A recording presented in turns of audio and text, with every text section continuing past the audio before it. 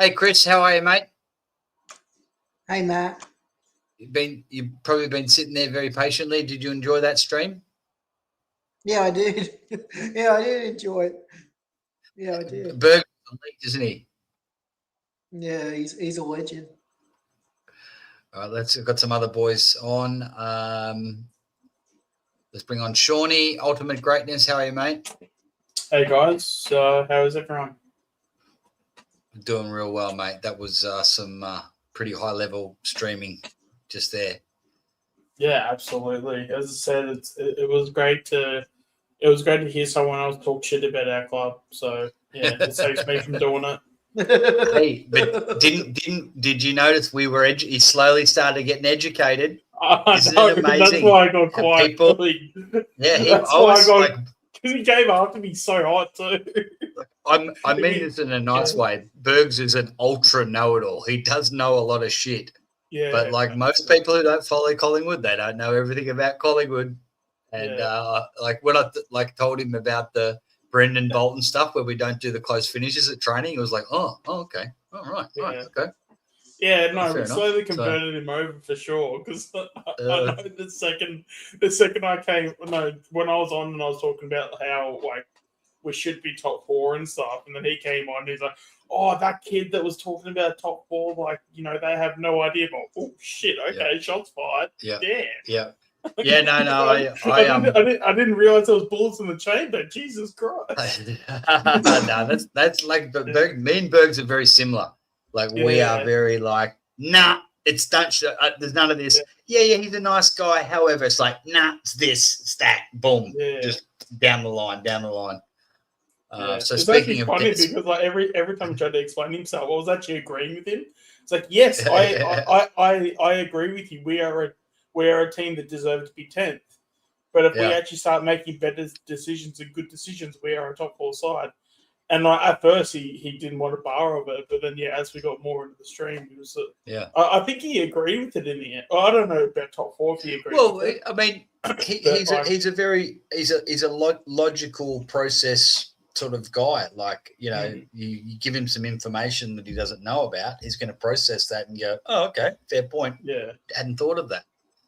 Yeah. So, while he's a Collingwood hating person, which is to be expected because he doesn't barrack for Collingwood, and we respect and I wouldn't have it any other way, and would know a lot more about Collingwood than most non-Collingwood people. Is still the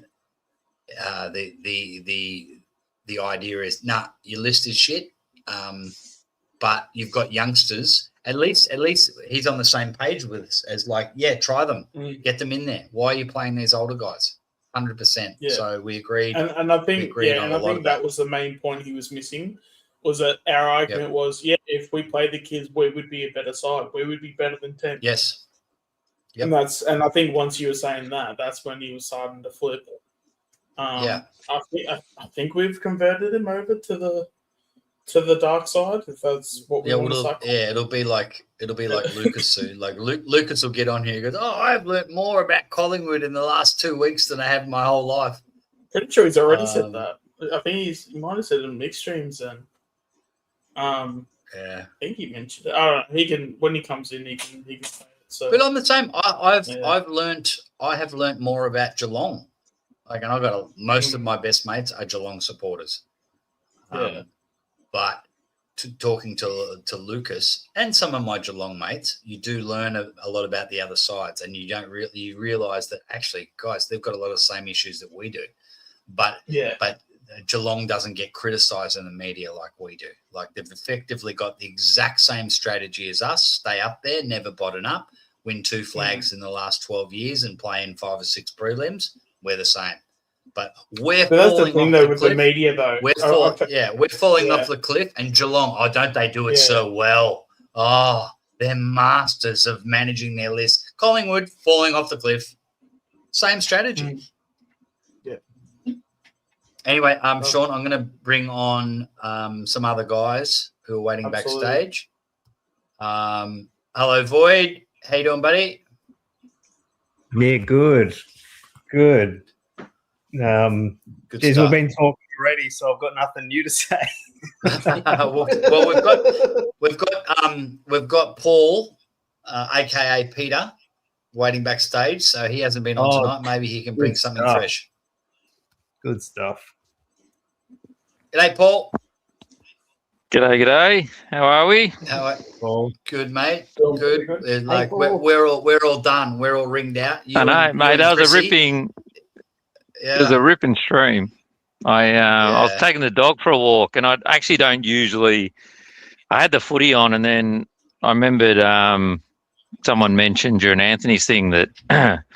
So I just put my YouTube on in my pocket and was listening, and then suddenly, these guys popped up. Richmond, I went, "Oh, here you go. This is going to be shit." And it was like, and it was really. I actually put in there, like a lot of us have played football, but we haven't coached football, and just Yeah. it's a whole different lens that you're looking through. And the one thing I'll say to him was, for a bloke that clearly, he's moved on in his life, probably doesn't even watch as much. I don't know how much football he watches these days, but he'll watch his Richmond and that.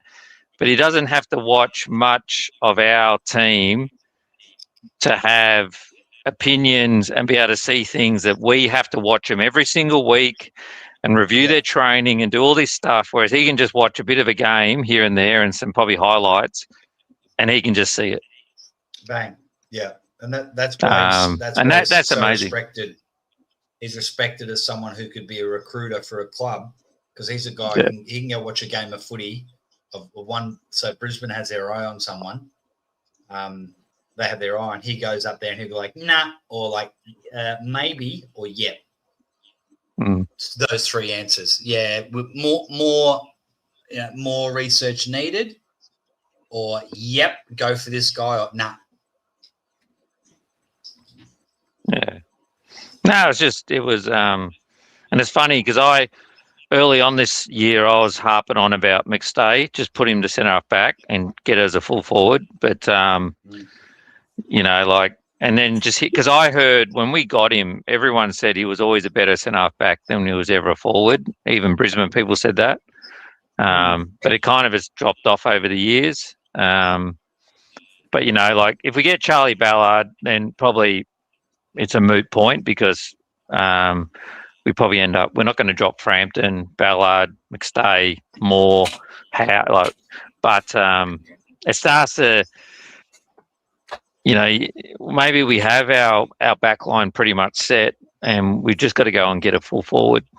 I don't know. I was even sitting there thinking if we can get Charlie Ballard and what's his name and put McStay back, I know Stein's out, but can we play more as just a ruckman, does the centre bounce and goes forward, and DC takes over the ruck and does around the ground? Like all he has to do is the centre bounces until we get steam back, and then push forward. And he can play that sort of loose forwardy sort of role. I don't know. We're not going to trade more. We're stuck with him. So what's the best role for him now? If we don't trust him as a defender, and we get Ballard, and we've got McStay, we might not need to use McStay as a second ruckman. Use Moore to take that ruck, push him forward or on the wing, and just go and find that full forward that we need. He could be a blitz in my view. That's what I see him as. It's like, but he could, DC's like our defense. Like DC can ruck from about half forward flank defense, and Moore takes the centre bounces, and that's it. And he pushes forward and just rucks in the forward line. Simple as that. Easy. Yeah. Like just do things differently. We've got to come up with some, and that thing that played on my mind the other night was the accountant, the auditor, or whatever. No, but Lee. he did say one thing: is there's no one way to win a flag, but the key is work out what you've got and get the best out of what you got. And that's the one thing I don't think we're doing at the moment. We're not playing our players in their best positions and getting the absolute best out of them. If we have to move Josh Dacos to make Houston a better player, why don't we just fucking do it? what are we losing? We get Nothing. another player back to a position that he plays better in. Like, I don't get what we're losing there. Like, I just, yeah, if anyway. But it was, no, mate, it was brilliant. It was interesting listening to him. It was good. I enjoyed it. Yeah, absolutely. Especially with Darcy, I would just have him as a forward. I have him play as a key forward because back in 2016, he literally made the career of Tom Phillips.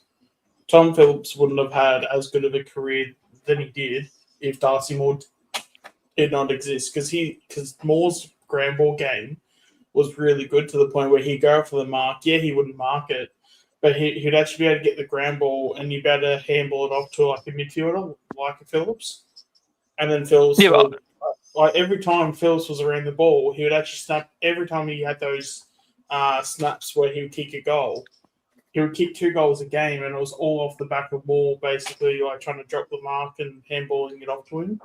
I think he's got a float down there, though, greatness. I think if he was permanent, I don't think it'd work. I think it'd be better if he just ran wherever he wanted, all over the ground, and and then forward as the spare and takes marks.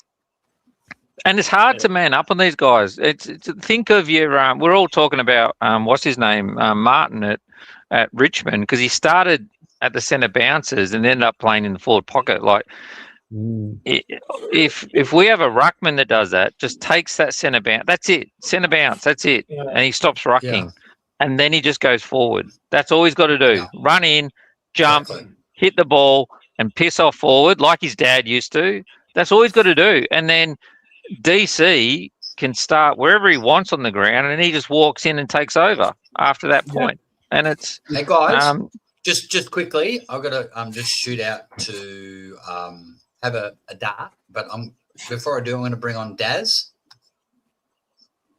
Let's see how our audio. How are we doing there, Daz? Boys, how are you? Oh yeah, good.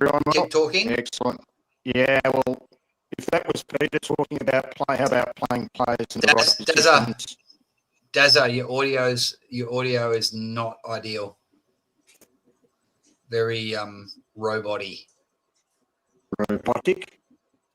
Yeah, digital. You sound like someone from Star Wars. What's that? Any better? No. I'll put you backstage. I'll come back to you in 10 minutes. See if you can sort it. Come back off. Okay. All right. Okay. Keep going, Paul. Yeah, no, it's just about done. But yeah, I just, like I said, I think a lot of we keep on looking outside the club for some of our answers, and I think we've got the answers, but we've just got to be willing to take the risk, I suppose, or just give it a go and see if it works. Because Darcy, ideally, he'd never be matched to an opponent if he floats forward. He'll be taking uncontested marks, and that's better for him because he is quite, fragile. Eventually, he'll get manned up. If we keep doing it, other teams will work out a bit of a plan. But he can play around the midfield and push sort of and float forward. It means, when he does have a brain fart, it's 150 meters from goal and at the minimum, and he's a good kick. He's an attacking player. He likes to take a risk and have a crack. So you remember the way Fraser played, sort of how Fraser played in the 2002 Granny. I'm thinking how he was running forward all day and taking a lot of. Basically, Rocker was holding out. Or I forget which defender. It might have been Mel Michael. I can't remember. And then he was just floating in, taking the mark. And I always thought Darcy Moore could have done something like that. Playing kind of just similar, almost as an on-baller, Yeah. I wonder if he's a bit similar to in Josh too, because he's never put on any weight, and I wonder if is a defensive thing because he's playing defensive. He's always wanted to be lean, or because his dad, clearly was a solid solid bloke. So I wonder if it's a on purpose thing or he's just a guy that struggles to put on a bit of muscle. But I don't know. Is it hard to put on muscle if you've got like a vegan diet? Because I feel like he'd be one of those. I'm not, that's a genuine question. I'm just because that's the only question I would have when it comes to building muscle. Greatness. Do you remember? Like the thing is, it's because everyone's different. Like each depending. But I remember Chris Mayne, and he had that really first shit year at Collingwood. Yeah. And in that off season, he actually went on a vegan diet to trim down, and it actually was the making of him. So it's really funny how for a guy like him, it actually like helped him get fit. But then other guys, it just depends. I think. Fitness and putting on muscle are two different things, though, right? I did a vegan. I was dating a vegan girl once, and I said she reckons I couldn't do it, so I did it for 3 months. And I will say, like, I couldn't stick. Like, I did it. I couldn't do it forever, but I was bench pressing and squatting the heaviest I've ever done in my life. It was ridiculous how strong I got. But yeah, I couldn't stick to it. Yeah, because you're getting there's lots of fiber and protein, especially in like legumes and things like that. Yeah. Like I was doing I was smashing protein powders, but proper ones, whatever the green ones they are. But to keep the protein up. But it was it was interesting. Like I felt probably the strongest I'd felt in a long time. I think I quit drinking for part of it too. I went on a massive health kick, but it was interesting though. I'd never felt as good as I did, but I just couldn't keep off eating meat. So there's other guys his sort of physique that, like, I mean, I guess he's kind of got a similar physique to a Ben King as well. Yeah. But Ben King's contact football. Yeah, Ben King looks a stronger bloke than what Darcy looks like in the limbs. I always talk about, I remember like when I used to play footy against some men when I was pretty young, and I'd look at their wrists, like if they had big wrists, you just know they're naturally big fuckers. Like they're just like, I felt like they had big wrists, they got big bones, and they're just naturally heavy.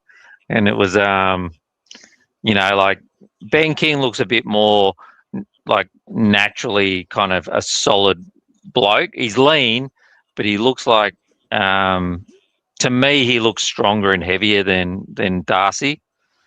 Darcy looks very lean to me, whereas, I don't think Ben King's, I wouldn't call him lean. I think if you saw him in real life, he'd look pretty, solid. I'd like to see I hope we don't, like, he's still got the attributes that are tempting, that's the thing with him. I don't think he's something you just want to discard just yet until you could see what else you can do with him and then discard it. If his body doesn't hold up, then that's fine. He retired.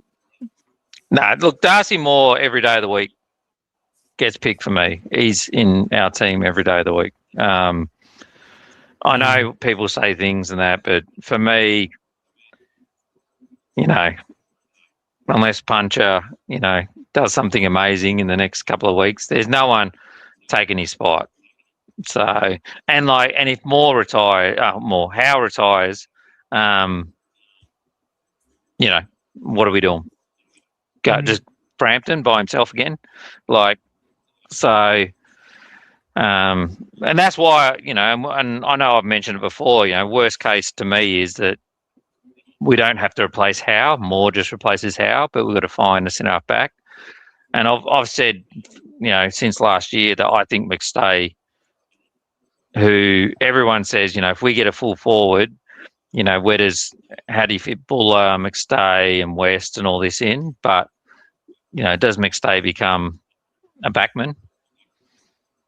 I always say throw him back before you throw him out. I thought the same with Kruger. I don't know why we got rid of Kruger without at least just testing him in our defence.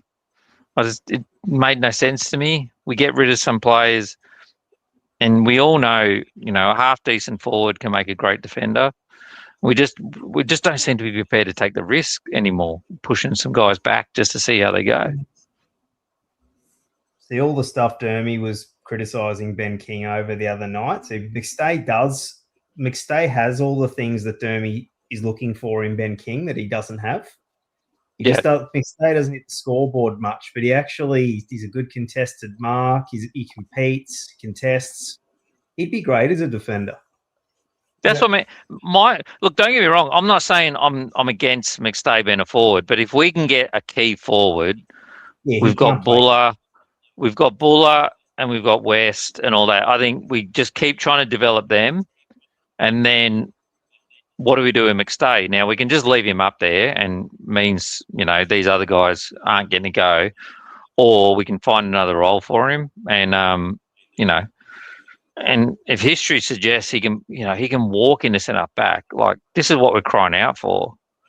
Then you know what? And I tell you now, personally, I've never been against Podge is probably a poor man's Howe. So we're trying to play Howe up there, play Podge up there. Like if we've got McStay, Moore and Frampton, then Howe can just go forward until Elliott gets right. You know what I mean? Like, and on top of all that, if we're playing with some junior kids, we've suddenly got someone up there because we don't have any leadership in our forward group. And McStay's not a leader. You put Howe up there and suddenly he can start telling players like whoever, if we do recruit a full forward, but West and Buller, where to lead, when to run, and where to go, and how to do it. And suddenly we have a leader and a coach in the forward line for 12 months. Like, let's try something different. Like, I don't know. And then we don't rely on Howe. If Howe needs a week off, he gets rested. At the moment, it's like we can't even afford to rest him at the moment. We're playing him against fucking Richmond. Like, we can't afford to rest the guy. But if he gets injured against Richmond, guess what? Puncher plays next week on fucking Walter. Like, it's just fucking stupid that we don't give the kids a proper go. And, I know with Dean, he wasn't great. But every time Dean came in, he was like playing on Jesse Hogan. Like, we never brought him in against a bottom team. It was always, we just seemed to bring him in against Sydney and GWS and but when we play against a bottom team, he sits in the twos and we play all the regulars, nice, easy game, have a rest. Like, these are the games for them to cut their teeth on. Like tomorrow, all right, we're playing Richmond. Now, we all know Richmond's got a lot of injuries. So basically, Richmond's reserves, we're playing Richmond's reserves on the ground at the MCG. Their actual reserves are they're under fucking 19s and some local football players. So whoever's playing in that game, no matter how well they play, it's not going to get rated. And they're not learning anything. Like Podge will probably go down there and kick 6 goals. But who's he playing on? Yeah. But Podge if he kicks 6 Podge goals, is out, though. No, that's what I'm saying. He's out. He's playing in the twos against who? Yeah. Someone who was playing local footy the week before. So he'll kick 6 goals, and then we'll bring him back against Gold Coast. It makes no fucking sense. See, I was copping in the chat tonight on Pies Footy because I all week I've been suggesting they were like, oh, we don't have a like for Bo McCreary, and I said this is the game to put Harry Dimatia in as a high half forward.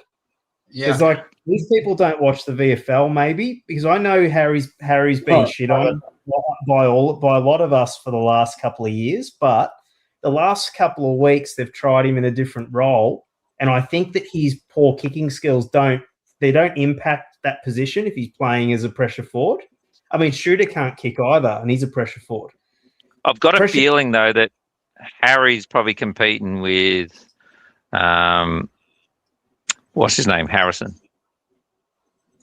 Yes. They're probably fine for the same spot. But I think personally, if Harry was to be left out, I could see a world where you could chuck Harry in and just see what happens. I personally knew when Fly called out Bo during his press conference, he wasn't going to drop him. He's given him. This is his first. I'm calling you out. Let's see how you react. What and did he's he say done it. about Bo?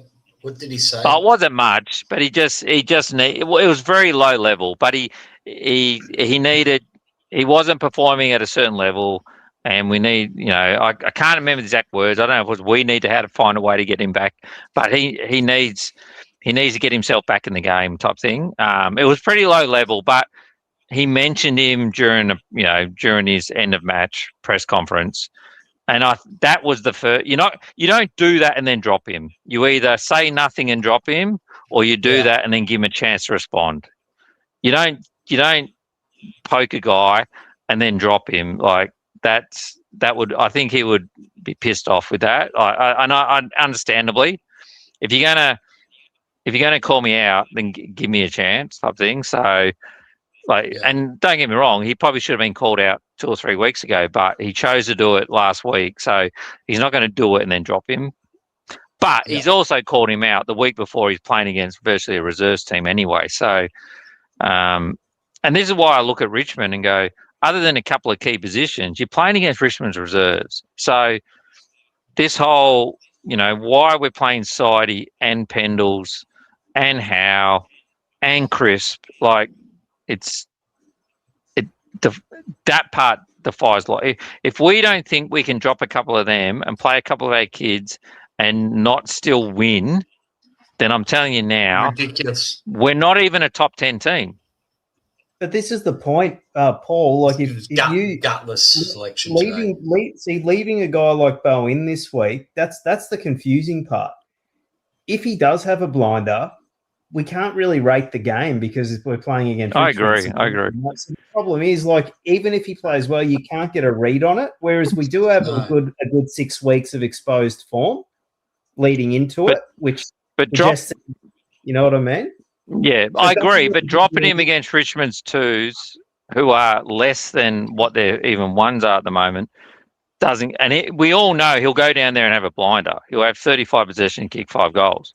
And he's coming straight back in. So we may as well leave him in the ones and see what he does against the ones. Yeah. That's my personal view. This is not a game to drop someone. This is a game to rest some players, definitely. Yeah, manage a whole bunch of blokes. Yeah. And my concern is, if Howe gets injured this week, Punch is playing against Gold Coast. People are saying, "Oh, why would you rest Howe? He only just come off a bye." Yeah, I know, but are we just gonna wait till Puncher has to play and probably going to be against a top team because Howe's now injured or needs a rest because he hasn't come up, and suddenly Puncher's playing on the some gun second forward against one of the top teams, and this is and he doesn't do too well, and then they go, well, we thought you would have done a bit better there, mate, but probably looking back, we should have played you against Richmond and North Melbourne in those games, but we didn't. So some of the things we've done to these kids, especially to key defenders like Charlie Dean, don't get me wrong, I feel sorry for Charlie Dean because I feel like every time Charlie Dean came in, he was literally playing on like Charlie Curnow, or he was Harry Mackay, or he's playing on fucking Jesse Hogan. Like every time he got his go, it was against like the top 10 forwards in the league. He never got played against Richmond. He never got played against the bottom teams. He just came in against the top teams when we were absolutely desperate for him or someone was injured. We didn't build him up. Fly really mustn't rate Ryan because Ryan's rarely an emergency and Puncher's now an emergency ahead of him. Yeah. It's a message. It's fucked. I also think though they're different. Punches, I think Puncher plays a role that Ryan can't. They're two different players. Yeah. I think as well too. I think Quainer can play a bit of a. As much as I hate to say this, but I think Quainer can play a bit of a key back role in a sense. Like the fact that he's intercepting like our tools do. I think that maybe indicates to Fly that okay, if we put Puncher in, Puncher can do the intercept mark. So it's not necessarily we'll just have a small player for a small player. It's like talent for talent, or like ability for ability. So we sort of need that Quainer sort of intercept marking type where Puncher is that. Yes, it's a bonus. He's also got a bit of height, and that's great for us. He's sort of got a win out of that in some sense, even though I don't feel like it was intentional, because really someone like a Puncher should have played earlier, because we need, in my personal opinion, I think we need more height in our backline. That's just my take on it. But I think that's probably what it is that it's probably the Quainer intercepting the intercept marking sort of ability that Puncher has. That's why he's getting a spot in front of Quainer. Yeah, I also think maybe Puncher's an emergency, because if we had Maynard, then maybe you might find a Ryan might get bit emergency, but without Maynard, who can play tall clearly when he has to as a third, if Howe doesn't pull up or something, like we're literally down to nothing now. So Puncher's, I think Puncher's the only one who can really come in that sort of role. TJ's been an emergency more than Ryan has this year. Yeah. So I feel they obviously still rate TJ ahead of him too. Has a guy ever played a game, got knocked out in the first quarter, and never been given another opportunity again? Like, has that ever happened to anyone? It reminds me of an episode of Family Matters where the daughter went upstairs in the end of season 1, and then they got rid of that character, and she never came down from her bedroom again. It's like don't get me wrong, I thought that game made 2 years. That, I think from memory, I think Cox the sub that game. Another fucking great decision but he came on and absolutely fucking dominated, and that was like, that kind of embedded him into the team. But it was like, I can't believe a bloke busts his ass to get a game, gets knocked out, and it's like, you might never ever have another chance. Like, imagine fucking, Dad, can we watch your highlights? Oh, it's a short video, but I'll put it on.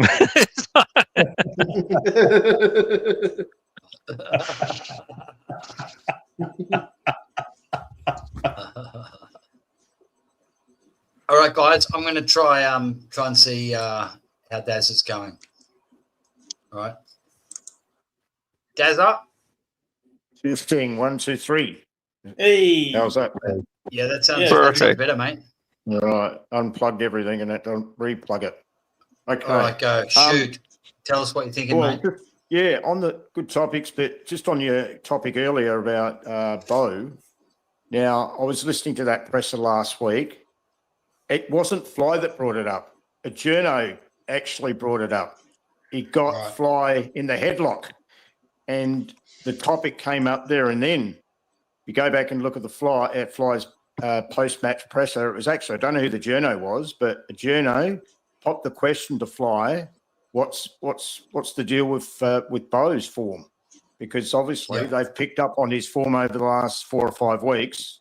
Yeah. And we've picked up on it. We've been discussing him for probably longer than that. It was actually a journo that touched on that and got him in the headlock, and he had to respond. And his response was, I don't really know what's going on with Bo. We're just going to have a look at it. We have to sort of, see where things are at with him. And that was his basic statement, and that was where he left it, basically.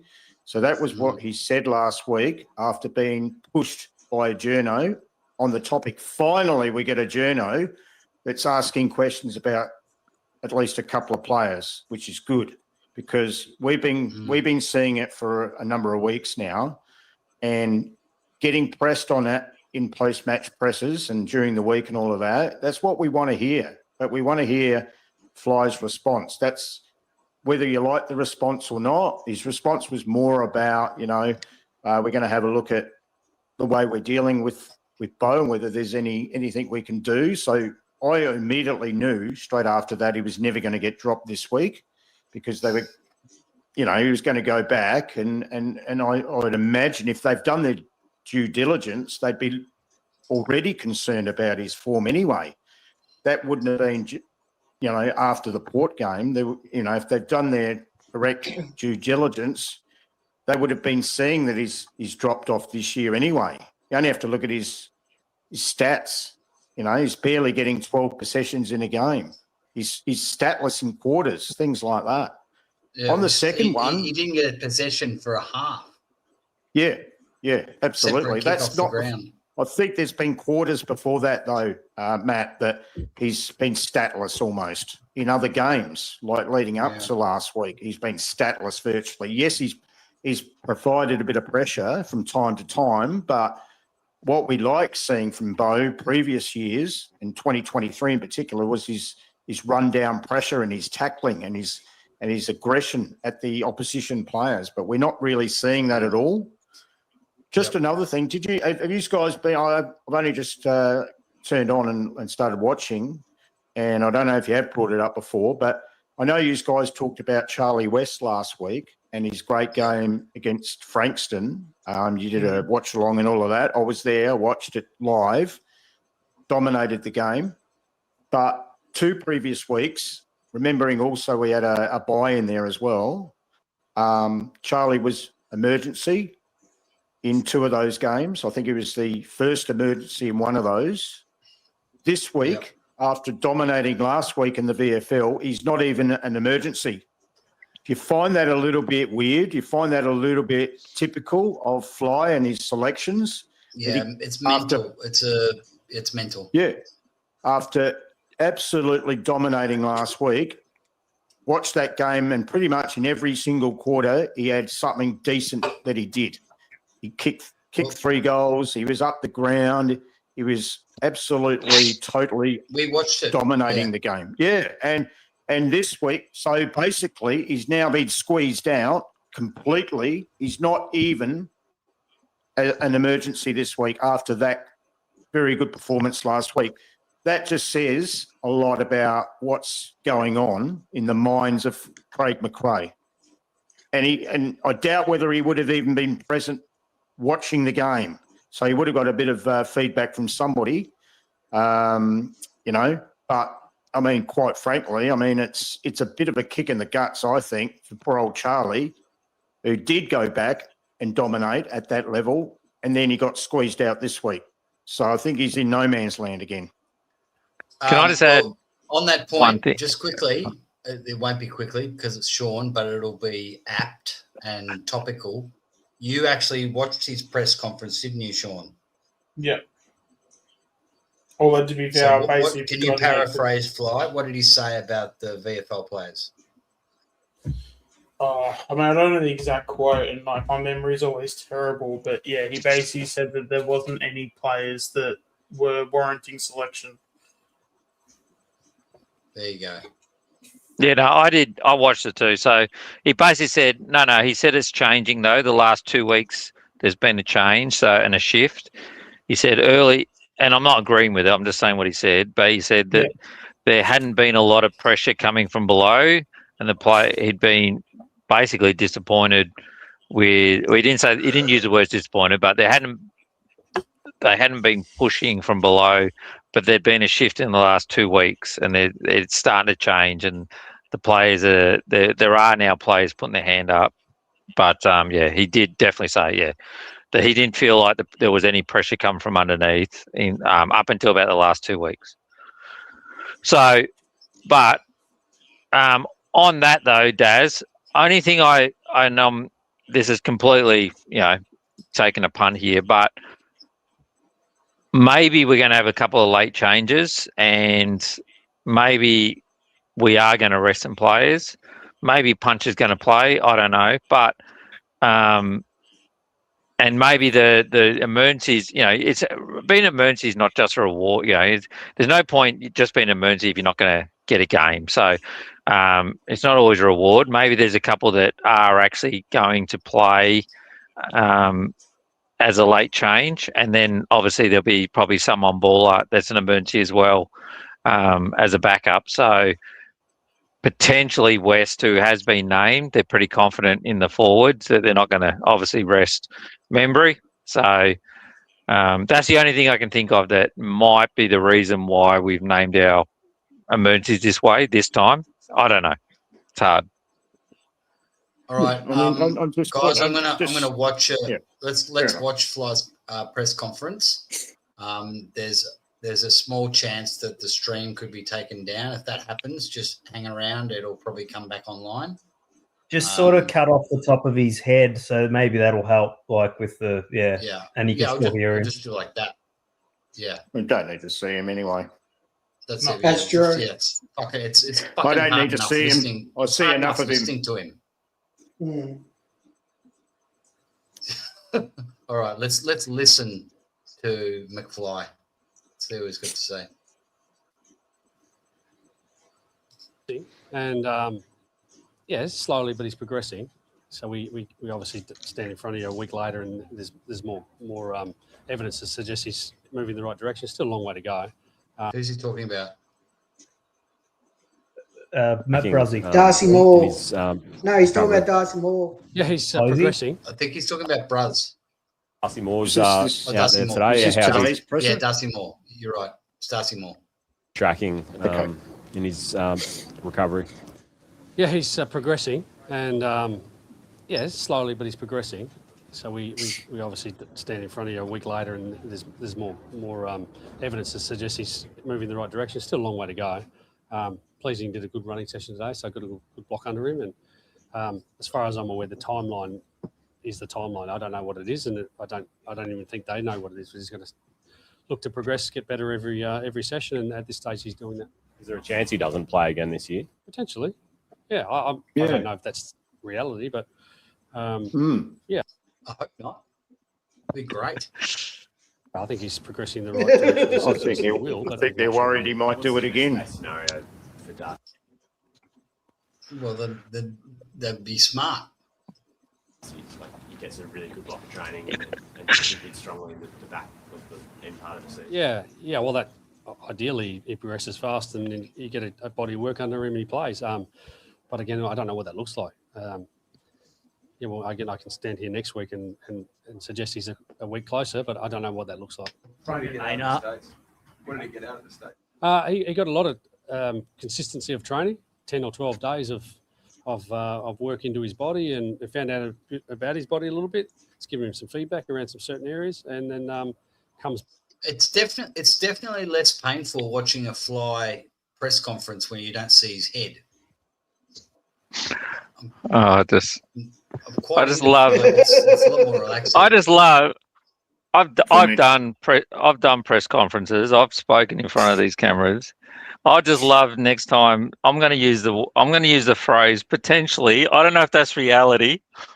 I'd Yeah. get crucified. The next question. Don't know The how that next looks like. question. The questions would be, well, which one is it? Like, you don't know if it's reality or potentially, or it is. Yeah. I reckon you guys Potentially, get the but I same- don't know if that's reality. Paul, I reckon you guys get the same training that Fly gets. It's like it's very. Oh no, he's following he knows the rules. Don't worry. I know. Absolutely. Doesn't matter what they This guy's say. like- You This guy's just like your answer. boss. No. Doesn't matter what. Don't worry about the question. You just say. You just deliver the message. It's very easy. You've got the line ready to go. You've got more than one. There's a panel of different answers you can come at, but just make sure it's one of those answers. All right. It wasn't random. It was targeted. We're getting we're not the finished product. We're getting better every day. We're going to come here with a smile on our face. That's real. And I don't know what that looks like. Back and now can progress to a couple of little things. A couple of minor adjustments to his mechanics and the way he moves, which again, takes time to change behaviours. What did you see from Braden Maynard this morning? And we're expecting him back next week. Again, he's a week to week, but at this stage, he's bullish that he can play next week. But he's bullish he play this week. But it's a strength thing, you know. That these shoulders that pop in and out. I won't go into areas I don't really have expertise in, but if they pop in and out, they need to be re-strengthened. And some of them can hold, but reality, most at some stage get stressed, and then you go in for a full reconstruction. That's my understanding of it. And we're going to take some risks on him and Hazy, and you're going to try and make a wild card round, and that is more important than putting Brazzy into the operating room, because that's what needs to happen. And probably costing him 2, maybe 3 years on his career. So Yeah, instead of totally retiring unnecessarily fuck up his body. So instead of retiring at like 36, he's going to retire at like 33, 32. Yeah, maybe not even that. Like, is it worth it for a wild card? Fly, come on. Ultimate, it's Collingwood. It's, instead of retiring at 42, he might retire at 39. Yeah, that's true. My bad. Sorry. Yeah. That's why what's it called? False news, fake news. Wild card is not good for Collingwood. This is the exact reason, and Swanee touched on it, and others have on Mixed Stream.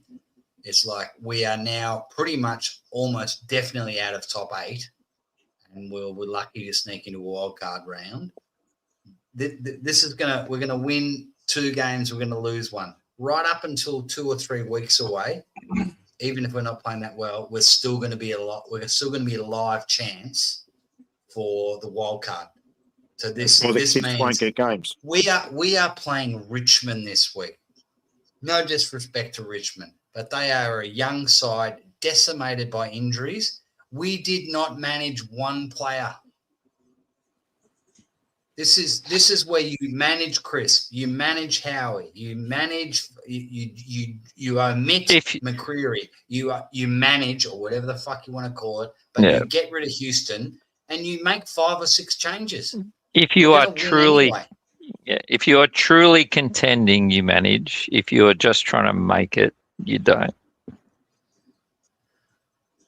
Completely opposite the last year. The irony, Paul, is that if we play these kids, they're quite capable. We'll probably pay better. No, I agree. I agree. Like, there's one like, don't get me wrong, there's arguments for probably most of the older players. You know, Membry West, Membry's kicking goals. Yes. Pendlebury and all that. But there's one argument that does not stack up against anyone, and that's literally side bottom against anyone who's playing in defence.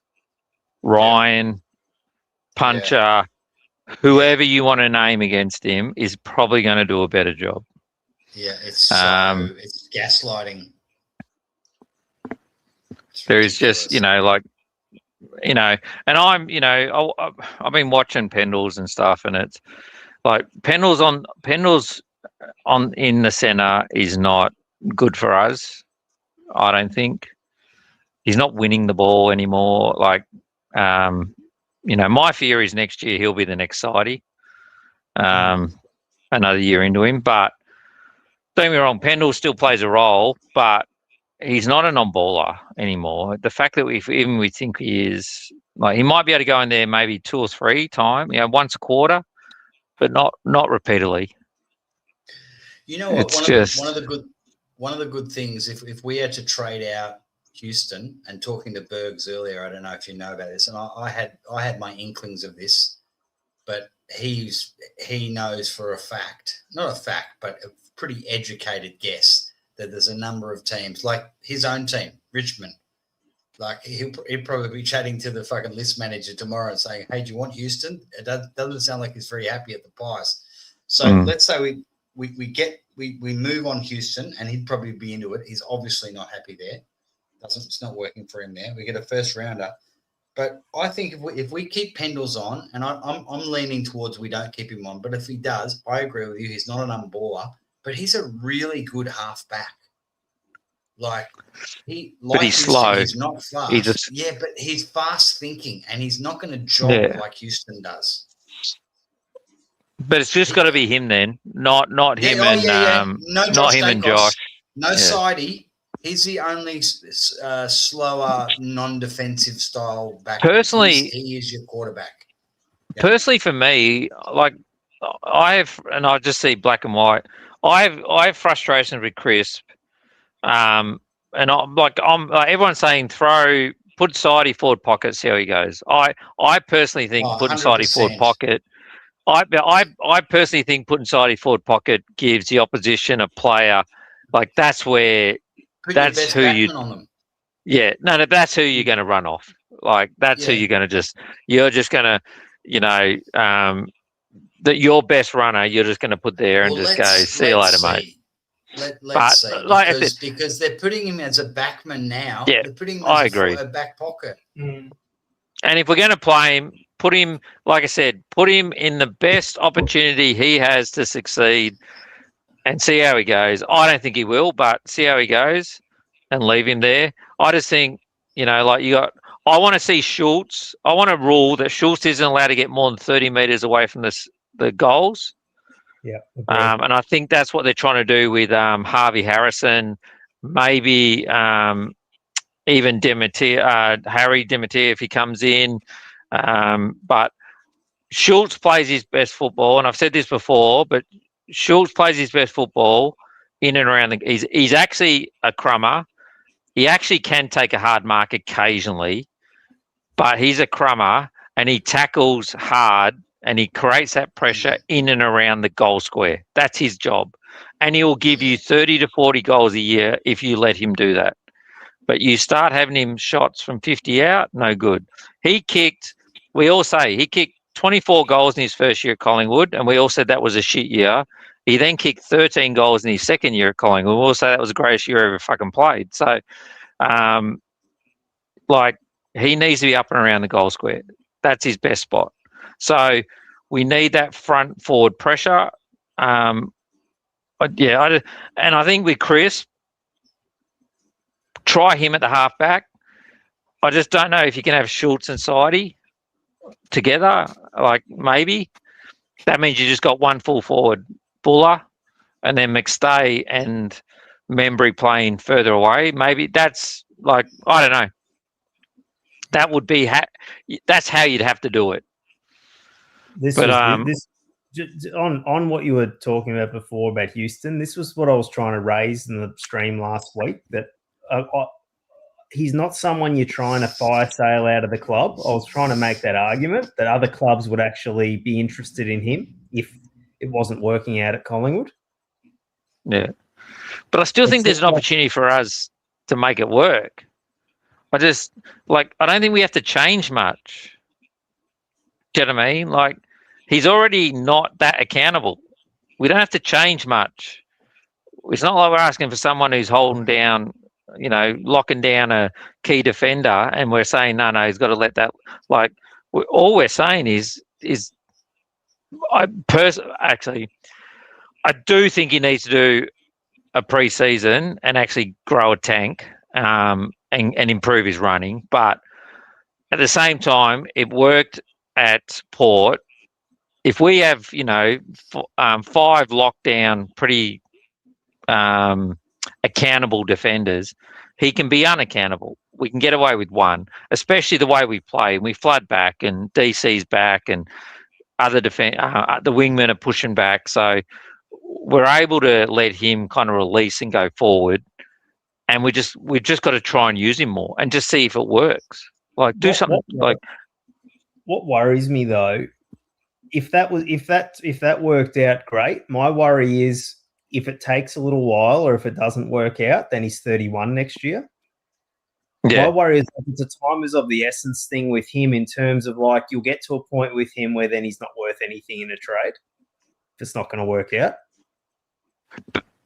But if we do it now, this is what I'm saying though, we do it now, it can't get any worse for him. And if it works, we've got two choices.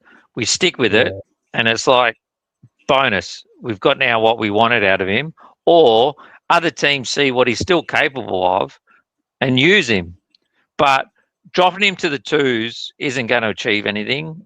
other Oh than no, I don't mean drop him. No, pissing him because that off. would damage his value, trade value for sure. So I just think, why don't we try and tweak a few things, highlight what he's good at, you know, like, and I don't see and I actually thought about, like, personally, in a way, half me even says, put Houston and, because we're not getting the ball out the center at the moment, put Houston and Josh on the wings and put Nick to halfback flank.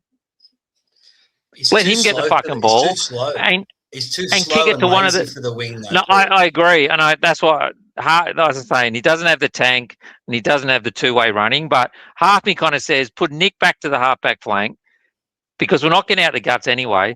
Get the ball, give it to one of these two on either wing, and let them kick it into the forward line. Like, just and use their disposal at our. You know, don't get me wrong. I don't think Houston can play wing at the moment, but if Nick Dacos is kicking the ball to him, I could play the wing, because you've just got to fucking move to a spot and you've just got to run where he kicks the ball, basically. But was their local ground in Adelaide? Did that have some? Is it something where he played really well there and he's struggling at a bigger ground? I'm just trying to figure out what it is. Like, what other things? Can't be the size of the ground. Can't be the size of the ground. Don't know. But I think confidence has kicked in a bit. Mate, I don't usually watch the replay, and but I went back. I know and you watched said. it, and I specifically went back to watch the Port game. I just wanted to see how bad Houston's game was, because at first watch I was in group chats and I'm just doing screenshots and I was just going off my head.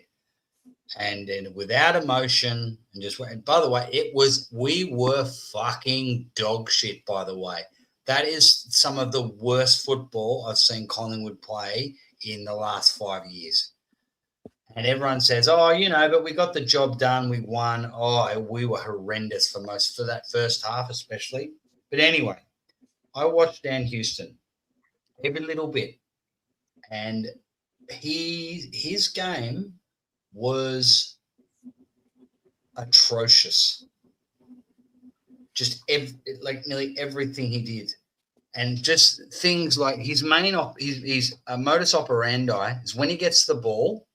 There's this one key moment where he took an intercept mark, and we are at this stage going rocker mode, and we're going through the. There was 5 guys to like 1 streaming through the middle, and he burnt them. As soon as he marked the ball, he did that. You know when I'm going to turn my camera on to do this, right? He does this one. You know when guys mark the ball and they mark the ball and they go no. No. Like, why are you doing? As soon as you mark the ball and you're telling everyone to stop running for you. And so you can see behind the goals camera, there's 5 players streaming through the middle. One of them is DeGoey running along the wing line, and he's just going backwards, like, going, come on, kick it to me. So what does he do? He goes sideways. So what Dan Houston does now is he either goes sideways, That's anything confident. through the middle, he doesn't bother. He doesn't even try. He's supposed to be this elite kick. But what he does, if he doesn't go sideways, he kicks it down the line. Because you know what? When you kick it 50 meters down the line, it's an effective possession. So that's why he rates like 75% efficiency. It's an effective. That's confidence. possession. That's confidence. I don't know what it is, but why? Yeah, that's why? confident. Anthony on Pies Footy did a breakdown of we had some really attacking football during that game. Dan Houston was not involved in any of those chains. Yeah. No, I agree. But He doesn't get to it. That's confidence, though. Run. When you are playing that run and gun down the middle, you need to be running to become an option. He's not doing that. I would say that's a He coaching wasn't issue, involved though, in any of those. because he's come to us as an elite kicker, and he's lost either we don't rate it or we haven't highlighted it and all that, but he's lost that confidence in himself to either take the kick or take the risk. He also seems like a very like internal person as well, like very quiet and like he's not what's the word? Introvert. He's very much an introvert, and I think that's also doing him in as well. Because I don't think anyone here can can claim that Houston has no talent. He's definitely got talent. That's not the situation here. So this is the thing is though, right? You're saying it's like so Black and White United saying coaching issue, not a Houston issue. When you get the ball in the back line, okay, as a halfback flanker, and I've played a lot in that position at a lower level, but it's the same every level. When you get the ball, you go, right, let's go. How do I become an off to me? Okay, unless you're playing an ultra defensive where you're playing on a Jeff Farmer or a Andrew Cracker, right? But as an offensive halfback like Houston is, off you go. The amount of times where we get the ball, we're down back, and you can I'm watching off the ball. I'm watching inside 50. Josh Dacos takes off. Every backman takes off. Houston jogging. Yeah. Houston's player is on a lead, running into the forward pocket, and in Houston, instead of like Lockie Schultz, he would gap that. Might not get there, might not get to the player, but will put on some pressure. Houston, gives up. Just jogs. Like the perfect example is when Cozzy Pickett kicked that last goal for Melbourne a couple of weeks ago, and your opponent takes a mark inside 50. What's the first thing you do? You grab him. You stop him from playing on. Houston just let him just run around him. So that's not a coaching thing. That Houston is not being told to jog when he should be sprinting, and to when players are running off him, he needs to. You're not always going to catch him. I'm not suggesting that he could have caught Lockie Cozzy Pickett in that situation. My suggestion is you do whatever you can to put whatever pressure you can on them. He doesn't do that. So that's Bly coaching needs to take responsibility, but a lot of the responsibility is on Dan as well. He just looks disinterested. So it's both it's coaching and him as well. I think there's a touch of fitness in there too. That could be it as well. That's still on him though. But it's on the club and him. If is he unfit? Are we saying Houston's unfit? I think it's also just more mental, and I think he's also brought over the Port Adelaide culture in a sense where if you look at the Port Adelaide team, their whole culture is like a silver spoon like attitude. Like they're always like downhill skiers and stuff. They always like to be offensive, but they don't like to, But when there's a team that sort of it's kind of like a boxer. Like Houston's basically the boxer that loves to punch someone in the face, but they hate being punched in the face. So once they get punched in the face, it's game over. But if they can land a few shots to his opponent's face, he looks great. He looks amazing. But once it comes down to the fact where if the guy starts, it's kind of like the what's the TV show? Simpsons. It's kind of like what the Simpsons TV show when Homer becomes a boxer. It's kind of like that where it's Houston's got basically no defensive game, so like he'll always like get hit. But the point is that like as long as he's like hitting his opponents in the face and stuff, that's where his like strength is. But because we're and I think it definitely comes down to like the structure, and it definitely comes down to the role that he's playing, and he's just not being utilized under the role.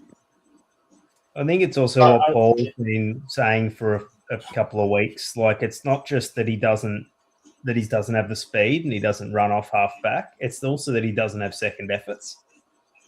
So it's not for me. It's not just about his dash, his lack of. It's that he does seem to really pull out after one effort. Yeah. Yeah. You know what? Someone just was it Sean? Did you bring up a Simpsons reference? Yeah.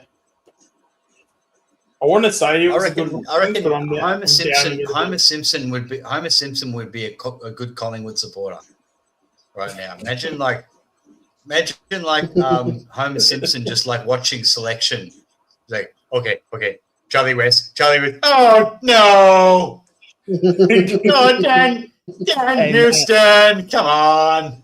So long as it's not like when McCreary. Oh no, Marge. Remember when they bought Homer the Denver Broncos? Yeah. Because he wanted the Cowboys. Hey, Homer, look, you got a football team on the front. Oh, the Denver Broncos. Oh, Marge, you just don't understand. Oh God. But what Andreas is saying is true though. Like with all that being said, our defense is actually really rock solid. Yeah. Yeah. But we play a defensive game. We do. Our defensive game makes it hard for our forward. So our game plan is around pushing back. You know, we are a back flooding team. You know, we have a ruckman who basically does a tap ruck and then stands, 25 metres out from the defensive goal. Like, we are a defensive team. So don't get me wrong, I'm not going to try and take away anything from our back six, and they're doing a great job. But our whole game plan is about looking after them, not looking after our forwards and kicking goals. Yeah. Which, is part of our frustration. But and that's what was said earlier too, that our premiership team could act like when we were talking about Quaynor before on the last stream, and Matt's ex-coach was discussing it, and it's true. Quaynor's game hasn't really changed. It's up the ground that's changing. Yeah. Quaynor has one job: stop the opposition's best small forward. And I come from a past where the opposition's best small forward used to destroy us week in, week out. We weren't scared about the forward. We had Gary Pert and all that. We used to get 7 goals kicked against a forward by a forward pocket week in, week out. That never happens anymore because Quaynor kills them. He might not be taking the marks. He might not be scooping up the ball, but Quaynor doesn't often get 6-7 goals kicked on him by a small forward, and that's his job. Really, that at the end of the day, that's his key job, and he does it week in, week out. Getting rid of Quaynor, and suddenly the Wizard kicks these, and all these other players start kicking all these goals that you never heard of because they don't kick goals against us. So personally, I rate Quaynor.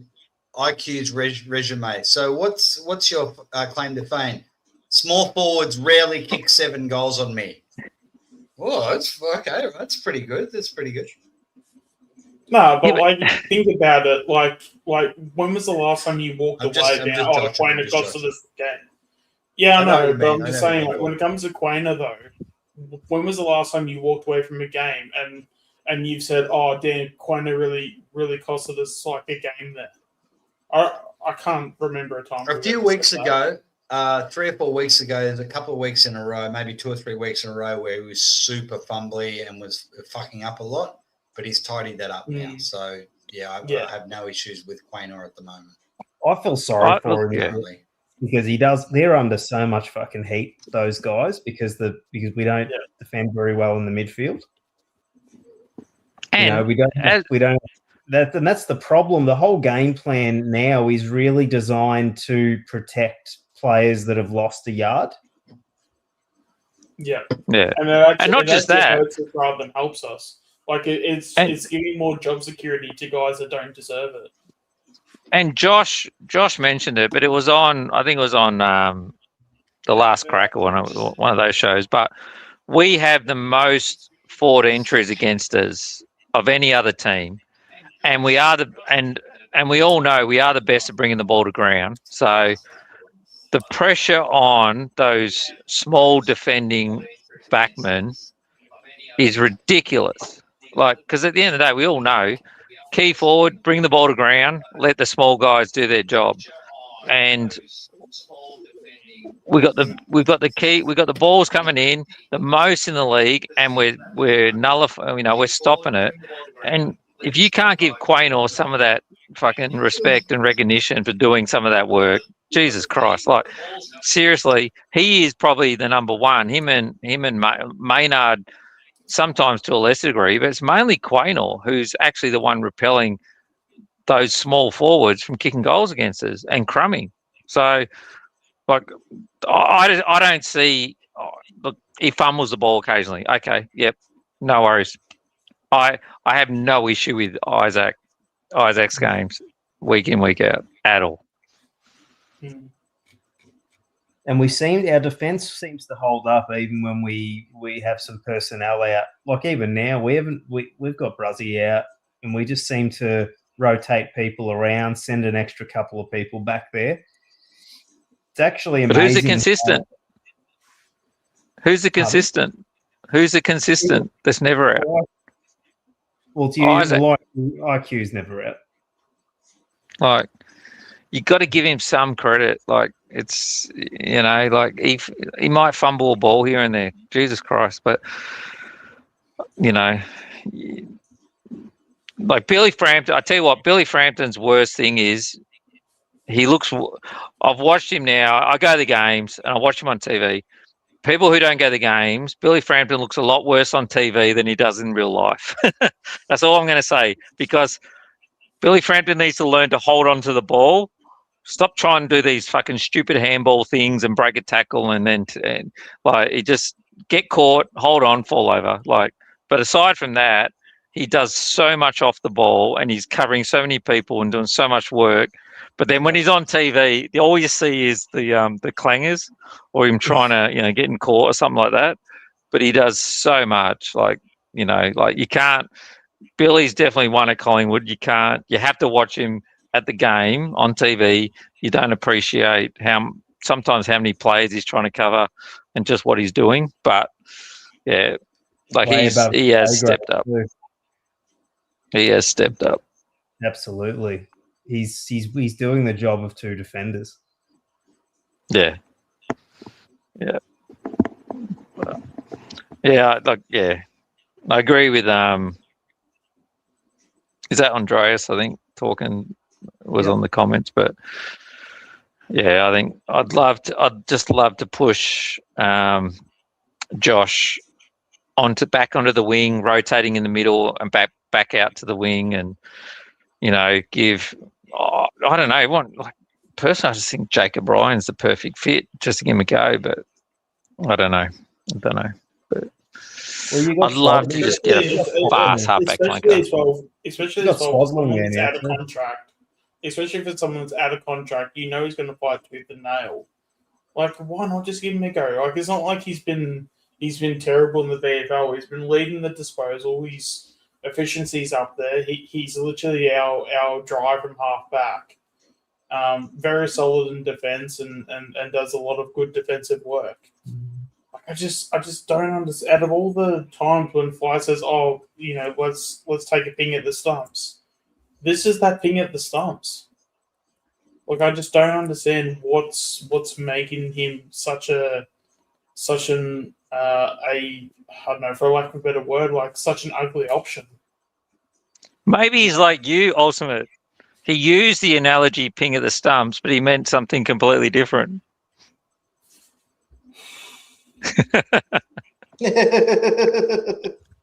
It's a joke, mate. It's all right. Yeah, I was trying to find a comeback and I just had nothing. Maybe he was thinking about the four balls and an over or something. I don't know, but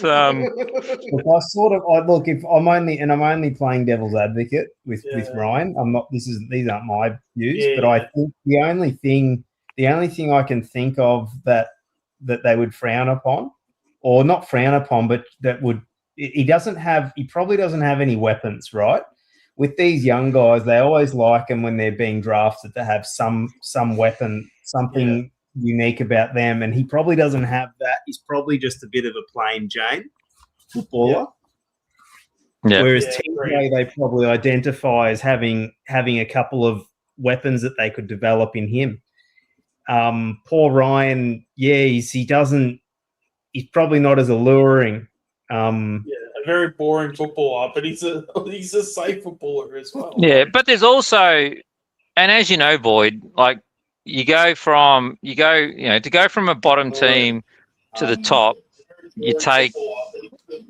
there's a number of players in the middle that have to play a role that won't be there at the end, and but they play a role, and maybe Ryan's that. Like TJ's probably not ready yet, and he's capable of probably making mistakes that might cost us a game at the moment. Because, don't get me wrong, if we're walking out there winning games by 10 goals, play TJ. But at the moment, in all likelihood, we could beat Richmond it could be less than a 2-goal game the way we play sometimes. So probably taking TJ into those sort of games.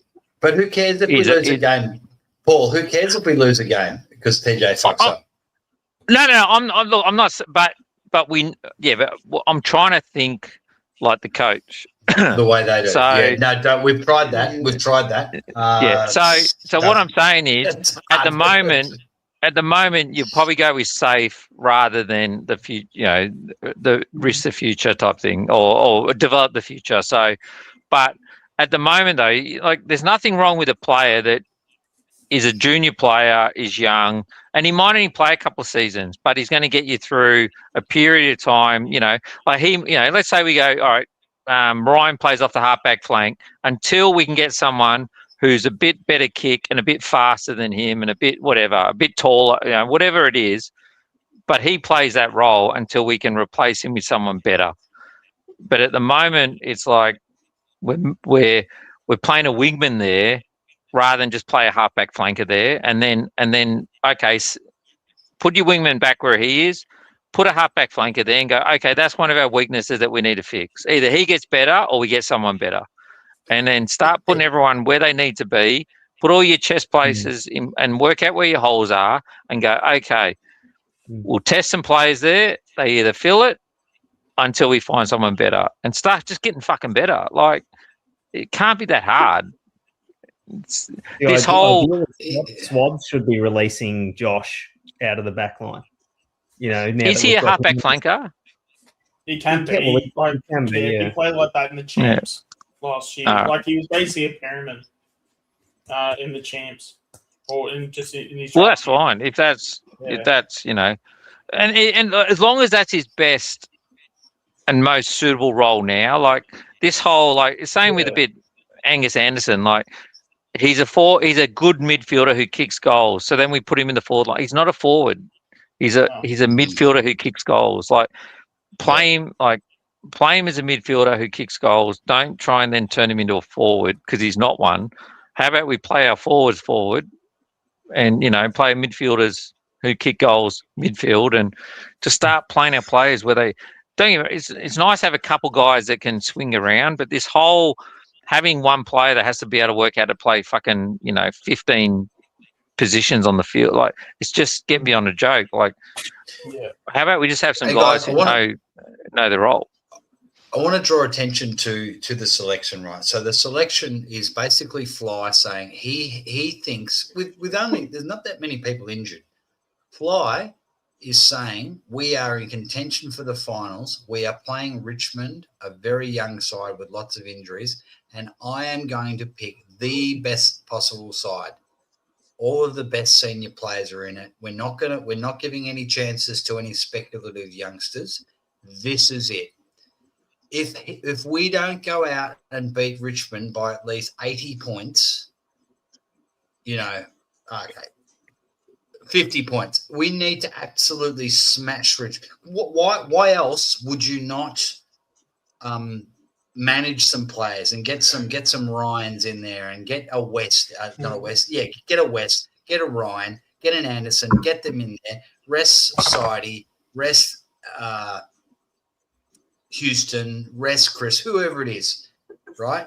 Because the thinking should be we're going to win this game, but we're putting our best possible team on the park as far as Fly's concerned. We should be, if we don't absolutely annihilate Richmond, we're going to come back and put pressure on this lot to say, see, what's the point of playing your so-called best side when you can only beat Richmond by 4 goals? That's what's going to happen. It's going to be a scrappy game. Richmond will probably be in it because you know what we do. It doesn't matter whether we're playing the Sydney Swans or Richmond. It's 2 or 3 goals of difference at 3/4 time. Also, Mate, as well, I agree, don't we 100%. have a draw? Don't we have a draw in our results? Why are we so focused on percentage if we have a draw? You know? Oh well, I guess it never hurts to have it. This is not about percentage. This is about there's just 2 parts. confidence. I was going to say there's 2 parts though. It'd be nice to be able to beat a team well and be able to then manage some plays towards the back half of the game. Secondly, confidence-wise, you're playing a bottom team that are reserves players. If you're going to go down to the line and your coach is trying to tell you that you're a contender, it kind of gets a bit conflicting sitting off the ground and when you've just put that effort up. Secondly, if we can't rest a couple of players against Richmond with that many injuries, like we're the contenders or we're not. Now, contenders can rest a couple of guys occasionally. Even contenders actually rest guys against good teams.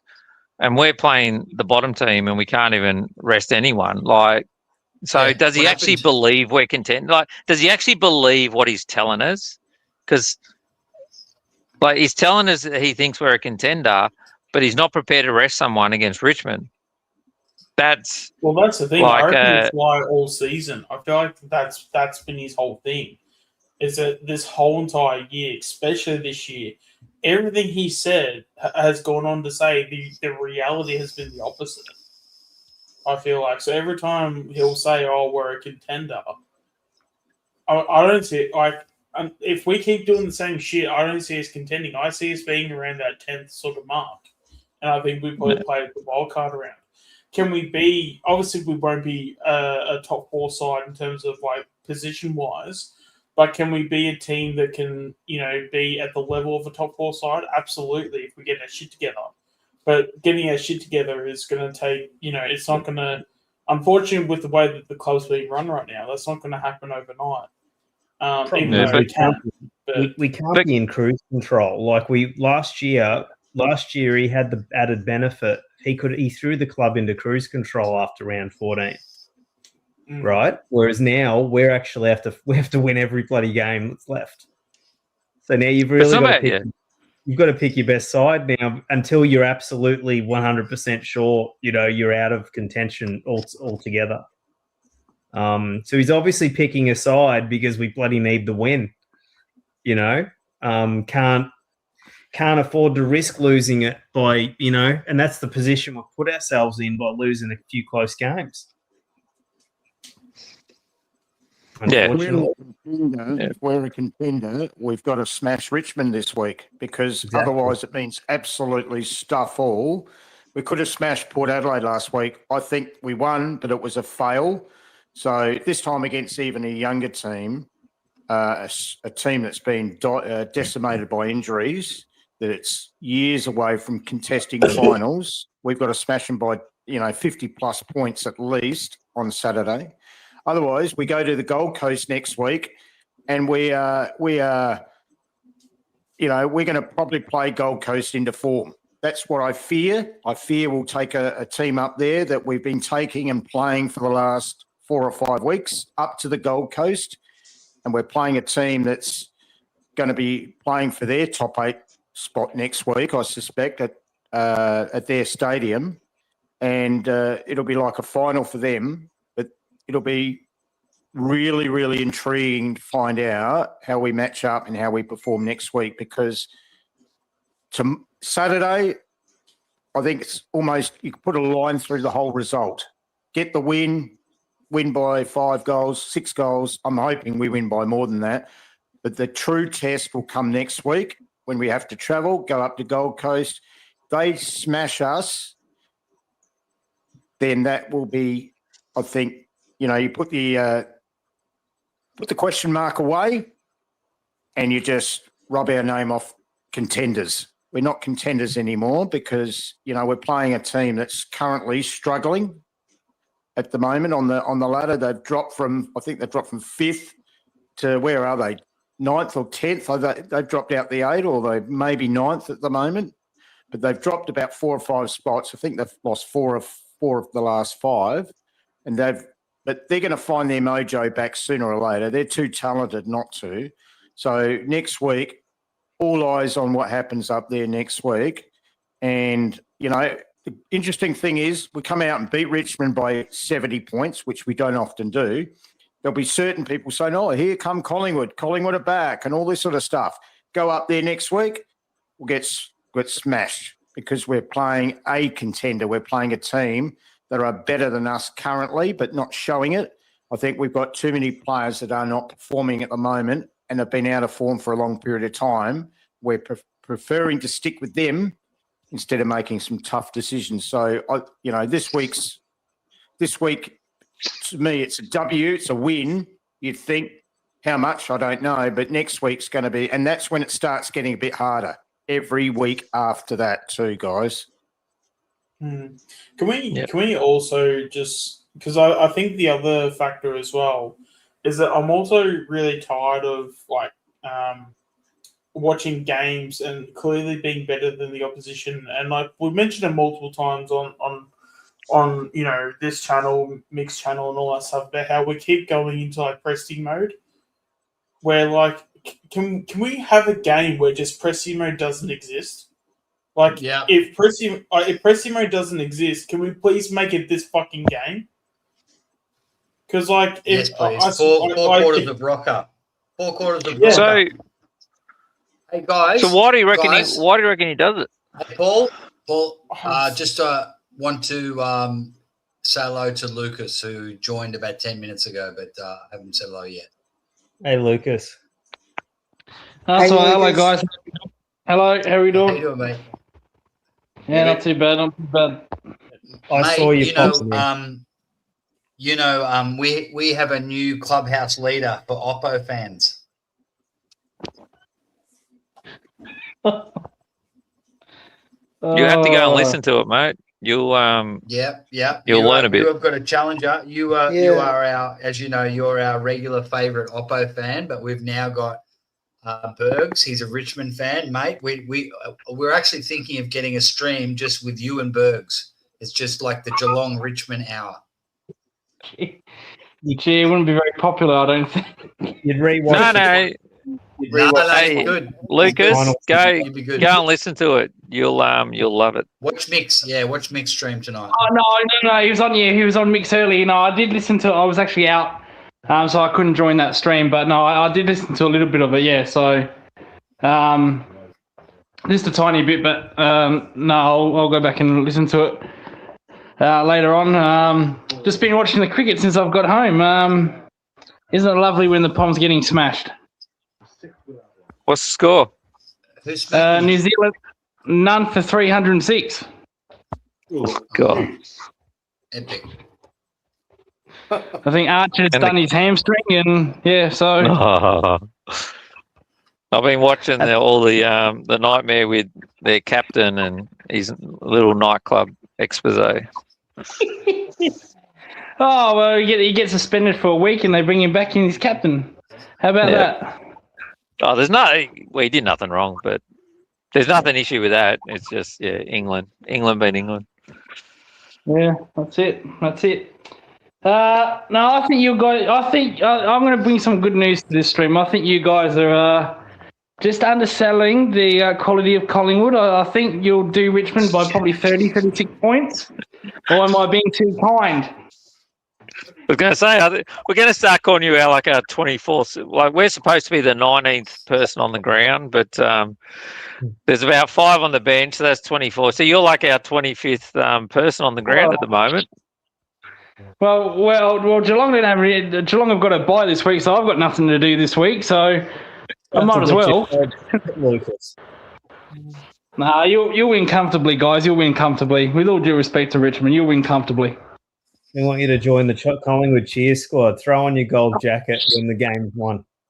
Oh, jeez. Don't know about that. Can I just Oh, throw in a hold on. left field? Just a left, because Andreas, Black and White United. So I watched the thing. This is just Andreas. I watched the thing a while back, and I know you collect Guernseys. And am I right in saying that you don't have a Guernsey with the little circle with the magpie in the middle? And if you don't have it, I've got one, and you can have it to fulfill your collection. Just to you, I've got a heap of Guernseys. I don't collect them. I've thrown away a few. I've kept that one, but if you want it, you can have it to fulfill your collection. Just let me know. Sorry. Because that was our logo up until the 70s, right? No. It's no Nathan. I remember Nathan Buckley wearing it. It was the magpie, the Guernsey with the It had the like in the middle bar. We had a circle right. with a magpie in it. Like An diamond oval. almost. An oval with a magpie in Late it. 90s. Late 90s. And I remember yeah. I've kept a few old Guernseys, and I don't keep them for any other reason. The only one I'll ever wear again is probably Spices. So, but I kept that one for some reason. I think it's got Burnsy's number on the back. But if it fulfills his collection, he can have it. Wow. If he's still online, he's probably gone off. Yeah. We're turning Probably Lucas getting into a 5 really slowly. I can feel it.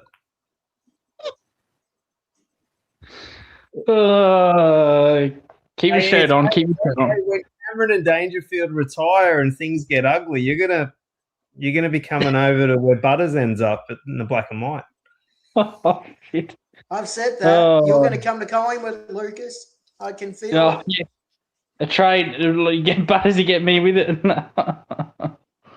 You keep coming on these streams, Lucas. I can feel you coming to Collingwood. No, I just love the guy way you guys chat, and you make a lot of sense, and you're passionate. That's what at the end of the day, it's all it's about. It's passion, isn't it? So you guys do it. Put on It's your about- long jersey and lay sideways, and then you're kind of Collingwood. You're coming on the streams, Lucas, and then you agree with us. I think Voido's right. You're coming to Collingwood for sure. Gee whiz. I got my. I used to agree. Partner over Collingwood from agent. Essendon. Is it Collingwood agent? I used to agree with that, Void, but then someone told me that. So what you're saying is a Collingwood player is a Geelong player lying down, and I never said it again.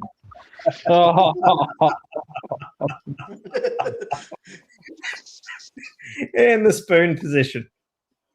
Do you remember Paul, old digger, and the could have been champions when Geelong would be playing in a grand final? Oh, you watching the grand final today, digger? Yeah, I'm watching the grand final. I'm gonna put my TV on its side and turn the colour on to black and white and pretend it's Collingwood, Tony.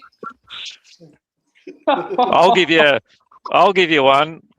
I think I've said it before, but my room was all like I don't even remember. There was a calendar that came out around about late 80s, and it was all like it was handwritten like sketches of all the players and all that. And I used to cut them out of the calendar and put up on the wall. I had posters and everything. But I had one post on the back of my door, and it was Wayne Carey, and I'd coloured in the stripes all black. That was my one dream. Like 40 years ago, I was looking for a key forward. And I'm still fucking looking for him. So,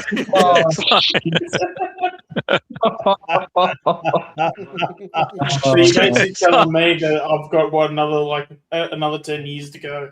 Mate, you got no fucking idea. Hey, Paul, did you hear the? You know how we're talking about when? I say ultimate. Yeah. Did you hear when when Bergs was on? We were talking about the cloaks, the young cloaks. So Yeah. I think Void had asked a question. So what was you, Void? about the cloaks? Yeah. So what was the deal? Like Richmond could have had the cloaks and Collingwood, but basically, how calculating was David Cloak? He said, "Okay, if you are going to take Travis Cloak or whoever it is, one of my sons, as the father-son, you got to take all of the boys." And so basically Collingwood said, Travis Cloak is that good. We're going to get the two younger duds or the older duds, and we're going to get the young one. He's the best one. And that's what happened. It wasn't as simple as that, though. They in their own right were worthy. Jason had a couple of really good years. He turned out a lot better than a lot of people thought. Like if he played in 2002 grand final, we win. We win. Yeah. That's a bit harsh. Cameron was a bit of a dud, but Jason was a pretty good player in his own But right. Cameron was a band mountain though. Like, and there was talk about him just being able to bring it on and that. So like I think at the end of the day it was calculated. Dad just went Collingwood, members, popularity, money. If you make it at Collingwood, you'll make it in life. So yeah. And back then, obviously, Richmond hadn't won any game, any final. So it was an easy decision. It was down to money and the exposure. That's what it came down to. Their dad became their manager, wasn't he, at one stage? Yeah, he was their manager. So, do you know where he used to work? Yeah, Angel Tavern. He used to have the bottle shop in Kew. Yeah, he used to work behind the bar. It was like security at Angel Tavern in corner of Glenfrey Road and Princess Highway. Who David Cloak? Yeah. Yeah, but for a while. He also had Q Cellars or whatever it was called in Cotton Road. Oh, there you go. He's Yeah, always been in sort of hospitality type, bottle shop sort of wine cellar sort of stuff. Yeah, he got stuck up because I remember in the early 2000s. Because we lived in the country, but my auntie lived in Melbourne. She lived in Kew, so we'd stay in Kew when we'd come to Melbourne. And that was like a big thrill for Dad. He'd go to get a slab of beers and he'd go into David Cloak's bottle shop, and he said this guy was just this mountain of a man, David Cloak, and he'd buy a slab of beer off him. And he's a really nice guy. It was just like a thrill to go and buy beers off David Cloak. But in funny ways, the same could be said for the Dacosses. Like, there wasn't much thought about Josh when we recruited him, but they knew how good Nick was going to be, even way back when he was like 15 years old. Like, I used to date a girl whose brother, he was like the media manager for Collingwood, and they used to bring Nick Dacos in, and he was like McAdam and stuff. They'd be packing up the balls and he'd be kicking them into the bins from around the, he was the little, and they were watching him just packing at the end of training. He'd come in and get the balls, and rather than taking them to the bin, he'd just kick them into the bin. And it was they all knew he was the freak, and Josh was like, we'll just take him and hopefully it works out type thing. Keep the family happy. All right. Yeah, we got him at 50 something, Josh. Yeah. And that's why everyone pissed me off about Josh. Father. And no one else wanted him. Like, literally, if he wasn't Josh Dacos, he probably wouldn't have been picked up that year. He'd be playing in the bush or in the burbs if it wasn't for his name. Yeah, I've actually spoken to some people that were around that sort of draft year as well, and a few of them have said that if it wasn't for the name and stuff, there was every chance he wasn't going to get drafted if he didn't have the father-son tag. Undersized, no standout quality, as we keep saying. And he's really tiny too. He's literally what's his name, McGuan.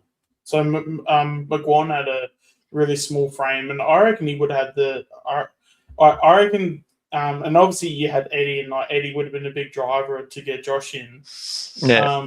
And I reckon if Eddie was president last season, I reckon he would have drafted McGuan. Well, Eddie, I've heard. I agree. I've heard Eddie say now that he goes, when there's a father-son, he'd rather just, he goes, more often than not, they come off like it's either a win or a bust. But he goes, now though, he errs on the side of just take him. I think who's the one that went to Adelaide or over there? I think that's the one that burnt him Jake, back. Jake, fuck, what's his name? Jake Kelly. Yeah, I think that's the one that maybe burnt him back in the day. Yeah. So. And we took the other Kelly. Eddie, I think Eddie just looks at it as a marketing option. So it's a thing where he can sell it to the supporters and be, hey, we've got the son of such and such, and it's like it's not just that. I think part of it is like if you've got the pedigree, that's part of it. But a lot of it's the discipline and the knowledge and going. And if you've got that, and you're going home to a dad that's been there and he's telling you the right things too, you've got a better opportunity to succeed. So I think there's a lot more, obviously, you know, it's not just talent. So, and we all know that. So if everything else is in place and your dad's played for the club, they can be embraced, you can get involved, like the likelihood, you know, the percentages start to increase of your likelihood of succeeding. So I just think it's, you know, and most of the time, if no one else takes them, you take them with the last pick. So you're using pick 70. Like the chance of a pick 70 coming off is a stab in the dark anyway. You're taking it to the, you know, sup, whatever. So you take a punt on some kid.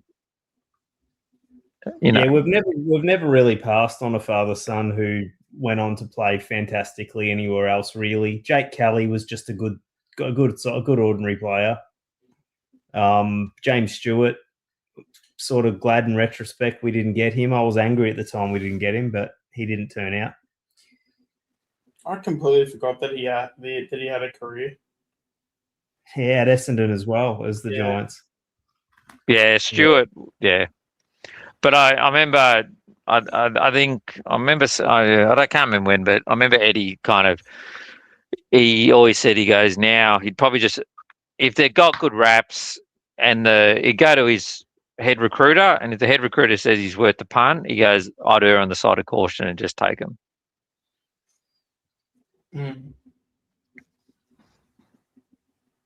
I worked out, I went through all our father sons one day, like back to like 1987, whenever it started, right? And only Mark Orville. Yeah. You know, only 30% of them worked out to be regular players. Yeah, so it's a stunningly low percentage. So when the AFL craps on about it, it's such, you've got more chance of finding a star just in the regular national draft, you know? Yeah. I'll give you one though this is the one that pissed me off the most, and this is why I fucking hate the Western Bulldogs. So Darcy Moore, when he was in the draft, do you know who bid? So back then, did you know you could bid? Do you remember you could bid before the draft? You didn't bid at the draft, you bid before the draft. Yeah, they put one in and we had to use a first round pick for him. Yeah, so the dogs bid on him and we had to use, I think it was pick 9 or 8 or 9, something for him. 9, yeah. Do you know what the dogs ended up doing with that pick? Do you know who they got with that pick? No idea. They never went to the draft with it. They traded it to GWS for Tom Boyd. So how the fuck, like, we were held to a bid that never fucking existed to a club that didn't even have the fucking pick? We had to give up our first round pick for a player that the Bulldogs gave away in the end. So they bid on him, give away the pick, and we're still held to it. And we had to use our first pick to get him. And GWS were never going to pick up. We're never going to pick him up. And we could have gone. We should have got a top 10 draft pick and then got Darcy Moore. And the fucking Bulldogs fucked us over with it. On top of that, they got Bontempelli because they heard a rumor that we wanted him. That's the other thing. So yeah, I remember that. Yeah, Peckin's a weird one too because I used to watch him play in Williamstown when they were our affiliate team, and I thought he was really good, but he was he's probably 20 then playing in the VFL. The Bulldogs got him as a mature age. I don't know why we didn't have a go at him. Yeah, I don't know enough. I don't watch. I don't watch enough. But I used to watch him quite regularly play football because I used to go to Williamstown games all the time. And he was a goer. You could tell. I'm thinking, how's this going on an AFL list? Yeah. So I don't know. Sometimes when you're trying to sit back and look at what they look at, it's hard. I don't know. I mean, I know he was just a solid player, mainly a tagger, but he pretty much won him helped them win that grand final. But no, that sucks that they did that because the AFL's always got some weird, quirky rules that are you have to go back through the rules every 5-6 years because they've always got a quirky little new one. Or see, I forgot about that they could bid before the draft. Yeah. Try explaining that to someone who doesn't understand how the system works. It's just idiosyncratic. Yeah. To bid with a pick that you never actually had in the end. You gave it away. And then we still get held and have to use the pick. It's like, fuck. Yeah. That's typical Bulldogs. Yeah, originally, because I'm pretty sure originally with Father Sons, you'd be able to pick up players really cheap. It used to be pick 70 or something. So I think Tom Hawkins went to Geelong for stuff all. I think Cloak was the same as well. Cloak went in the 60s or 70s. You barely had to bid on. You didn't have to do. If you're like with the Shores as well, they just were all pretty much on rookie lists. Yeah, a lot of those guys. Yeah, they weren't even. No one even cared if you picked them up. Yeah, and that's how it should be. I mean, that's what I think anyway. Because because in the argument, look, Collingwood, they act like we're cheating with the rule, which everybody could use. And then they talk about, they only got their flag because they got this awesome deal from their father. So I'm thinking, well, fucking Darcy Moore, he barely played for 4 years. People forget, they think that they just saw Nick, and then they forgot that Josh nearly got delisted because he wasn't showing anything for quite a while. Darcy barely played for the first 4 or 5 years of his career. So they don't look at that stuff. You've still got to invest money, time, development in guys that are either in the twos or injured. And then they look at Nick as the prototype. I'm thinking, no, that's the exception, man. Yeah, I thought Josh came in straight away. Nah, remember Callum Brown, Lucas? If we used to watch our games. Yes, I remember Callum Brown. Yes, at that stage, they saw Callum Brown as ahead because Callum and Josh were both in the same draft year. They saw Callum as ahead, and actually we all did too because Callum actually was getting games way before Josh was. Josh came in for one. I think he came for 1 or 2 games in 2018 and looked really just completely off the level. Josh only came good in 2020, 2021, maybe 2021. I reckon. I think it was 2020 was when he got his games, and then 21 was his Was 21 where he got goal of the year because that was his breakout. But he started playing in 2020. Did you guys say 2018 he came into the league? 2017. Yeah. That's almost 10 years ago. That's insane. I thought he came in during COVID. That's when we know. That's when he started getting regular kind of games. But you didn't become a fantastic player till bloody hell. I'd actually say when Fly came across is when he took an extra step as well. Yeah. Became more of an elite player. Well, I thought he came in around 2020, and then the next 2 years he just elevated himself. I didn't know he was that long. So how old is he now? 65? I want to say. No, I'm kidding. Fuck, how old was Pendlebury then? Nah, Josh, what's Josh? Well, 20, if he's Pendlebury's just running around looking for the ring, apparently. What was he? So he was 17 in 2017. So, I'm sorry, 18 in 2017. So, yeah. 28, bloody hell. 26? Wow, Yeah, yeah, that's what people feel. It's like you guys with Hunter Hine. Oh no, so he's not a father-son. What am I talking about? He's a no. Yeah. But see, even Gary Ablett Jr. People forget. Was Scarlett a father-son? No. I don't think so. No. We don't have many. We don't. Well, I was going to say we don't really have that many good father and sons, but we probably have the best one in the league with Ablett Jr. But apart from that, we don't. We don't really have. Yeah. Even Lucas, even Ablett Jr. Like he was in the system for ages and didn't look much. It looked like just a very average small forward, you know, until he decided he wanted to be like the greatest player ever. Yeah, 2000. So yeah. I think he was in there 2003, 2004.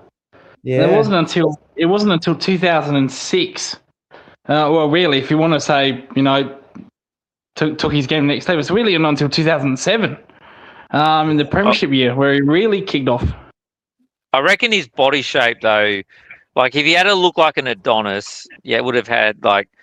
I think the fact that it took him a couple of years to crack in, but he also looked like a little, you know, waddler that was balding. Like he didn't look like he was gonna. Like I think it made it worse. It's like he didn't look like a football. Even like theoretically, if you didn't know who he was, and I, you know, gave him a shit haircut and his body and showed you a picture and said, "Here's your best player ever," you go, "Fuck off."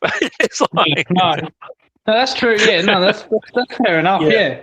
Yeah. Whereas if he had been an Adonis, but in his early years, I think the fact that he was just earning his craft, but he looked like this, you know, short little fat fucking, you know, plotter.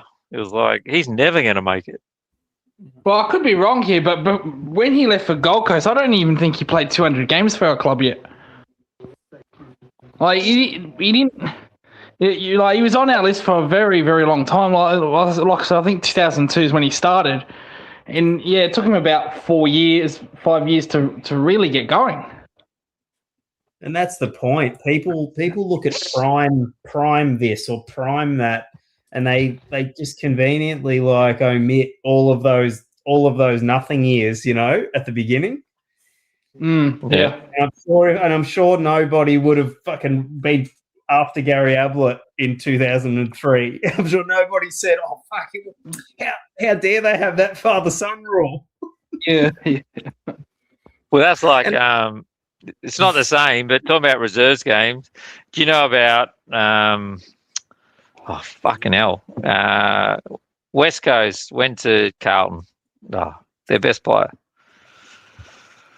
I'll see if I can bring it up. I found a Oh yeah, Chris Judd. So did you hear about his first game at West Coast? You know, he played reserves his first game at West Coast. No, I don't know. No, tell us. So yeah, he played.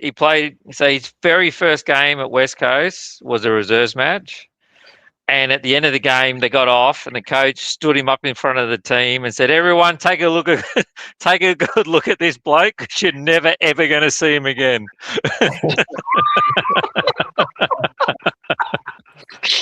Right.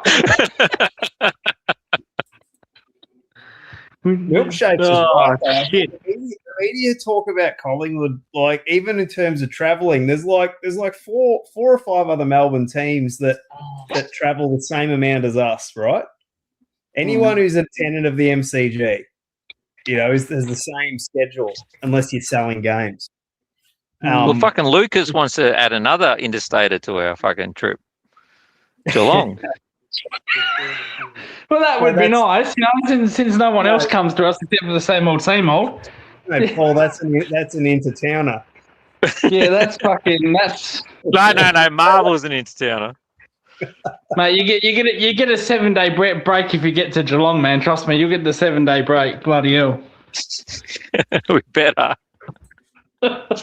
Fucking hell. It's true though. Like they say fuck all about Brisbane and the absolute like gravy train of father sons they've had in the last 4 or 5 years. They don't even talk about the Bulldogs. They're crapping on about Dacos. They don't say anything about Darcy or Liberatore or Wallace or, Or Darcy or the next Darcy or the third Darcy is supposed to be the best Darcy. There's another one. And they're like the Cloaks. Apparently they get better as they go on. I know a girl. Dacos doesn't have a third one, does he? I know the sponsors of the second Darcy, who's playing the twos, and the next one coming is the best. Bloody hell. Yeah. Is it like that movie, The Substance? You sure it's not just Luke Darcy who's taken a potion? And then... Yeah. How are you doing, Daz? Without saying anything mean, hopefully they got bad knees. No, I think Daz has wandered off. I'm here. No, how you doing, legend? I've been listening. Don't worry. I was just going to ask you, Lucas, one guy that I really considered to be an underrated player, you probably don't, for Geelong, going back to the early 2000s, was Joel Corey. Oh, yes. How do you, he just seemed to go under the radar, collected quite often a lot of possessions playing cross half back. Then he had stop jobs to do and all of that, but he'd wind up going forward and kicking goals. He'd be instrumental in setting up goals for the Cats. Went under the radar, I reckon, and that's when you had all Bart's Hill and those sorts of guys, getting all the plaudits and everything like that. Where do you rate Joel Corey? Yeah. Corey Enright got a lot of ticks from the media, but I reckon Joel Corey was every bit as good as Corey Enright. How do you rate him? Yeah, Boris Corey Enright, he was a legendary player. But Joel Corey, not many people know this about Joel. He is actually a 2-time best and fairest at Geelong. Won the BNF a couple of times down there. No, he's a very underrated player in terms of, you talk about that era and everyone says Ablett, Bartel, Corey Enright, Selwood to a degree, mainly related to his career. Hawkins, again, related to his career. But yeah, not many people talk about Joel Corey. He's a 2-time premiership player. 3-time premiership player. He's like I was just going to say, he's like a bit of a Perryman. Yeah. A Perryman. Yeah, the media cracked on about, Corey Enright, and don't get me wrong, he was a very good link in your team as well. He could play anywhere as well. He could play defensive. He could play cross wing, half forward. Those two between them could, they played similar roles, did they not? I mean, you tell me. Joel Corey different roles was a Joel Corey was a midfielder. He's a bit like how Tom Atkins plays now, a bit of a defensive ball tackling machine. Get it in there at all costs, and yeah, he goes underrated. He doesn't get much talked about because he's that kind of player. He didn't have the flair, he didn't have the charisma. He just went out there and just did the job. Got the job done. That hurt him a bit, but I know the true Geelong fans know how important and crucial he was to our team during those years. But no, you're right. A lot of people, you probably wouldn't know he's a 2-time best and fairest. So he was very crucial to our club. Yeah, so 2011, he certainly he played in that grand final, did he not? 2011, from what I remember, against He us. did, yes. I don't. Yeah, Can you reflect back on? I can only say, particularly in that second half, you had no passengers in that second half. I mean, we thought we were cruising. Well, not cruising, but we thought we had you at half time.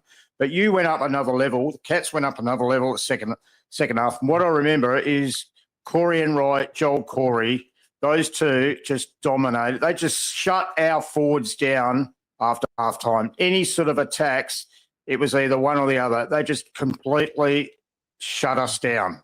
Do you remember any of that? Yeah, I remember that grand final. Yeah, because it was very back and forth. Up to half time, very back and forth, and then we got a 2-3 goal lead. But yeah, Corey Enright and Joel Corey, they were very good defensive players as well. Yes, they would. Corey Enright would get a lot of the ball in link-up play, but they were very good defenders. And not many people would respect that from their game. You'd think, Corey Enright was just an attacking player that had 30 disposals each week from halfback. That's not the case. They both were defensive-minded players as well. But yeah, Joel Corey. Yeah, again, another defensive-minded player. He's a player that you'd love to have. You'd really love to have. No. He's going. You know what you're going to get with him. He's going to put in 100% effort. You can be belted by 100 points. He'd still give you 100%. Never give up mentality. He was seriously a good player. But when you look at, because he was a midfield player, but you look at, Ling's another one.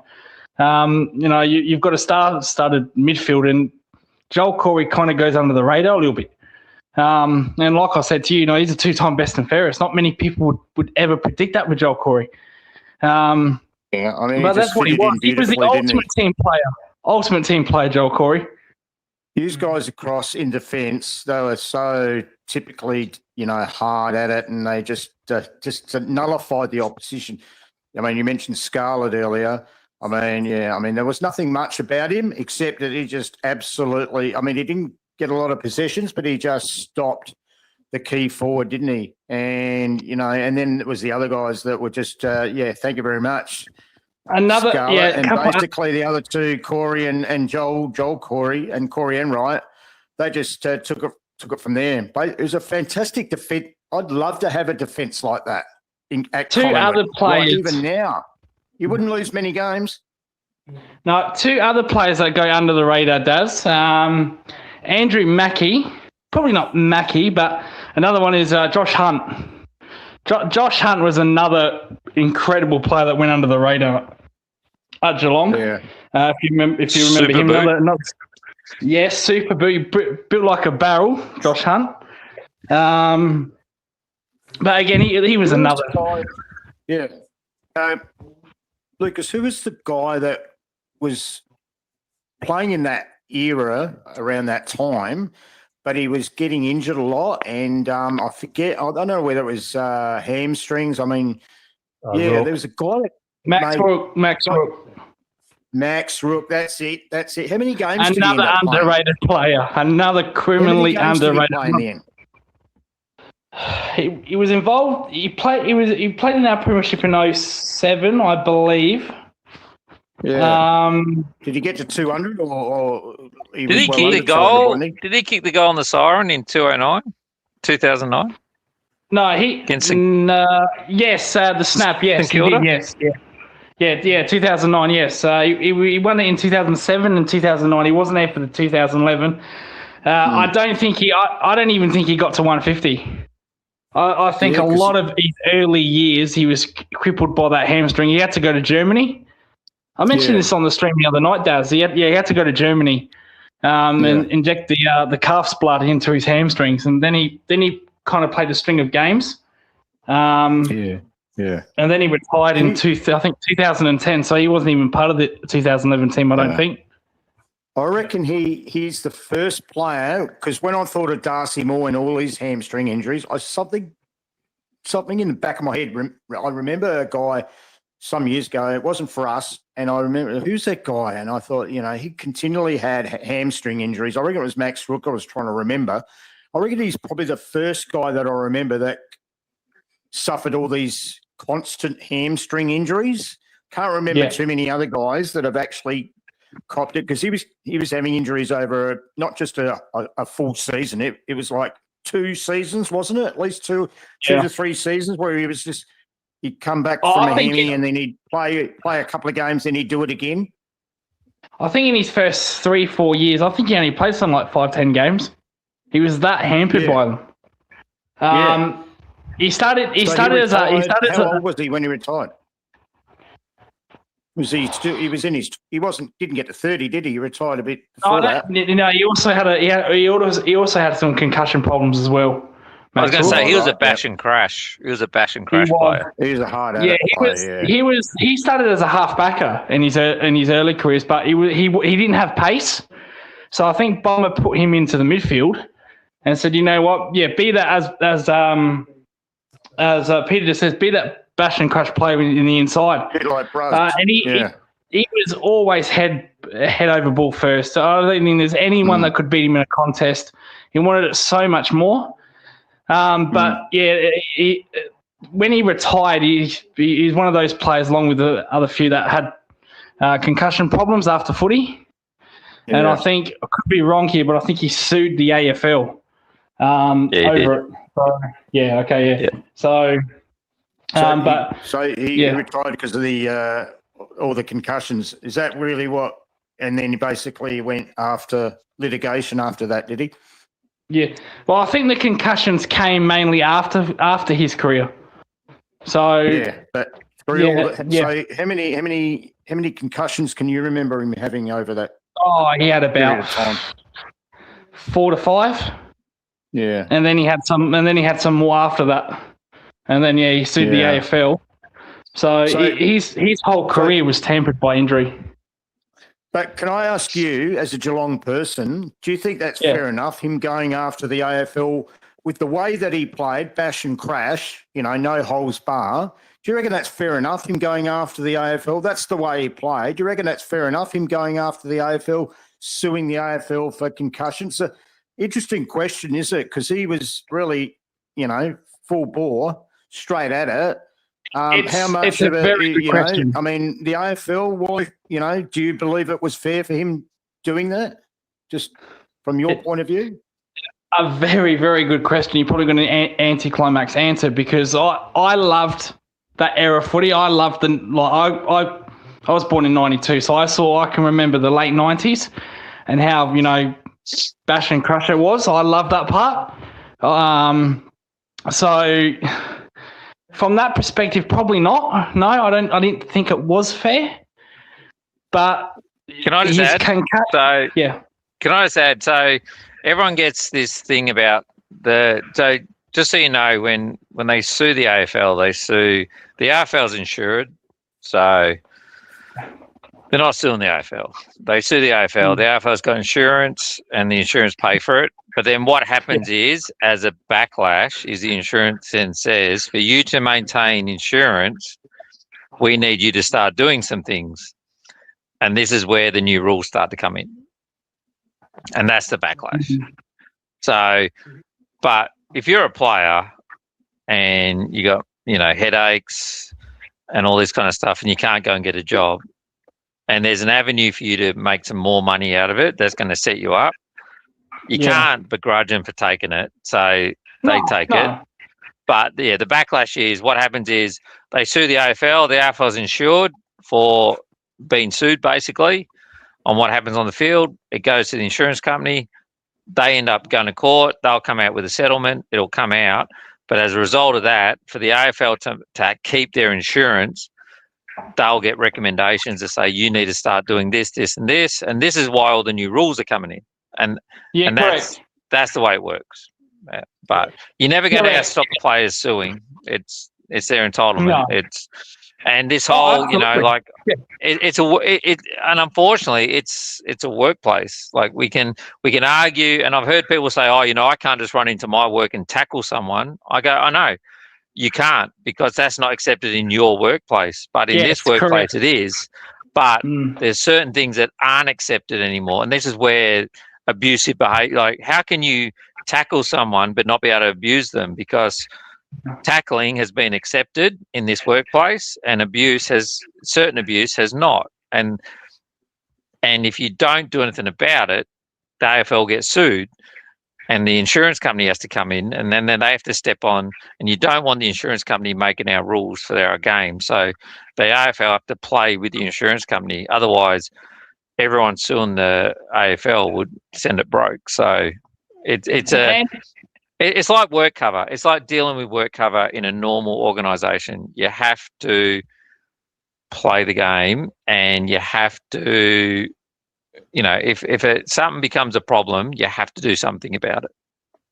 Yeah, and look, that's why we got the concussion protocols. I don't disagree with that. And, we've had one even like last week regarding the doctor getting questioned about his, decision in sending somebody back on the ground. I mean, if the clubs have a doctor, they're not going to be stupid enough or reckless enough to send somebody back on the ground. And these people turn around and saying, let's have an independent doctor. I mean, have an independent doctor if that's what you want to do. But if you get one saying go on and the other one saying go off, how do we know the one that's saying go off is making the right call anyway, or vice versa? No, I'm just about. So I mean, it's all talking about suing, and again, suing the AFL. Yeah, to Taz's point, I didn't like it. I didn't like when back. I wasn't a big fan of players doing that. But at the end of the day, as you just said, Peter, if they are getting headaches and whatnot, you don't want to really see that. But at the same time, accidents do happen in workplaces. Whether you're AFL footballer, where you work in a fucking bakery, toilet cleaner, accidents will happen. And I think personally, maybe the AFL has gone overboard with it. Personally, but. Well, what I mean by that, like going overboard, like trying to protect the game, bring in strict concussion rules, all this mumbo jumbo, which okay, again, probably fair enough. It helps protect the player. But, what happens in the next 5-6 years when you've played through that era where the AFL is trying to protect and say, I'm getting headaches, I'm getting concussions, I'm going to sue. No. What happened? If they're doing everything they can, so there's an element of choice. You've chosen to engage in this sport, so there becomes a point where the AFL has done everything they can. Now it's up to you if you want to play now. So, but if the AFL does nothing, they can keep suing. There comes a point where you can't just keep suing. Do you know what I mean? Like, no, correct. Why can't players be forced to sign a waiver? So other sports do the same thing. I have to sign waivers if I'm getting a surgery, right? That's a good question. That there was talk that the AFL would do that, but the AFLPA cancelled it. Apparently, they wanted to bring that under the Gil McLaughlin regime, but the AFLPA said no, we don't want that.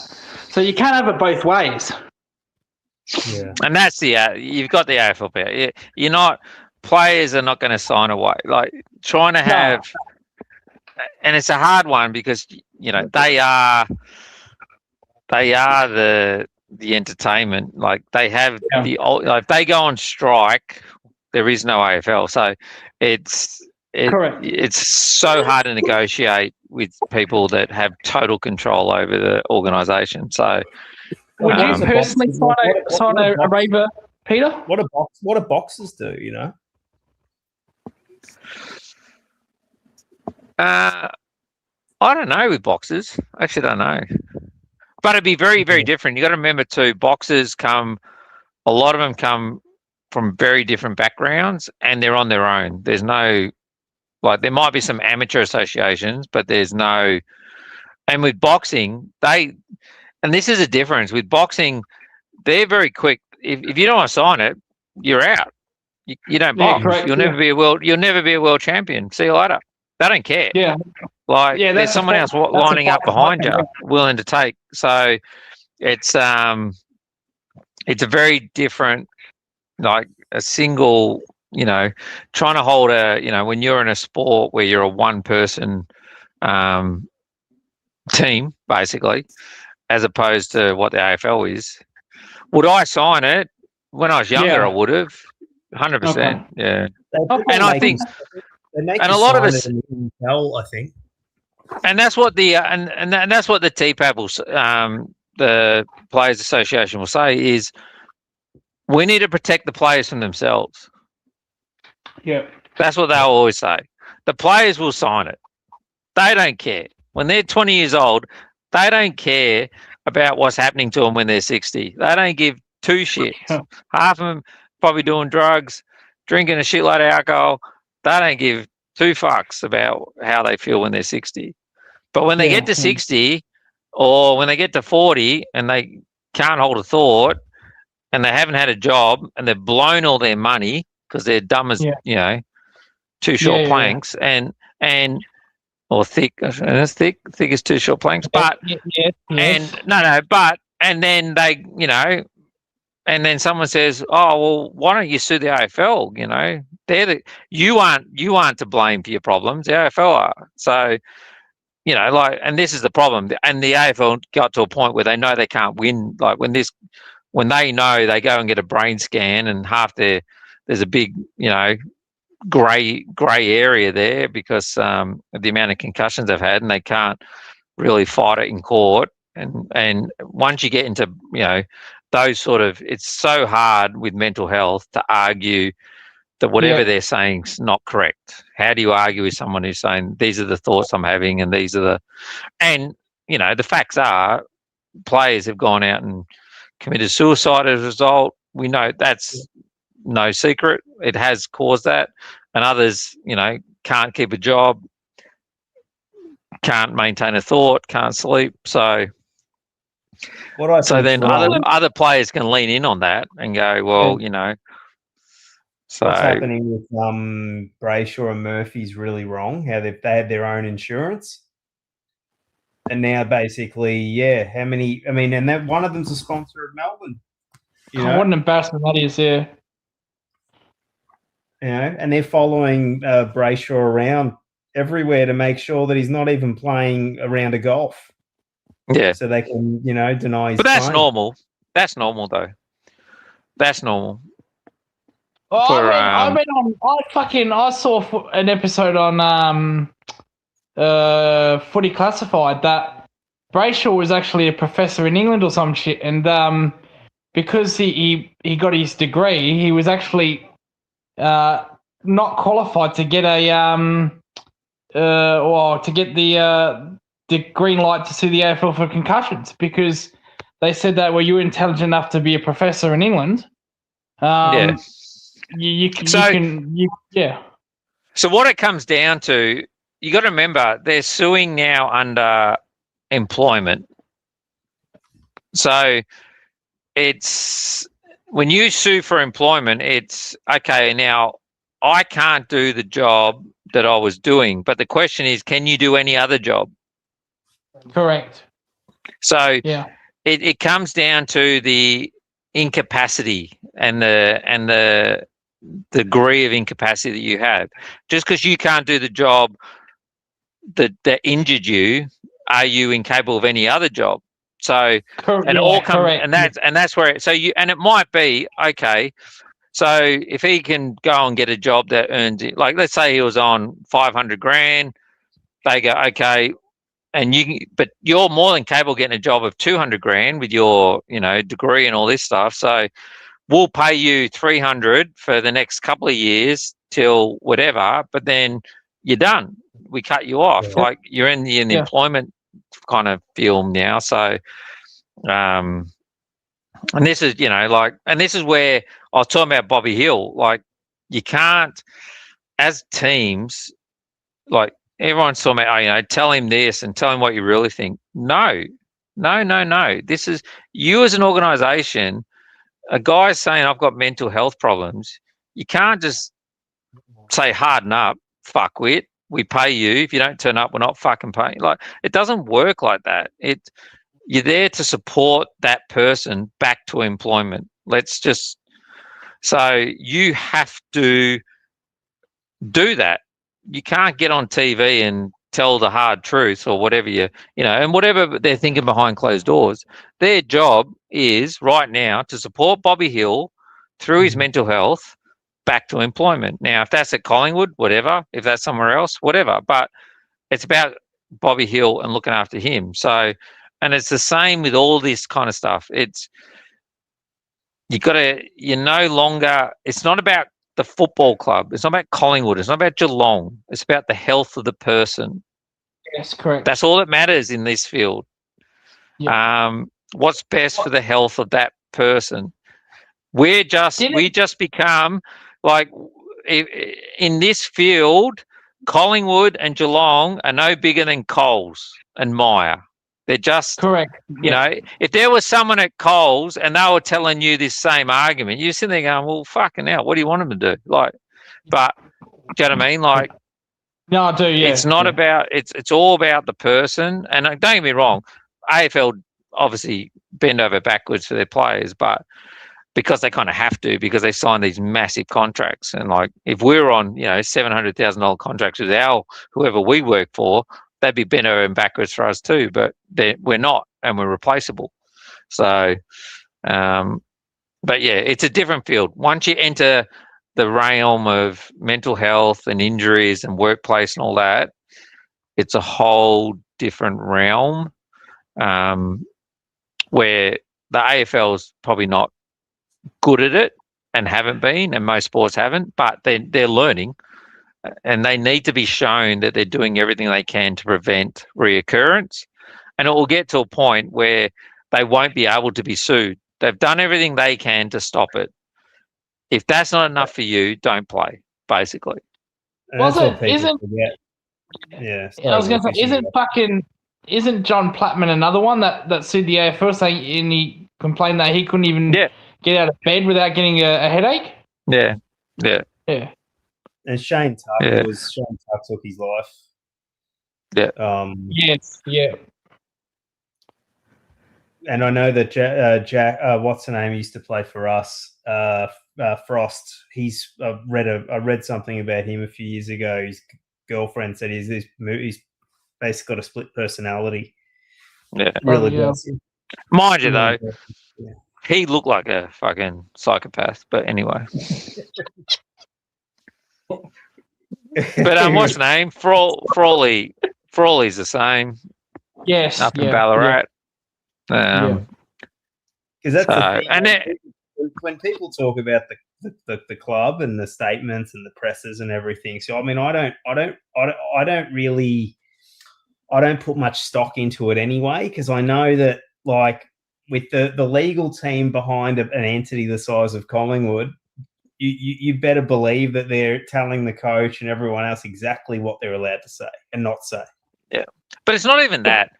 Look, at the end of the day, all right, let's just, look, and I won't lie, in my organisation, I deal with mental health a lot. I manage people on and off work and return to work programs and the whole lot, and even managing people out of the organisation. But at the end of the day, if I start making it about me and what's best for me with someone who's struggling with life and thinks the organisation caused their problems, it doesn't help me at all. No, good point. It has to be about them. Lucas, we spoke last week and you mentioned Tyson Stengel about the trials and tribulations of him, because we were talking about Bobby Hill. Correct. And I said to you, there's a bit of difference in regards, because we've put up with it for more than a year now. But it looks as though, if you can believe the media reports, looks like he's on the way out of the Cats. Looks like he's done his Cats now. And what do you reckon? Well, I said to you that he wouldn't return to VFL. Yeah, I said to you he wouldn't return to VFL anytime soon. Well, I was wrong with that. He did. And then he was supposed to get on a plane to Queensland to play Southport. And when the flight attendants asked, when they asked for his name, he didn't turn up. And 2 days later, he was at the Electric nightclub getting hammered, and didn't even turn up to the game when he was selected for. So, because he was selected for that game, and decided to go missing without telling the club. And then as a Collingwood person, I'm interested in this because I'm going to be following how Geelong handle this in comparison to how Collingwood have handled the Bobby Hill situation, because I would imagine Geelong would not want to put themselves in the situation and have another sort of like, element to what happened to Bobby Hill, and that to be dragging on for more than 12 months. I suspect Geelong will sort of sort this out far quicker than what we've. The advantage. I'm not blaming Geelong or Collingwood here, because I think they've probably in both cases done as much as they can to support the guys, get them back, try to get them training, get their mind on football, but also support them in their mental health, personal life, and all that sort of stuff. Except I don't think Geelong, knowing that football club, will want to duplicate what's happened at Collingwood, because as we saw last year, it can absolutely be a total distraction. And I would imagine with the Cats going into this final series, they would want to sort this out before Geelong play their first final. Would you agree with that? Yeah. There's a good difference though, Daz. They're not. He doesn't have as long a contract. He's getting paid nowhere near as much. I agree with that. And it's almost at a point where Geelong at the end of this year, depending on how much salary cap space they got, they could just about probably pay him out the rest of his contract and go, see you later. Whereas we can't pay, 4 times 750 grand to try and get, they're in a much better position to even just pay him out. I'm not suggesting for 1 minute. He's still a premiership player. Played well in that grand final a few years back. He's still, and he's on his. This is his second club. Obviously, he's had history with the Crows before that. Let's not forget that. And Bobby Hill didn't have any history, from what we know. Didn't have any history at the Giants. However, I was on this stream or on Mixed Stream going back about 5 weeks ago, even before the Tyson Stengel situation. And I said the AFL would not want too many of these cases where players go missing from training, disappear, don't rock up, all that sort of stuff, a la Bobby Hill. They wouldn't want it because it's a bad look and it's not good for the foot, and it puts the clubs in a very difficult position. So all I will say is it's been pissed weak by the AFL, and I know the Players Association are going to say, oh, you can't, you got to always – and Geelong and Collingwood have been doing that. But the AFL have got to get involved in – otherwise we're going to have a third case and a fourth case and a fifth case, and they'll be forced to make a decision and get involved, because it's not good for anyone. It's not good for the player or the club. It's not good for the game and the code if you're going to have all these sorts of players coming and going and doing whatever they like when they sign contracts, big contracts, whether they're big or small. But Stengel's a reasonably well-known footballer. He's not the name that Bobby Hill is, but he was that premiership year, he was outstanding. He made All-Australian. I'll say one thing, Daz. I reckon the AFL is going to step in because they better. There's a because there's a massive push from the AFL, and it was started, I think, last year with Eddie Betts and all this stuff. They're trying to push for the clubs to recruit more Indigenous players. Now, they have to do something about if it doesn't go right, because the clubs aren't going to take a risk. The clubs aren't going to take a risk anymore.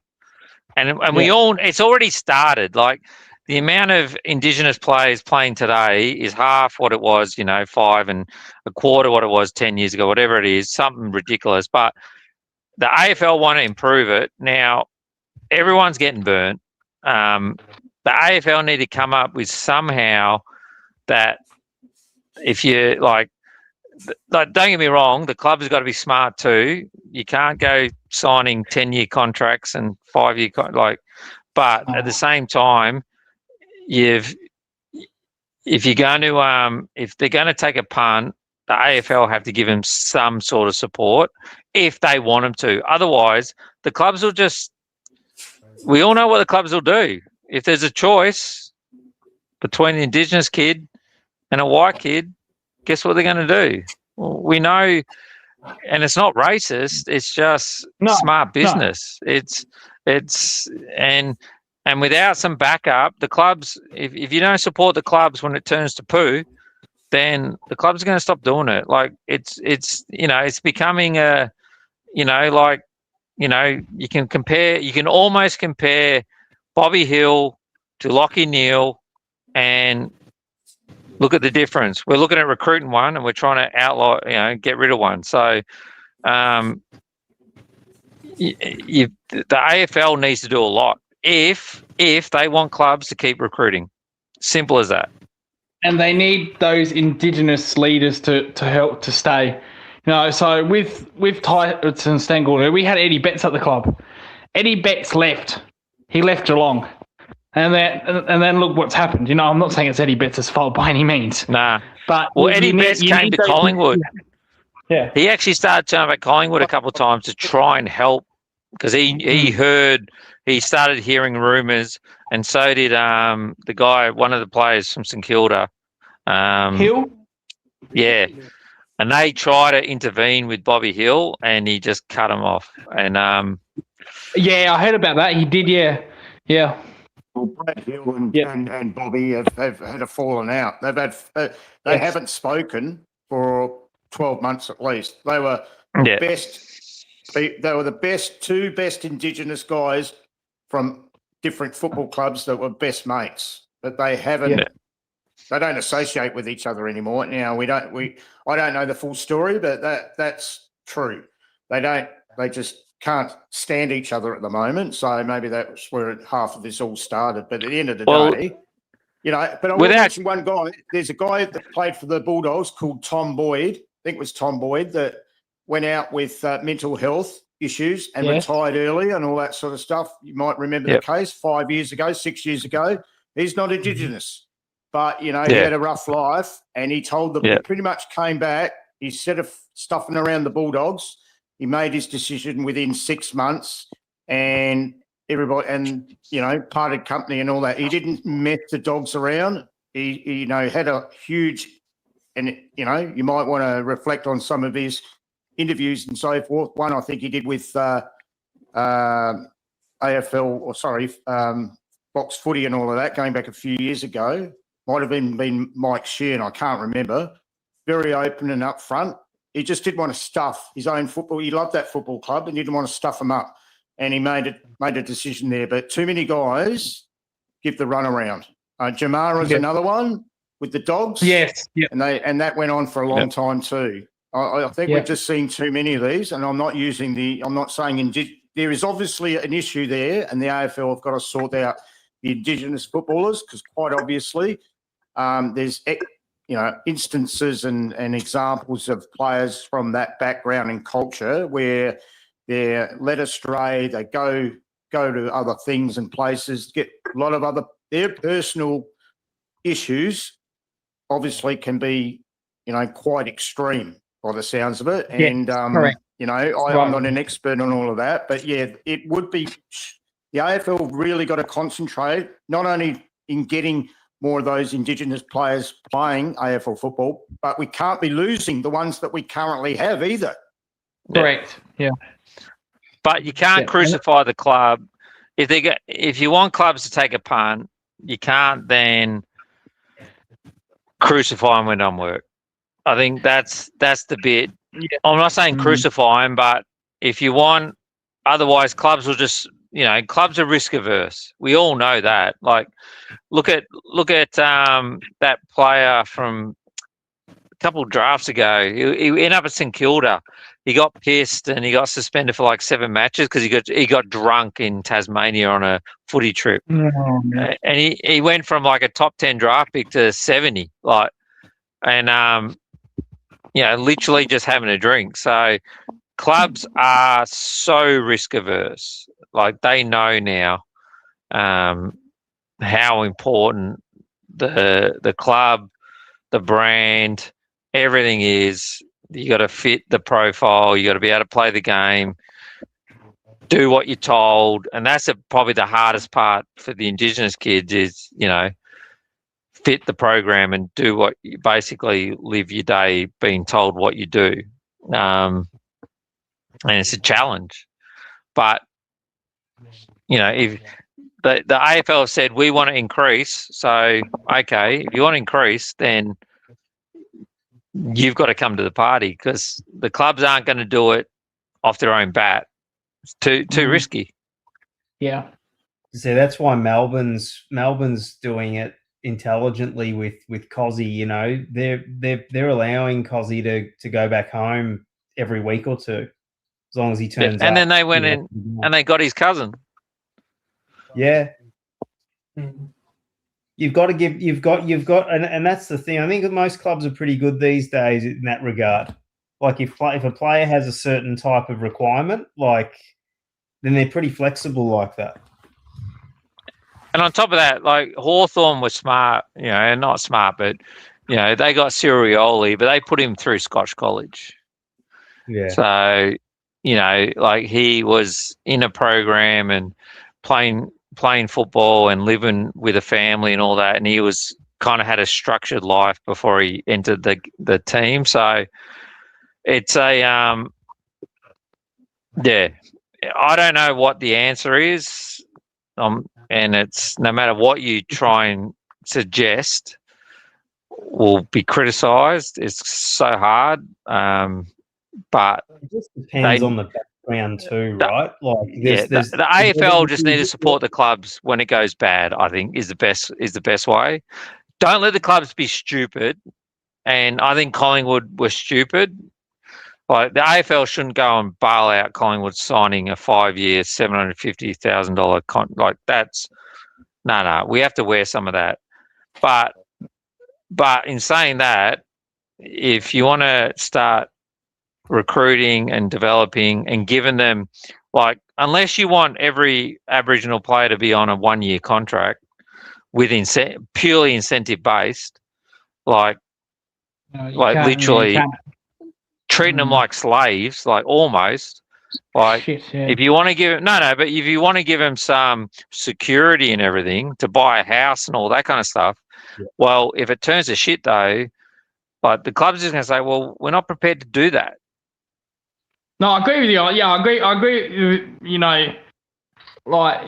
if you do that, everyone's going to think, oh, well, you're racist and all that shit.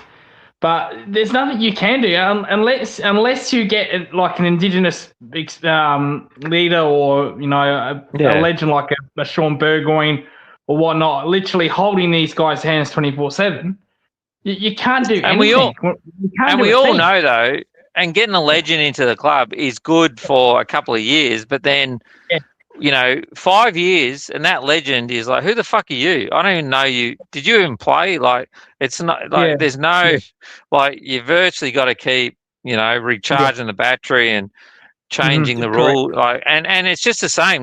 We all I know, and talking even coaching, talking to the younger people today is different to talking to the younger people. So whoever Eddie Betts might be able to connect with certain players, but I dare say some of the new ones couldn't give two shits who Eddie Betts is. You know what I mean? I agree with that. I agree with that. So there's all those other bits that come into it. So there's no one answer. So I like the shorter contract, the shortened contracts. What you just said, I like that. But again, you're going to get too many people who are going to say, "Oh, you're fucking racist" and all that shit. Yeah. But I do agree with that bit. What you just said, I wouldn't mind that. To be fair, maybe not a 1 year, maybe a 2 or 3. But yeah, I wouldn't mind that. To be fair, just to keep them happy, keep them in the game. But if they start doing that just to the Indigenous players, then that's racist. Yeah, that's the problem. This is where I say the AFL's got to come in and go, well, because the clubs are risk averse. We all know that. You'd be profiling. That's the problem. Yeah. It's not based on unlike Stengel who had a bit of a rap sheet at 2 other clubs. Yes. Yeah, he did. So that's a scenario where Geelong probably protected themselves. Bobby Hill didn't have any such history. So if Tyson Stengel's never getting a 5-6 year deal because of his his rap sheet. Oh no, yeah, correct. Whereas Bobby Hill, they obviously thought family guy, etc. Settled. They probably didn't think there was, it was probably something that took them by surprise with him. And Bobby, let's say if Bobby leaves Collingwood, he's got West Coast, he's got Fremantle. Stengel hasn't got that. If he gets released by Geelong, his career's over. It's finished. No one will take him. Yeah. So Bobby Hill will have options if Collingwood. If he says to Collingwood, I've had enough, he can play with a Tim Kelly at West Coast. But Collingwood will. I reckon this is where Collingwood will play hardball and go, well, you know what? We're not gonna trade you, and we're not gonna let you go, but we're not gonna play you, and we're just gonna let you fizzle out, and you'll never play another game unless you take a pay cut, and then we'll help you get. We'll take the hit in the draft pick that we gave up for you that we're not going to get back, but we're not going to, and this is where Collingwood have, because we've done it before. We've carried wages. So we start saying to him, you're going to turn up to every you're going to turn up to every training session and you're going to play twos for the next 4 or 5 years. And we're not going to play you. Doesn't matter how well you play. We're not going to play you. You'll get your $750,000. But if you start missing games, we start docking your pay and we start hitting you and we start going to the AFL and we start holding you to account. Yeah. If you want to get nasty about it, and then on top of that, or you tell us where you want to go, but we ain't going to hurt out of this, mate. So you're going to take a pay cut and you're going to take the pick, and that's where Collingwood. This will happen, but it won't happen on Channel 7. It'll happen behind closed doors with his manager. I don't think he's going to rock up to any training anymore this year. No, of Bobby Hill. This year. But it doesn't mean though. He's still contracted, so we hold the cards. This is where I say Collingwood standing out in the front and McRae telling him what he thinks of him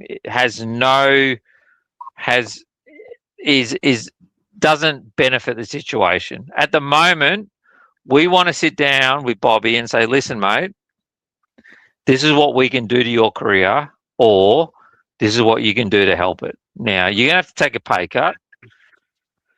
You're not going to be playing for the same amount of money. He's been shopped around already. West Coast are at the front of the queue, and there may be a couple other clubs, but he's been shopped around according to the reports already. I've got no doubt. He probably knows what's happening already. We probably don't. I've got no doubt he knows. And he's going to take a pay cut, whether he's with somebody else next year, and he'll be on probably a clause where he'll have to behave himself and do all the right things. He's going to be on a much lower pay amount next year. But if he wants to save his career, he also knows it's in his court. The ball's in his court. Yeah, if he also knows if he has one good year, he'll be back on good money again. So maybe. Wouldn't it be in everyone's best interest if he just says to Collingwood, look, I want to go to West Coast, make the trade done, everyone can get some sleep. Wouldn't that be the best case scenario? But it's all about the money, though. Like, he's on $750,000 a year, so West Coast aren't going to pay him West Coast aren't going to be prepared to take that risk. So we might have to take a hit, but we might say, well, you know what, though, mate, you're not worth $750 anymore. Why do we have to take pick 70 for you? How about, all right, you cut your wage in half for a year. You cause this. You cut your wage in half, and we'll take a second rounder for you. Rather than West Coast say, we'll pay $750, but we're not paying. You're taking our fourth pick or something, fifth pick. No, Bobby, we can destroy your career. We can play in the twos for the rest of your life. Yeah, you get your money if that's what you want, But to get your money, you will turn up to training and you will play in the reserves. And if you don't turn up, we dock you. This is what could this is the kind of stuff that will agree with that. This is the stuff that will start to happen. But can Bobby Hill go to the AFL and say restraint of trade? We couldn't do that. No, I agree with that. I reckon Collingwood should, but let's say if they do that, can Bobby Hill go to the AFL and cry wolf and say blah blah blah? They're not doing Collingwould it. have given him a But how? All they're saying to him is, yeah, we want you to turn up to work, train, and play. Yeah. Look, that's all they're doing. The contract is watertight.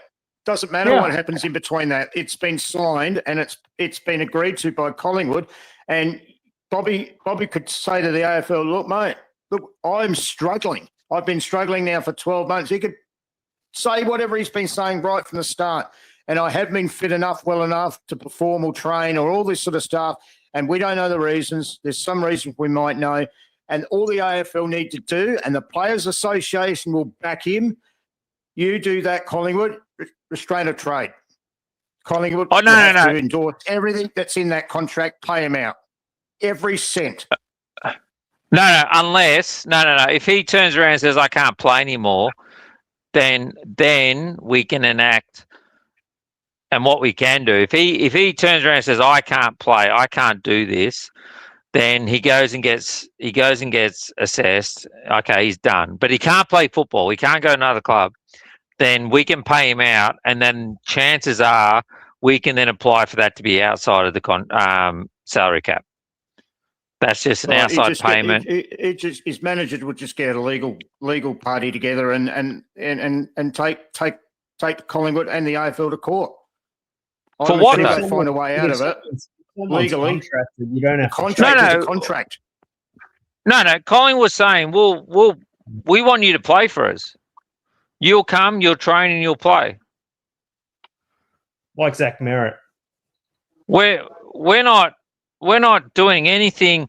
I'm not saying we're not, but he has to turn up. He has to train. Disappearing though. No. If he chooses not to turn up. I'm talking in terms of restraint of trade. Like if they're contracted, the club can just hold them to it if they're not happy with the deal they're being offered. Yeah, but Zach Merritt's not suffering any mental health. Never restrained to trade. Different. Bobby's been suffering mental. The issue we were told from day one is Collingwood and Craig McRae and Craig Kelly and all of those have been saying that Bobby has had personal leave because of mental health. Yeah. Zach Merritt's had no mental health issues. It's completely doesn't come under mental health though, because then you can't play football. Yeah, like I don't get, you're mixing two different things. We're not stopping him from. They could do legally to the AFL and Collingwood because a contract's been signed, and Collingwood went ahead and gave him that extension last year when this was right at the 4 months after what we'd been seeing from Bobby previously. So if Collingwood had any doubts, they should have not given him that contract. Well, I'm not going to disagree with that. They were foolish doing that. Stupid and foolish. And Collingwood have got to take a lot of blame out of this. Yeah. It's not Bobby's fault that Collingwood agreed to it. He probably was laughing at the end of the day. I'm just seeing it from Bobby's and his point of view. He's got a lot of legs here to go back and say, well, mate, listen, you guys, you gave me that contract. We signed it. And you know, but what I'm saying is we hold him to it. We can hold him. We can hold him to it. Or he then says he's got then two choices. We hold him to it, and he's got two choices. He has to either check out and say I can't play anymore, and then we pay him out, and then chances are we can. Yeah, well, he's not training now. He's not playing now. I think we know the answer to that. But this I mean not playing. Period. Till the end of the year. Oh yeah, but it's going to go right till trade time, and then we'll get the answer. But it will be a difficult process because Collingwood will want to get something for him, but he's hardly worth anything at the moment, is he? And West Coast aren't going to give up very much for him the way things I agree. are. I agree, So but I we're think gonna we be the can. we'll be the big losers. I think in certain ways, though, I think we're in a position to tell him that he's 750. If he wants to leave and he wants to go home, he's going to have to go home on 350 grand a year. And I think and if we can negotiate that with him, we then can probably argue to get a second round draft pick. If a club has to pay him his 750 for us to get rid of him, we're getting like pick 70. So, but what I'm saying though is we're also in a position where we can hold him to his contract and say, listen, you've had every opportunity now. We've given you your time. Next year, if you're not going to take a pay cut to get closer to home, we're not going to trade you. And you're going to come back and you're going to play and you're going to train. And if you don't train, we don't pay you. And if you don't train and you don't play and we don't pay you, we're then going to cut your contract and you get paid nothing. That's what I'm saying. Okay, fair enough. Look, There comes a point where you can draw a line in the sand, but we've got to work our way to it. You can't just do it, but you've got to work your way to it. But at the same time, and if he then takes us to court, part of it will be, well, we gave him an out. At the end of last year, we gave him an option to go close. If his big thing's about getting closer to home, go closer to home. We gave him an option. But it wasn't an option like you can't sign a contract with Collingwood on 750. Part of that contract is you're not living at home. We paid you more because we know you're not here. You're not with your family. We paid you more for that. We're not going to now pay you the same to go back home. So you're not entitled to that anymore. On top of that, you're this sort of player. You're not that anymore. So you're not entitled to that anymore. You haven't time to train. You're not entitled to that anymore. So when you get to court and you go, listen, what we did was we did this, and we offered him this, and he wants to get back home. And we said, yep, you can get back home. But you can't get paid the same amount of money that we paid you to move from Sydney to Melbourne when you come from WA to then get paid the same to go back to WA. Yeah. And I think you can argue that in court, but you've got to go through the processes to get there. If that makes sense. Well, what did the AFL do to cancel Jamara's contract? Because the Bulldogs went to the AFL to cancel it, to get it terminated. Because he still had time left on his deal. And I don't know. Like, I didn't follow that one enough to know. In the end, like I know they got. I know, like, because he was on about the same one. He's 700-800 grand a year. Just not as many years, but yeah, he was on a lot per year. And I know he only went for like 70, pick 70 something, but I know the Bulldogs don't owe him a cent, do they anymore? No, so they got it. Gold Coast. They got it. The Gold Coast. Did they take on his whole contract, or did they just create a new one? No, they created a new one. He's only basically on a rookie contract. Yeah. So it can be done. Yeah. But the thing is, though, to get to that end result, the Bulldog, like we all know, there's pretty without knowing all the ins and outs, the Bulldogs could not have done it anymore. They gave him every opportunity and all that. Yeah, we have to do the same. And the courts are pretty fair in the fact that if you can show that you've done everything you can to try and help this person and facilitate a return to work and fix things and make it better and all this kind of stuff, they don't have a lot of grounds to then throw mud. It becomes back to them. What do you actually want? Do you actually even want to come back to work? Because he's kind of, if that's true, the report that his management's, putting him on the trawl, seeking a trade, that would annoy me just because they could have done this to begin with. Yeah, but you know what? It wouldn't also surprise me though if behind closed doors they've gone to Collingwood and go, listen, are you happy And of course, Colin will say, go for it. Like, we want someone to want him. Like, so go. And there might be even a bit of a, we know certain, I don't know who his manager is, but certain management groups, clubs will say, listen, if you do the right thing by us, we'll do the right thing by you. So, we all know management groups look after clubs and include players in trades and all that kind of stuff to fix things and, solve other issues within clubs to get a player across the line. So, like I was looking at who was the guy that went to Gold Coast from Adelaide as part of the Dan Houston? No, was it? No, not Dan Houston. Yeah, who went to Gold Coast? Who was the other player that went to Gold Coast in the Dan Houston trade? Oh, Himmelberg? No. But there was a player, and it was an off. It's the one from. It was an off.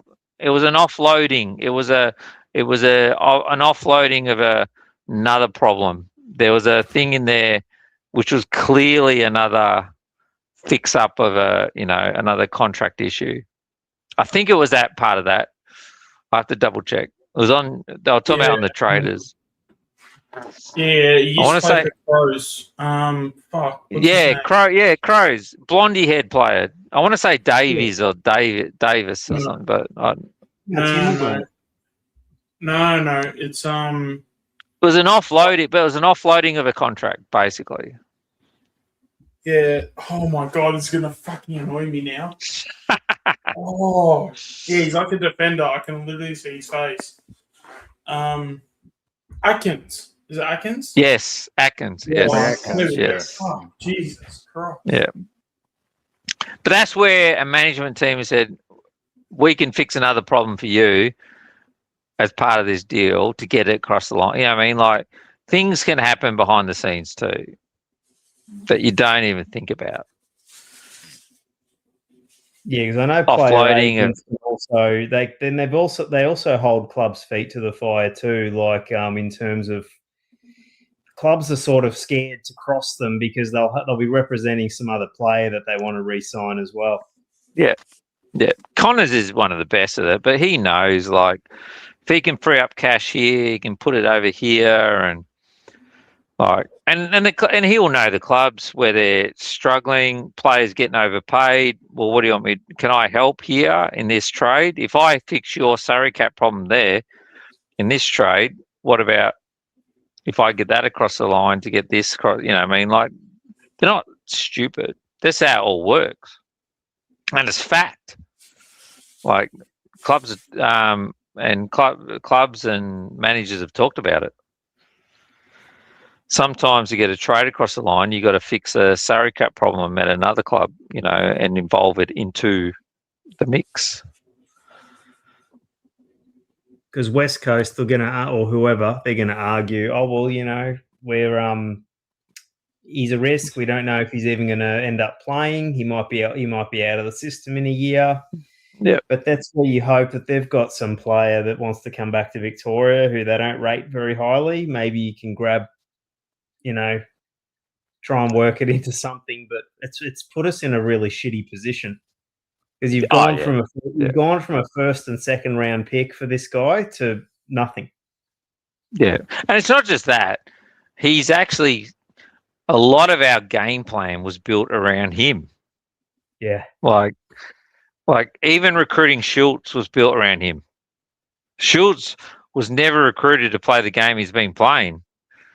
He was recruited to sit in the forward pocket while Hill does all the work that Schultz has been doing. Like, Schultz was recruited to play in tandem with Bobby Hill, roaming up and down that high half forward, putting that pressure on. Now Schultz is up there putting the pressure on, and then suddenly we have Schultz taking shots from fucking 45 out. He's never going to kick him. Never has. Schultz is supposed to not to get any more away from like 25 metres from the goals. That's his area. He fucking tackles and he dominates, he crumbs and he can snap And most of his goals are snaps and under pressure. And on occasion, he can actually take a hard mark when he needs to, but he just tackles his way to shots on goal. But he does it within 20, 30 metres of goal, not fucking on the wing. But we've turned him into this. I think Lucas is waiting backstage. The other thing too is that Shooter's doing that a lot more now, probably because Jamie Elliott's now out of the team. Yeah. So Jamie used to be that forward that could be 50 out, even on an angle on the boundary line, and he could poke it through. You remember those clutch goals? Quite often, a lot of those were right on other side of the boundary line, virtually. You know, the Melbourne game and all Essendon game and all that sort of stuff. I mean, he'd do that. He'd be the best reliable kick from outside 50, even on an angle. And he was the one forward that you could depend on. I mean, yeah, he's missed a few here and there, but you know, in those clutch games and close games going back 3 years ago, 2 or 3 years ago, he'd be kicking. I think one season he kicked 4 or 5 like that. I mean, it didn't bother him. If he was 50 or 55 metres out, he'd still find a way of getting goals there. But I mean, with Shooter, I mean, you know, if he's more than 40, even if he's more than 35, 40 metres out, even if he's straight in front, you wonder whether he's ever going to kick it, you know, and often he's missed a lot of those. You're right. He's got to be at least 20 metres out from goal and not even on an angle to poke that through. I mean, he's the complete opposite. I love his pressure, love everything about him, tackling, but reliable kick. You wouldn't want him kicking the winning goal if he's like 50 metres out, even if he's directly in front. You just wouldn't have confidence. No. But with Jamie, Jamie would be the one that you'd be saying, put him on even on the sharpest of angles, 45, 50 metres out, and he'd probably have more chance of putting that one through than Shooter from 40 directly in front. I mean, that's just the way it is. One's a, you know, dead-eye dick almost, and the other one's, you know, shanks it. You know, you give him 8 kicks and he'll kick 2 goals 8, or maybe 2 7 and 1 out in the full. Yeah.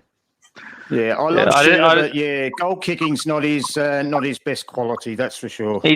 But he's a forward pocket goal snap sort of crummer, like that's it. And he's actually not a bad snap, but like not from 30, 40 out on the boundary, but getting close in, he's actually fine. Like I think we just need to play him back at his strength where he played when he was at Freo, when he was kicking 30 plus goals, you know, 30, 33, I think was his last couple years at Freo. And he didn't leave the 50-metre arc. Like that was his rule. Like he just stayed around the goals. And in his first year at Collingwood with Bobby Hill, I was saying this before, he actually kicked, like everyone says his first year was shit. He kicked 24 goals in his first year at Collingwood. He kicked 13 goals in his second year at Collingwood. That was apparently his better year. That was without Bobby Hill. So, like, because he played more up the ground and he created this, pressure and all that. But I think they're trying to use Harvey Harrison as that sort of pseudo Bobby Hill role now, up the ground, a bit more pressure and tackle, and to get Schultz closer to goal. Maybe I don't know. That's how I see it at the moment. I think we really miss Hayes as well. I think just his movement around higher up on the ground. Like I said, I don't mind Harvey Harrison. I just, and that's why I like Hayes. Yeah, I like Hayes. Even Charlie West kicking that goal at the SCG first goal, he reminded me that's the sort of goal that Jamie would kick, you know, on the boundary line. And I just sort of think, well, give that sort of guy an opportunity. Hopefully, before the end of the year, we might see more goals like that. He might start filling the role that Jamie has done for Collingwood over the last few years as well, as that guy that could actually play half forward, kick those important goals, even those ones on the boundary like Jamie used to do. You know, time will tell. But, you know, I saw a lot of, when he was lining up and when he put that one through against Sydney early in that game, I sort of thought, well, that's typical of what Jamie would do in a big game, and we've seen so much of that. And, you know, you don't fluke those. It went straight through. You don't fluke those. You've got something about you. If you line up, you compose yourself, you concentrate, and you kick it from that far away from the goals on such a tight angle. And then we've probably got 3 or 4 in the Collingwood team up forward that actually they are very iffy from 30 metres out, 40 metres out, directly in front. And we've got quite a few like that, actually. We've got too many, to be quite honest. And honestly, if you go back to those close losses, you know, it's probably, you know, been the big issue, you know, missing, and not just in the last quarter. I'm talking throughout the whole game. Like there's been 2 or 3 every game where we've had a number of players, you know, shank the ball and miss gettable goals. You know, you poke those through, put those through, and you win those games. And we're laughing. We win another 3 or 4 games, and we're probably higher up on the ladder. But I think we've got too many players in our team that do that. They're we're nervous. Like you go to a game and any one of those guys, whether it's Shooter or McStay, there's Buller's another one that's starting to get in, you know, get that into his kicking as well. He's missing too many. Mm-hmm. You know, we've got too many in our team, and in the cutthroat last quarter, they, you know, whether it happens in the last quarter or not, if you've got 3 or 4 that have been gettable and they miss, it costs you the game. And, you know, if they continue to happen between now and the end of the year, we're going to lose those. We're still going to keep losing those close games. So, you know, I wonder how many. I don't go to training much, but maybe one of you guys might be able to tell. I don't know if Lucas is in there and how often he sees training at Geelong. Players spending time kicking for goal. It used to be something that was like 20 years ago. I know that the good forwards used to do it. Jason Dunstall, I remember him saying when he just retired, like 25 years ago, whatever, 20 years ago, he used to say that he used to spend an hour, close to an hour at training, kicking for goal.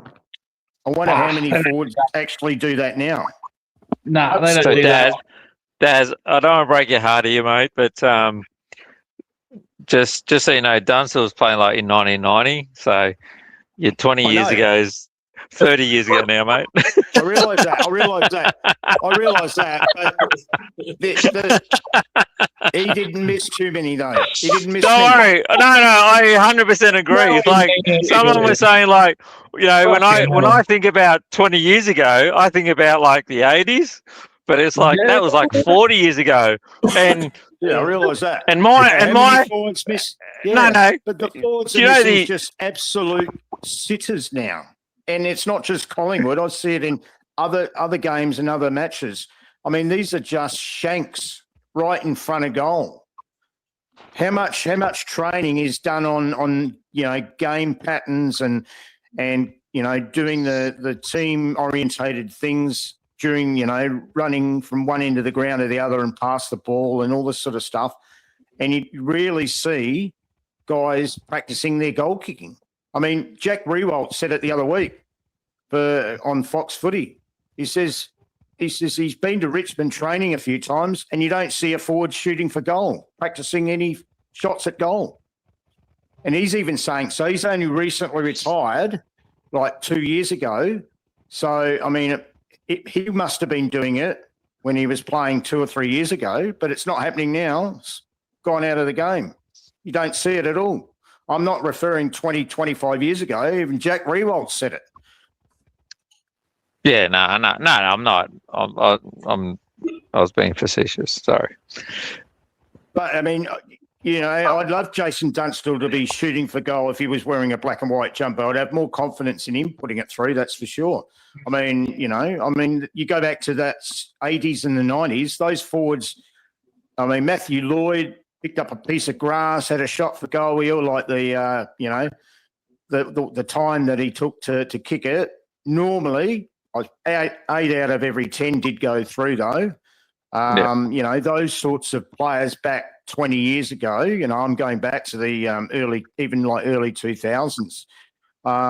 You know, yes, they missed occasionally, but it just seems now, and I suppose I'll get back to this other thing. I mean, Dan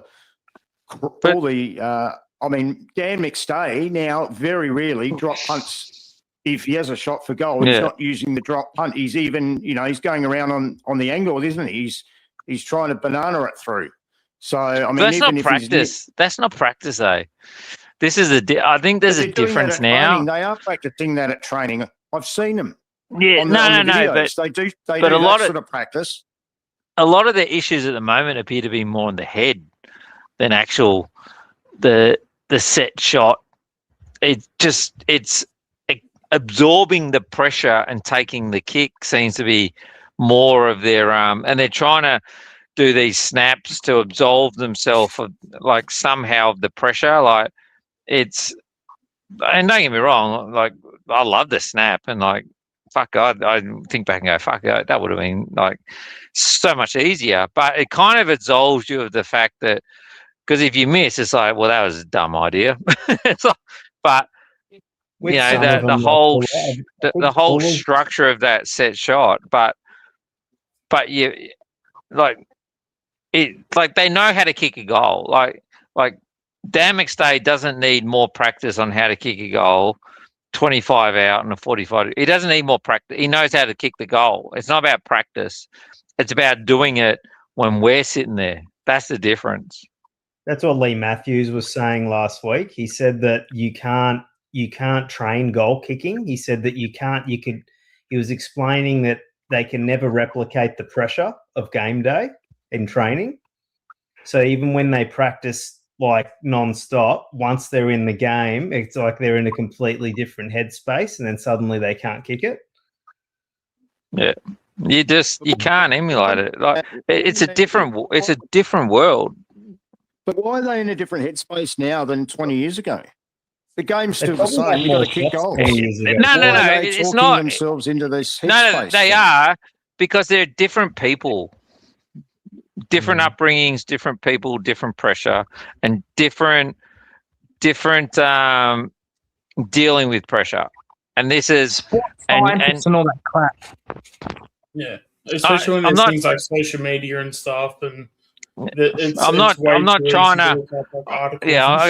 to make this but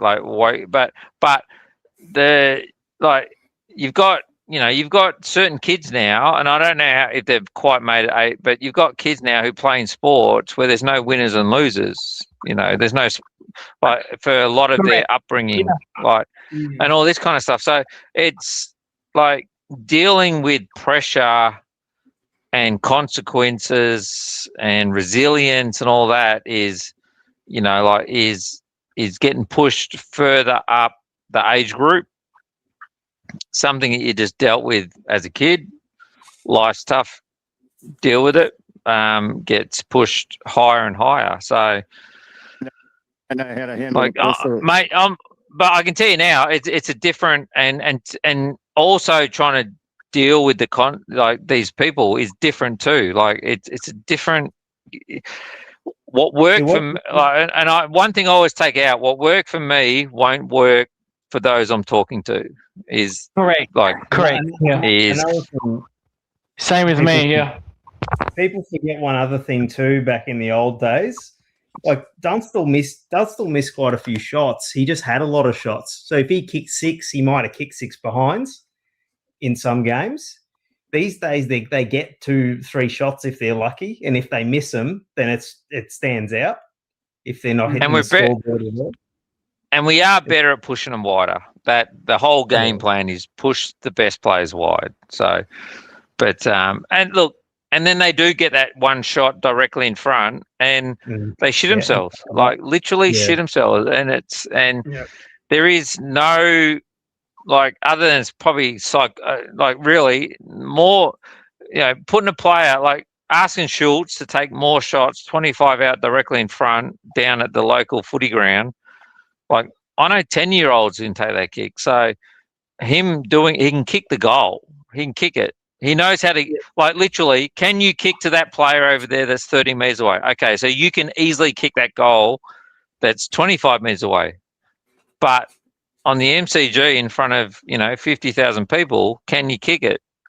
It changes. It just training doesn't fix. It's in the head. Like, it's a hard one, Daz. I don't have the answer for you, but it's a hard one. Everybody, to see it. Yeah, it was on the. I think it was Lee a couple of weeks ago on the couch. He did it. He was discussing it, and I thought, oh, that's interesting because they were talking about it. They were showing different misses from just sitters. They were explaining why can't they get it into their muscle memory, and they just can't manage to. No, but we've all. I think most people here played footy. It's a different, even local footy. It's a different feel. And I know Collingwood tried. Didn't they try with them running around with headphones on and loud fucking noise and all that kind of shit? Yeah, just because even that, because when you're at trainings, you sit back at the end of especially at the end of training, perfectly quiet. You get into your zen, bang, kick the goal. Easy as pie. I know, personally for me, and I think a lot of people do it. If I need to reverse the car and it's a bit complicated, turn the radio down. It's something you do, what I mean? Even just the noise, the constant noise in your head, is another thing that's at training they've tried to emulate just by blasting music or blasting just white noise into because even that's another thing, just being able to go into your little zen, because we're all used to, how do we learn to kick a footy? In the street, at 6 o'clock or 7 o'clock on a weeknight when no one else is around. I know me, I was really good on angles because I lived in a straight street with one fucking telegraph pole and a fucking tree. So all my shots were from the angle because, I'm on a street. I couldn't take direct shots in front. So, but usually on dusk, no cars, no noise, no sound, nothing. Perfect conditions to take a kick. Then you play footy and people screaming at you. What I do notice, like the other thing is there's the head thing, but I do notice it's I was watching Buller the other night. He's got a very weird ball drop. Yeah. And that's why there is that. Yeah. Nah, there is definitely there's definitely when it's a ball drop thing, then that's a technique thing. They can work on that. Yeah. Right, but just as often I see guys with perfect ball drops who miss. But you know what though, I would argue that his shitty ball drop probably has worked up until now in local footy, but now he's on the big stage. It's not working. But yeah, no, you are right. You can definitely work on. In the VFL, he doesn't miss. That's what I mean. Yeah, I'm pretty sure his ball drop doesn't change, but that's right. It's different. Yeah. There's no one there. There's no pressure. He ain't on TV. They're at the start. You got to remember too. These guys are at the start of that first year at Collingwood. They're at the start of their careers. The pressure. This is huge for them. This is, I look at even Pod, his first game, in the twos, he was missing goals. Now he's up in the, and no doubt he's overthinking things. Go see the fucking club psych. Fucking get back to, somehow get him back to, because at the moment, my theory with him is, I hope we keep him for one more year, but we need to get him into the gym. He's going to fail if we don't get him in the gym, and he can't put on probably about 6-7 kilos over a summer. He needs to get big, get strong, get some arms, and get some strength, or he's probably going to struggle.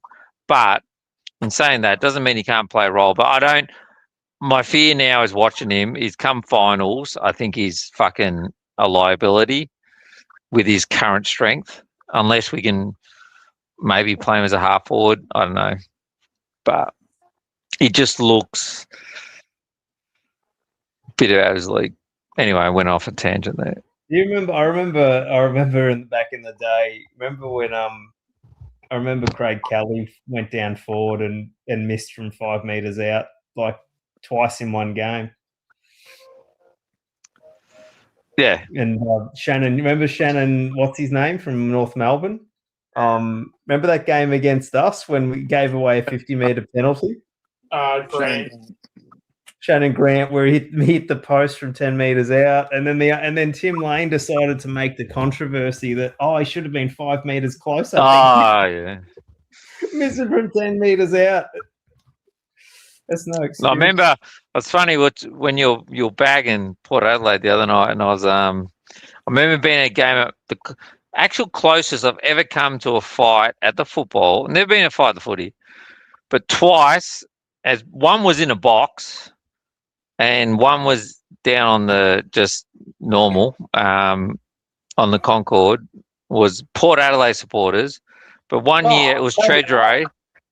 Hey. That would be right. Geez, yeah, that'd be right. One was in the box, and that was where he kind of lectured me about how he basically, it wasn't even the club, it was him personally who saved the AFL by buying a license, and we would be nothing without him. But the other one was Treasury, and it was at Marvel, and Treasury couldn't get a kick, and I was just fucking bagging him. And this bloke moved slowly closer to me, and I was just, Treasury, you're a truck. You're a fucking truck. He took a mark in defence. I was like, oh, now you're in fucking. Are you playing for our forward line? You're chasing kicks, you fuckwit. Anyway, finally he takes a mark, about 20 out directly in front. Takes it and he went, fucking Treasury, you fuck, and he's like fist in my face, you fucking gun. I said, be careful, mate. He hasn't kicked it yet. And he fucking missed it. He fucking missed it. And this fucker, he fucking ran. And I had to chase him to call him a fuckwit. It was like, oh, no. He fucking ran. It was like, you fucking weak dog. You fucking little hero. Treasury, you fucking gun. All I said was, be careful. Be careful. He hasn't kicked it yet, mate. You set it up when you said, so I started chasing him. I thought you were going to belt him, so I chased him to give him more shit. Yeah. 4 years ago when we played Port Adelaide, Chris Davies and Sam Pepper were leaving the ground, Adelaide Oval, and we knocked them off, I think, from memory, quite well. They were in a real shit, and some of their supporters were having a crack at us walking out. My mate having to go at a few Port supporters. Guess who's behind us? Those two, Chris Davies, CEO of Port Adelaide, and Sam Pepper. And boy, did we cop it. We had these two wankers behind us. One's involved in the Port Adelaide Football Club, high up. And he's just giving it to us, and calling us, this and that, and all this sort of stuff. My mate just turned around, just gave him the bird, laughed their heads off. He said, "Go and tell somebody else." I couldn't believe it. This is a guy. Chris Davies is now at Carlton, right up there at the Blues now, and I thought, well, that's Chris Davies, and it was Sam Pepper walking with him next to him, walking out of the stadium, basically out of the main gates. I thought, you dickhead.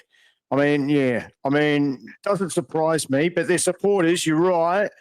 Port supporters are just, they're unbelievable. I said they're just fucking entitled. Entitled is probably the best. Yeah, but hang on. For a group that aren't entitled to be. Sorry. Yeah, I'd rate the Hawks supporters as the most arrogant, up themselves supporters. But Port Adelaide are just loose cannon. And, we've heard all the stories about Collingwood supporters and all this sort of stuff, toothless and all of that, and no brains and everything like that. But I tell you what, forget that. Go over to Adelaide and front up over there, especially when you beat them, and see how they cut. They also turn on their own.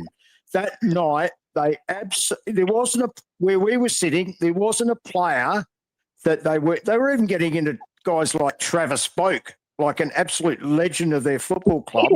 They were just peeling strips off him. you name it. They were going after there, and Houston copped it. I mean, it was unbelievable. You know, they just turned on their own. It was just absolutely total.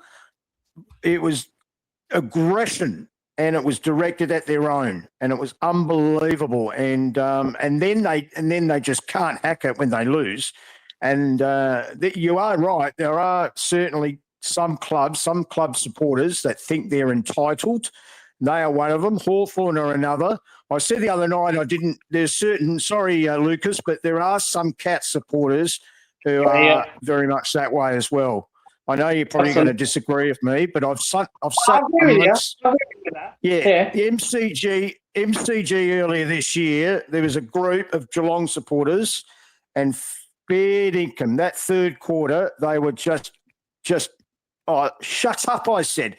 Just shut up. I mean, they're just going on and on and on about the same. They weren't even looking at the game. They're just trying to, reel us up and all that sort of stuff. They're just, absolute dickheads. I know you're probably not one of them, but they are another group. I mean, you probably look at all supporters. They're very much like that. There is entitlement there. But, if you want to give a premiership ladder for the worst supporters, I mean, I'd probably put Hawthorn up right up the top, but Port Adelaide would be up there. There's some Crows supporters I can't stand for the same reasons. Very arrogant as well. Not all of them, but some of them. But, yeah, they'd be at the top of the leaderboard. There's no doubt about it. But I think, obviously Collingwood, there'd be dickheads amongst us as well, no doubt. I'm not particularly happy with what I hear sometimes from our own supporters, but yeah, I'm just speaking on behalf of what you tend to hear sometimes. It's just ridiculous. It's so petty and so childish. And yeah, but with Port supporters, I reckon they're the worst as far as like turning on their own, particularly even from what I heard last year from a mate that's over there in Adelaide. He's a Port supporter, and what they were doing, and they were actually, remember they were booing the team in Ken Hinkley last year? Yes. Well, that was happening in a few games, apparently. And this was like mid-year. This is not even at the end of the year. This is like towards the middle of the year. I mean, they couldn't stand Ken Hinkley. They couldn't wait to show him the door. But, that's something that Collingwood probably wouldn't do to Fly, actually turn on the coach and actually boo him. I'd be very disappointed. As much as I've got some negatives for Fly, I don't think we would actually boo, Fly. We may not necessarily agree with him in a lot of things that he does, but I don't think we would actually go to that extreme that we would actually boo our coach. And I mean, let's face it, he's a premiership coach. I'd be disappointed if we did. So, yeah, I agree with you, Lucas, about Port Adelaide supporters, because I've seen it for myself. Yeah, they're dicky now. They're fuck. That's from the old fucking Sandford days back in the 90s before they came into the league. They're fucking... Yeah. Oh, they're ferals, mate. Absolute ferals. Well, you're over there, aren't you? Yeah, I am, yeah. Yeah. No, I know all too well. How do they compare to Crow supporters? Oh, mate, it fucking bad. Oh. Nah, so my co-host, Kerry, on the Geelong Zone, he's going to the showdown tomorrow. And if you're a Port fan or if you're a Crows fan, and you've got like a Crow sticker or a Crows flag at the back of it, you'll get a fucking windscreen cracked. Oh, they go viral over there. They'll go absolutely viral. They'll fucking punch on with anybody. It doesn't get reported by the footy channels, but there's at least 5-6 arrests every week. Always fights, isn't there? In showdowns, aren't they? Aren't there crowd fights? Oh, you get punch-ons there every fucking quarter. There's about 5-6 people that get ejected every showdown, but you won't hear it on the you won't hear it on the channel 7 and Channel 9 shows. But yeah, every fucking showdown there's a fucking 6-7 people that get kicked out. Cars broken into, black tyres. Yeah, people getting thrown out standard. Yeah, that's standard. But I've been over there a couple of times, and like the day I arrive, I wear Collingwood, polo shirt to the day I leave, and there's no issues. Like once the game's over, like oh yeah, you go down. Have you been to London? Yeah, like yeah, it's fine. Yeah. No, it's like Melbourne. Like fucking hell, it's probably even softer than Melbourne. So, city of churches. Everyone goes to pray afterwards. So, there's a few feral ones over there, I think. Yeah, but they're the same Melbourne, mate. Yeah, I wouldn't say I wouldn't say Collingwood haven't got any ferals. I've heard them myself and seen them. I mean, all supporters are, you get your ferals and so forth. But yeah, I'm not ruling. I'm not saying they were all angels at Collingwood. There's no doubt about that. But I'm not talking about Collingwood, just Melbourne though. Melbourne as a whole, as a city to go to. There's like stuff happens, but I'm sure they're in Adelaide as well. They're probably in every capital city and. I'm sure they get them at the rugby games too, right? You get Canterbury Bulldogs playing Penrith Panthers, and you get your ferals there too. At rugby league games over there.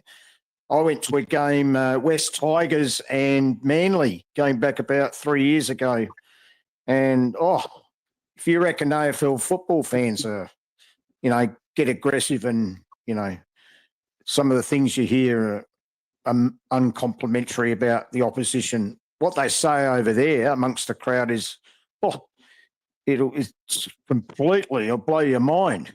And they don't get about like 15,000 people there, but what you hear, you can hear clearly. They don't hold back over there. And they stay there. They don't get escorted out either. Crowd just do it. None of these players get escorted out by the security. They just do it, and they do it all through the game. And one team, a lot of supporters do it. The other fans do it. The opposition, they just give it to everybody. And it's just the way it is. I mean, I couldn't believe it, but, because in the AFL, when you hear some of that sort of stuff, quite often there's somebody dobbing them in and they're out the ground, basically. I've been to the G, I've been to Marvel, I've been to Adelaide, went to the Gabba once a few years back, and I've always seen at least 4 or 5 people getting escorted out through a game, through, bad language or, basically somebody not liking what's been said around them, and they go and get a security person and they're out the ground, mate, straight out. But it seems like rugby doesn't happen with, it's only one game, but it didn't happen that night that I went over there for that match a few years back. So, maybe their tolerance with fans is a little bit different to ours. I don't know. What area do you live, Daz? I'm over in Kew. Okay. You're in Melbourne. Kew, just outside Melbourne. Yep. Yeah. No, just because sometimes some people are like, are you in Vietnam or Bali or Bangkok? No. Kew. I mean, don't get me wrong. Every area, even over here in this tidy little place. No, I'm not talking about your area. I'm not talking about your area. It's about the footy. Dickheads living around these areas too. I mean, you're right about Melbourne. Absolutely. I mean, they float around everywhere. If you go to Adelaide, go to Sydney, go to Perth, I'm sure if you go anywhere around the country, you're going to get, it's like any neighbourhood, every sort of like corner of the town or city or whatever, you're going to get an element of riffraff and dickheads. Yeah. And sure, we've got yeah. them here as well. I couldn't, this is not a Collingwood area though, mate. I'll give you the big tip. Oh no, You no, normally you're find- you're this is- you're Hawthorn. This is pretty much Hawthorn. You get it's been Hughes, Glenferrie, basically, isn't it? yeah, Glenferrie, yeah. But I mean that it's probably like you would know this. That its suburbs now are different to what they were 15, 20, Yeah. 25 years ago. 100%. Glenferrie was definitely It's all Melbourne. Glenferrie was It's all Melbourne. that's Hawthorn's bloody grassroots ground, Glenferrie Oval. I mean, It's all as a Melbourne. kid, It's all Melbourne. I Ski lodges. Yeah, I went to Glenferrie when I was about 6, 7 years old. My old man took me there. When I was about 6 or 7. We on a Sunday. He spent 3 or 4 hours taking me to Princes Park, Glenferrie, Whitten Oval, Moorabbin. In one all these day? when I was so young. And In a day? these were all the traditional. I loved it. Victoria Park. And Yeah. of course, I was Collingwood. There's something great about those grounds. I wish they were all back again. Yeah. I know that's the past and all that, but even as a young fella, growing up, those memorable years, going as a little boy, like a young primary school kid, going to Victoria Park before we stopped playing games there. There's nothing better there. I know it was full of Collingwood supporters, but it was something amazing about being there. I know you could only get a small amount of people there, but it was our home ground and the atmosphere, and they were real, true Collingwood people. How old are And you, It was Daz? just typical of football back in those days. I loved it. How old are you, Daz? 46, Okay. 47 I'm 40. in 2 months. I'm 49. So So I grew up in Victoria Park. And Yeah, I was so so did I. sad because I went as a kid to Vic, and I don't remember too much when I was young, like when I was 6, 7 or 8. I do remember when I was, even Dad took photos of them, and we've got the old Yeah. photos of them. And that's what, they're treasured memories for me, because as a young Collingwood supporter, I can remember going there, being taken there by my old man, basically when I was 8, 9 years of age. The only way I could get there, obviously. And then after I became old enough, I still ended up going there. And of course, when they said no more Victoria Park, I mean, I shed a tear. I was lucky to be there that day. We were playing Brisbane, I think it was, and basically, 100%. We got smashed. we got whipped. We all wanted I the was dream, we wanted the fairy tale win, but they smashed us. But Yep. it was still. Bucks was playing. Sonny Shores. Yeah. Such a Sonny Shores sad, coach, sad, I think. sad time. It was such a sad time, and I don't think we realised. Well, the kids of today, talk about the kids of today that didn't end up going and watching a game there at Victoria Park. They missed out on something really special. But, I remember going there, and teams, they did the same as what they do now. They used to love going there and knocking us off.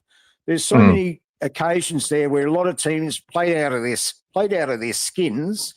Back in those days, when I was watching it, we weren't that crash hot. Going back that's in the days of Tony Shaw and all of that, obviously. We had a reasonably ordinary side back then, but even still, we had the teams like St Kilda and the Bulldogs and Fitzroy and all those sorts of teams. They'd go there and they just play out of their skins. I remember going there watching the Crows and Port Adelaide. You might remember a game where Peter Dacos was playing, and also Peter Dacos kicked a 60-metre bomb from almost this, might have been 70 or 80 metres actually. Against St Kilda. Yeah. Oh, against St Kilda or against Hawthorn? There was two. Yeah. Hawthorn was the one where I think Ayres tried to die for it, but there was a massive one against St Kilda. Yeah. And I'll tell you what, it brought the house down. He kicked it from just outside the centre circle, and he went the torpedo, and it went straight through the middle, and so it went straight over the goal umpire's head. from a big barrel, absolute big barrel. Yeah. That was, you know, they were the, I mean, James Manson. I mean, these were the Oh, guys, mate. you know, I love those characters. Love those characters. We got whipped a lot of the time. We weren't really that competitive. Do you remember the blanket around the boundary line? Partly. This is one for you. This is one for you, Lucas. So in the would have been 80s, 90s, they used to carry a blanket around the boundary line, and we would throw money into it to capture it, and that was our donations to the club. Wow. We did things. And on top of that, back in that day, like as a kid, like, and I was the same as Daz. I was a couple of years older. Like back then, I don't know if you know that, but the beer cans back then used to be like fucking made of steel, and they were like literally you had to get two of them, and you were a foot taller. And then for me, I was a bit older than everyone else and a bit more athletic, so I used to get there every week, and my dad bought me this. Dad, do you remember the jackets? Had the leather, the white leather sleeves and the black front and the embroidered magpie. Remember them jackets? What jackets? They were like the elite. So anyway, my dad got me one. First week, go to Vic Park. I climb up on the top of the scoreboards at the back. Not the scoreboards. It was to the left of the scoreboard, right of scoreboards, where the they had the sponsors, and you could climb up on top, and the security will come around and tell you to get down. He's like, "Well, get us down," like, and they go. And they just wait for you to get down. And by the time you got down, it was the end of the game. They just go home. Okay. It's like, it was a stupid game we played every fucking game. So, but anyway, I climb up and I put my dad just bought me this brand new jacket, cost him like $300. Put my arm up, get up there. And I look on the inside of my sleeves and they're like black. It's like, and my jacket to this day, because he wore out his jackets, and he now wears the jacket he bought for me. And he looks in and goes, "You fucked my jacket." It's like that was climbing up on the old sponsors boards to the left, looking at the goals to the left. Vic Park. It was fucking. I remember once I got grounded. This is one for you, Daz. I got grounded and I snuck out and I said, "I'm fucking going to footy." So I went, and from where I lived, it was like 3 trains. Got there, got in, and I was able to get in because I was a common member because my dad always bought his membership. So got in anyway, sit down, and oi. Because my dad was supposed to be at work that day, but whenever he finished early, he'd go to the footy. Oi! My dad's English. Fuck! Stupidly, I sat exactly where me and my dad usually sit to watch the footy. And right behind me is my dad. Watch me. So, yeah. Good old Vic Park. Fucking love it. Did you enjoy travelling down? Because, when I got older, Dad used to take us to Vic Park when I was younger, but when I was, 14, 15, 16, got on my own. Yeah, quite often you used to catch a couple of trains, basically, to get there. Yeah. And if you lost, it was like shit house going home, particularly if you had all those other opposition supporters heading back in the same direction as you. But anyway, that's the way it is. Anyway, also, another story. I had my beanie pinched by a Bulldog supporter going back about when I was 15, 14. I think 2 guys behind us or whatever, just me and my mate had beanies on, basically. First thing that we won, we beat them. But anyway, they took off with their beanies. Anyway, that's quite memorable. Anyway, they can be replaced. Not an issue. Anyway, but what was your feelings of travelling down to Waverley? I used to hate it down there because it used to be, every time Collingwood seemed to be playing down there, it used to be cold and bloody blowing a bloody gale, and I don't know the atmosphere. How did you find that? I mean, Collingwood supporters would go anywhere. We'd get a decent crowd, but yeah, there were certain games down there that we'd, just if you're playing an average team or if we weren't going too well. I mean, it's different to playing either at Victoria Park or at the G. I mean, it just lacked a little bit of atmosphere. How did you find that in those days? You asking me? Yeah, whoever. Yeah, no, I tell you 100%, mate. Playing at Waverley. Mate, yeah. I grew up at Waverley, so mate, I'm southeast, so I grew up in near Knox City and Wanturna. So, mate, Waverley was was the local footy ground. So, mate, we didn't miss a game. Like, I did not miss a game at Waverley. The only thing was with Waverley was there was no way to get there. Like, you could catch a train and a bus and all that. You couldn't get to Waverley. I had to get, when I was a kid, my dad had to drive me to Waverley. That was the only way to get there. So, aside from that, though, yeah, we went to every fucking Waverley game. But, my dad worked out very early on. Like, we were there 2 hours before the game started, in to the right park. Like, you didn't fucking follow the crowd and all that shit, and you didn't go there late. Like, I remember, a funny story is some Hawthorn. I remember, my dad was at work and we had some Hawthorn friends. And I was like, my dad said, I can't get back. I'll just meet you at the ground. All right. Yep. Whatever.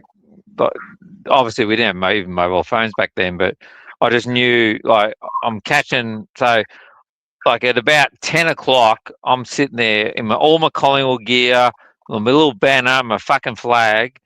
It's waiting. Hawthorn supporters, they turn up at 1 o'clock to pick me up. It's like, what the fuck are you doing? Oh yeah, what are you doing? And I go, it's 1 o'clock. The game starts in an hour. It's they go, yeah, it's 15 minutes away. No, it's not. It's 2 hours away. And it's nah, you fucking kidding yourself.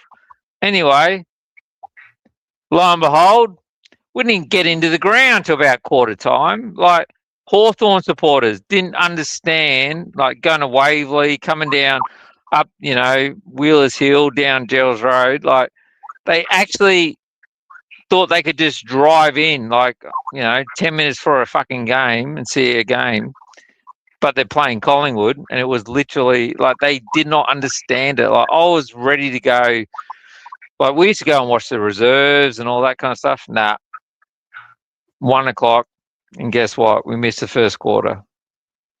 Yeah, wasn't that the time when Hawthorn were playing a lot of footy down there at Waverley? They were playing more games down there than most teams down at Waverley. They weren't playing as many at the G. And when we played the Hawks, instead of playing them at the G, we quite often had to play Hawthorn down there at Waverley. I reckon there's quite a few seasons there. I know they played a grand final down there back in the 90s as well. But yeah, I reckon that was a time when, for years, I think one team that we were constantly seemed to be having to play games was down at Waverley, and most times it was against Hawthorn quite regularly. Yeah, I didn't particularly enjoy that. There's I think there was, this played a few times, I think, remember playing the Saints. I remember one year that we played the Crows down there as well, back in the 90s as well. Which was quite ironical too. But then I found, because my mate barracked for Hawthorn, one of my mates barracked for Hawthorn, and then within about 2 weeks later, the Crows, or might have been 3 or 4 weeks later, but that clunk of games, Hawthorn were back playing the Crows there again as well. So I reckon, did they have a little bit of a deal going on where they got home games at Waverley over a period of time rather than, was that their home ground rather than the G? Because they weren't playing at Glen, obviously it was Glen Ferry Oval was only their training ground, training facility and training ground. So that would have been in the 90s. So they clearly they had a home ground, scheduling.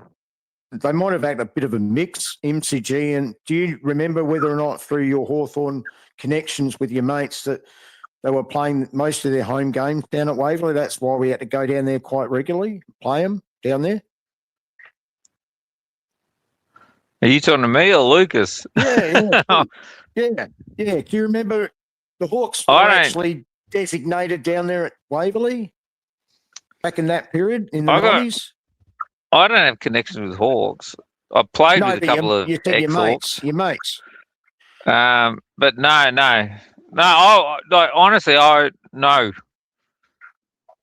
no idea. I reckon they were back in then, because it seemed like a few years. I said not there again, because it wasn't just that one year. We're actually we're playing down there a few times over a period of time, rather than at the G. Hawks. Which you got to remember, Hawks moved around. Like they had no home base for a while. When they left Glenferrie kind of early on, and then there you go. Karen just said Princess Park, and then they were playing games there too. So that may have had a bit to do with it. Carlton, Fitzroy, Carlton, and Hawthorn were playing home games during a period of time at Princess Park. They were all three. Do you remember Fitzroy playing games at Vic Park? Oh, I'm not sure about that. When was that? Yeah, they did. Yeah, they did. What, in the 80s? Yeah, it would have been the 80s. Yeah, would have been when they had no home. When they got lost. Too young, I would have been. Yeah, it was in my it was in my early days. But I remember, they used to play, and we started losing. We played a couple of games against them. We fucking lost to them. It's like that's what happens, when you let them play here. It's like fucking got used to cut them off. Cut them off. Oh, but you still on, Lucas? Yeah, I'm still here. Fitzroy had a bloody good team in the late 80s and early 90s. Superboot, Bernie Clement. I remember Superboot. He was the leading goal kicker, bloody, and he was kicking a couple of seasons there. He's kicking 100+ goals, and this is even before Plugger Lockett and all that sort of guy. He was Paul Roos, unbelievable. Gary, one of my personal favourite players is I love Gary Pert. I just loved him. I know he's not born and bred Collingwood, but it was just he was just the consummate professional who just walked on the field, had no emotion, and then just destroyed his opponent and then just walked off. I just love that. To me, it was like, he just did what needed to be done and then just walked away. I remember Gary Pert, Jason Dunstall and Gary. I know I keep mentioning Jason Dunstall, but quite often Jason Dunstall was the guy that was going on to playing on. Gary Pert was playing on Jason Dunstall. So, they had a great rivalry, apparently, between them. A lot of respect for each other. Gary Purdy was that, tough defender, didn't want to get beaten. And Jason Dunstall obviously wanted to, as he always tended to do. I think Purdy did generally pretty well against him from memory most times. Yeah, but he was our best defender back in those days, generally. He pretty much depend on him. But, he did come from Fitzroy originally, obviously. I mentioned Bernie Quinlan because Superboot. I remember a number of games as a kid. Supposed to be a Collingwood player. Do you know that? Didn't know that. All I know is that he loved playing against Collingwood. He always kicked bags of goals against us. Mind you, he kicked bags of goals against anybody. You know why he wasn't a Collingwood supporter? Colin Player, we forgot to call him. It was literally a phone call. Back then, obviously, in the old way back, but we forgot to call him to tell him that we wanted him. Didn't know that. Way back. Yeah, way back. Before my time. I remember Bernie, like as you would, towards probably the end of their career, but but I Bernie expected to play for and he was waiting for a phone call and we never called. Forgot.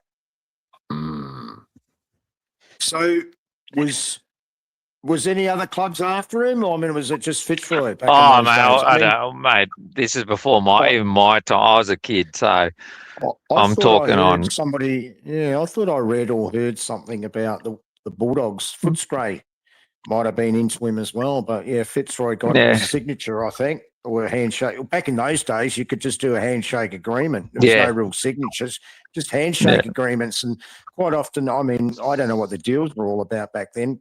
You know, quite obviously compared to now, very simple, really. You know, fucking three pots, and good car parking, basically. Exactly, maybe a Ford Falcon or a Holden Commodore or something like that, or whatever, or Datsun 280B or whatever you call it. But I mean, back in those days, and one photo once again, and just to keep Lucas involved, one photo against one of those shitty pylons with that looks like a person, just down in Geelong. Yeah, something like that. But Bernie would have made any club, would have made any team and any club a much better team if you had him stuck there at full forward. I mean, kicking 100 goals, kicking bags of goals.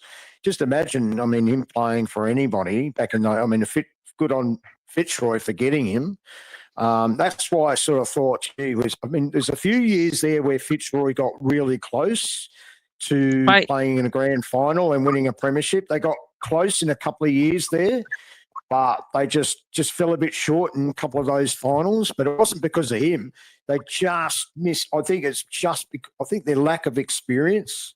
But I mean, not because of him, because he generally played well in those games. But yeah, I think they just fell a bit short in other areas. But yeah, they certainly had a goal kicker there. That's for sure. Yeah, but then through the years, they actually had some, they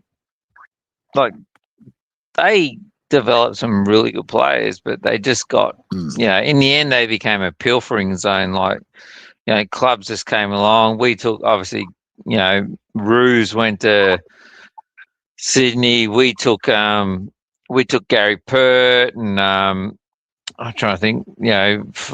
Obviously, Brisbane took the best of him and won 2 flags out of it. Like Lynch, they just became a pilfering zone. It just became is what it is, I suppose. But I look at Brisbane, and if Brisbane hadn't combined with Fitzroy, there's no way they would have beaten us. Not without Lynch and Pike and the other. There's a couple of players, and the fact that we fucking gave them their fullback, Mal Michael. So, no, they're a handy team, man. That's for sure. But but it's ironical that after that period of time when they lost those sorts of guys elsewhere, that they started struggling and so forth, and then along came they turned themselves into Fitzroy needed to go somewhere, but not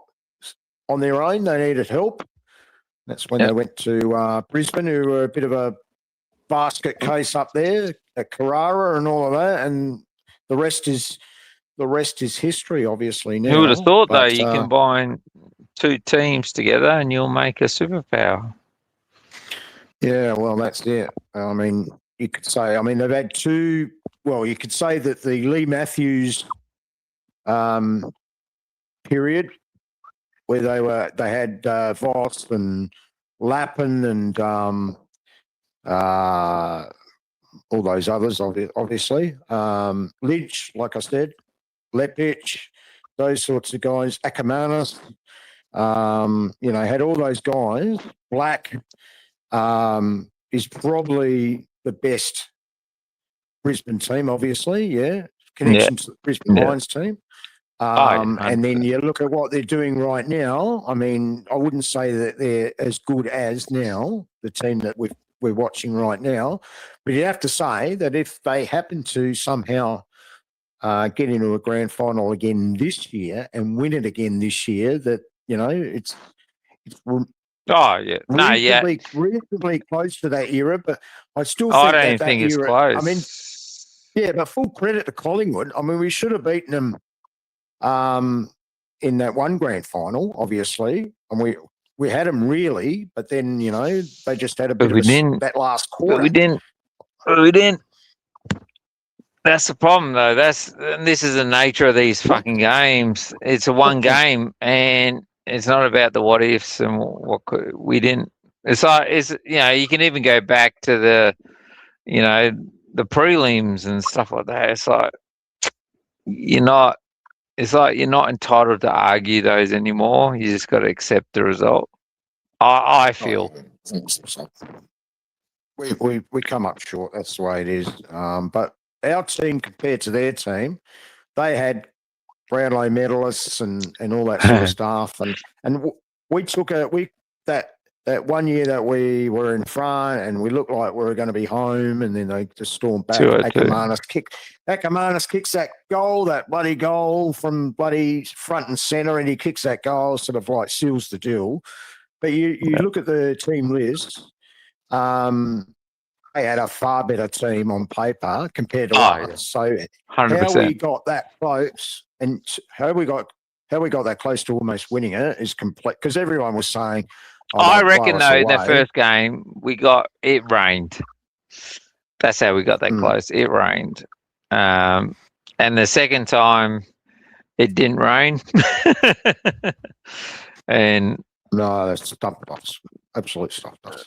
Absolutely. Yeah. They were just better. They were better, but I think the first time we just had guys who were sloggers, and and the one thing I think we had at that time, I'm not saying that Lee Matthews didn't, but our guys would die for our coach, and we were ready to go into slog in the wet.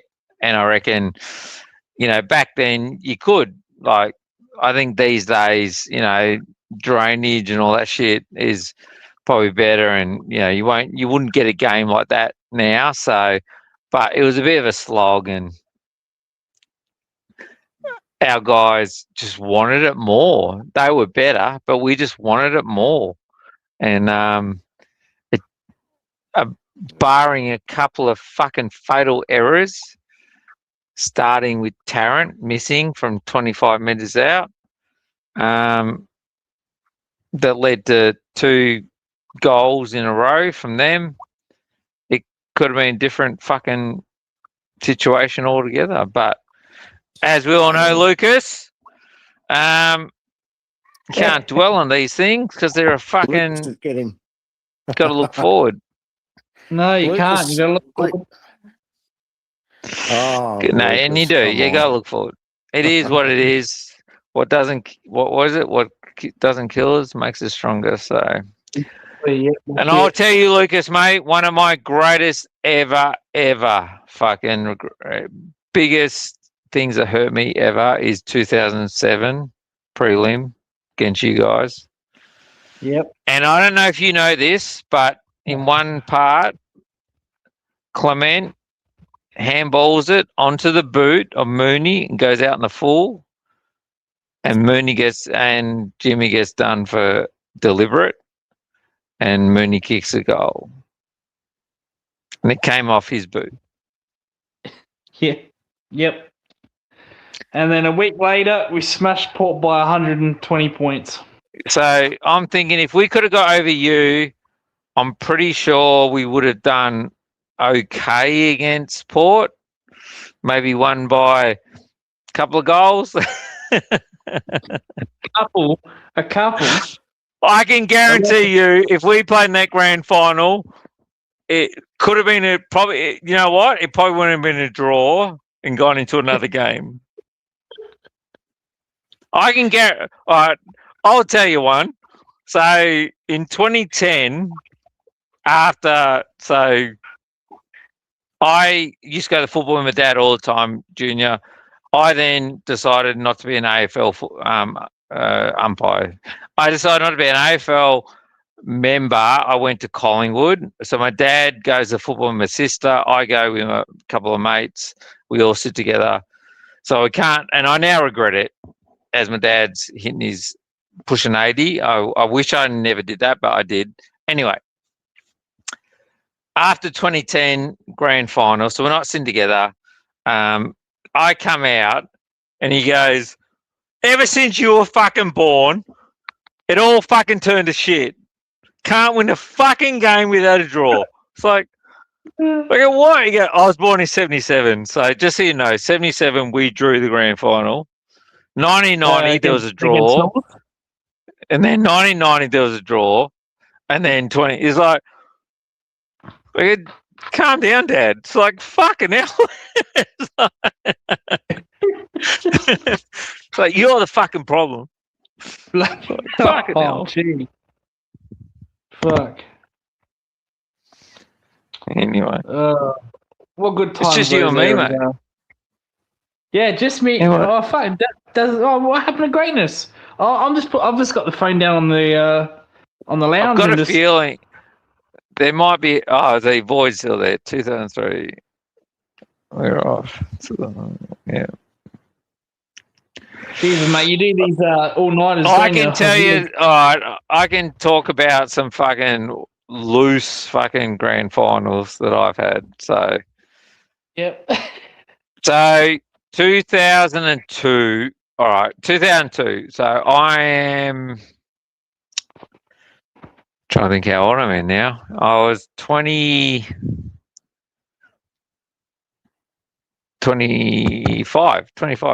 about 25. So I was dating a girl at the time whose birthday was the night before, like, grand final weekend. Anyway, so we'd been out on an all-night fucking bender. Like, big party, her birthday. Got home about 5-ish, straight to bed. Didn't sleep too well. My mate turned up at 9 a.m. Car full, jump in the car with him. We're going. In the car was an esky. No, not an esky. It was like this fucking filter with a tap. So in the back of the car was an esky full of ice with this thing that filtered, and there's a tap in the back seat of the car. Anyway, I go, I can't drink. Like, I literally went to bed like 4 hours ago. It's like, have a fucking beer, make you feel better. Yeah. So I had a beer. So we ended up on the bank of the Yarra, and then we went to the ground. And I remember, like, I started drinking. Like, it was just but at the time, I thought, we're going to lose. I'm not missing anything. I don't give a fuck anyway. Anyway, as I'm walking in, my dad walks up behind me and goes, you excited? And I just, like, I don't know even what I said. He goes, holy fuck. He goes, you're not even going to remember the game. It's like,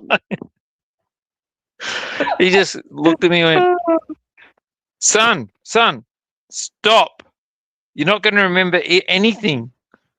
It's like, because my dad's English, calls me son. Stop. Yeah. And it was like, all right. So going in, and I didn't stop. Kept drinking. Anyway, what happened? I spilled, I think, fucking 4 beers over myself. It was a fucking disgraceful day. But it was back in the old Ponsford stand. I was sitting on metal seats. Just trying to think now. Yeah, I was sitting on metal seats. I was right on the end of the seat. What happened was, I can tell you how I spilled the fucking beers too. I went and bought 4 beers. Everyone will know how you buy little fucking cups of beers. I was already half inebriated.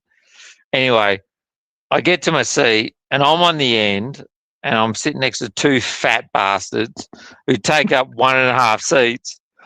So I thought if I leant against them and just sat down, they would move up. They didn't.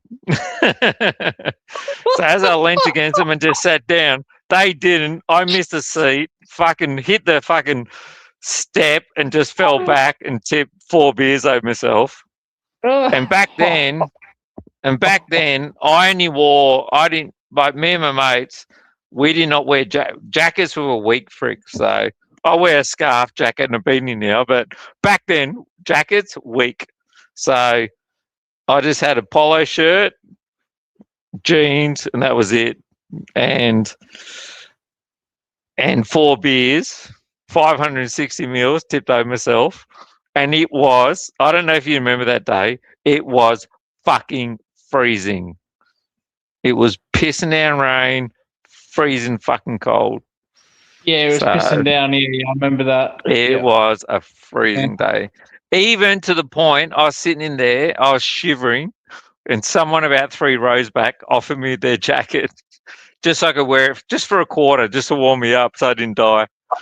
So. Oh, wow. No, that's crazy. Fucking hell. But, yeah. All right, I'll tell you the next story, Void.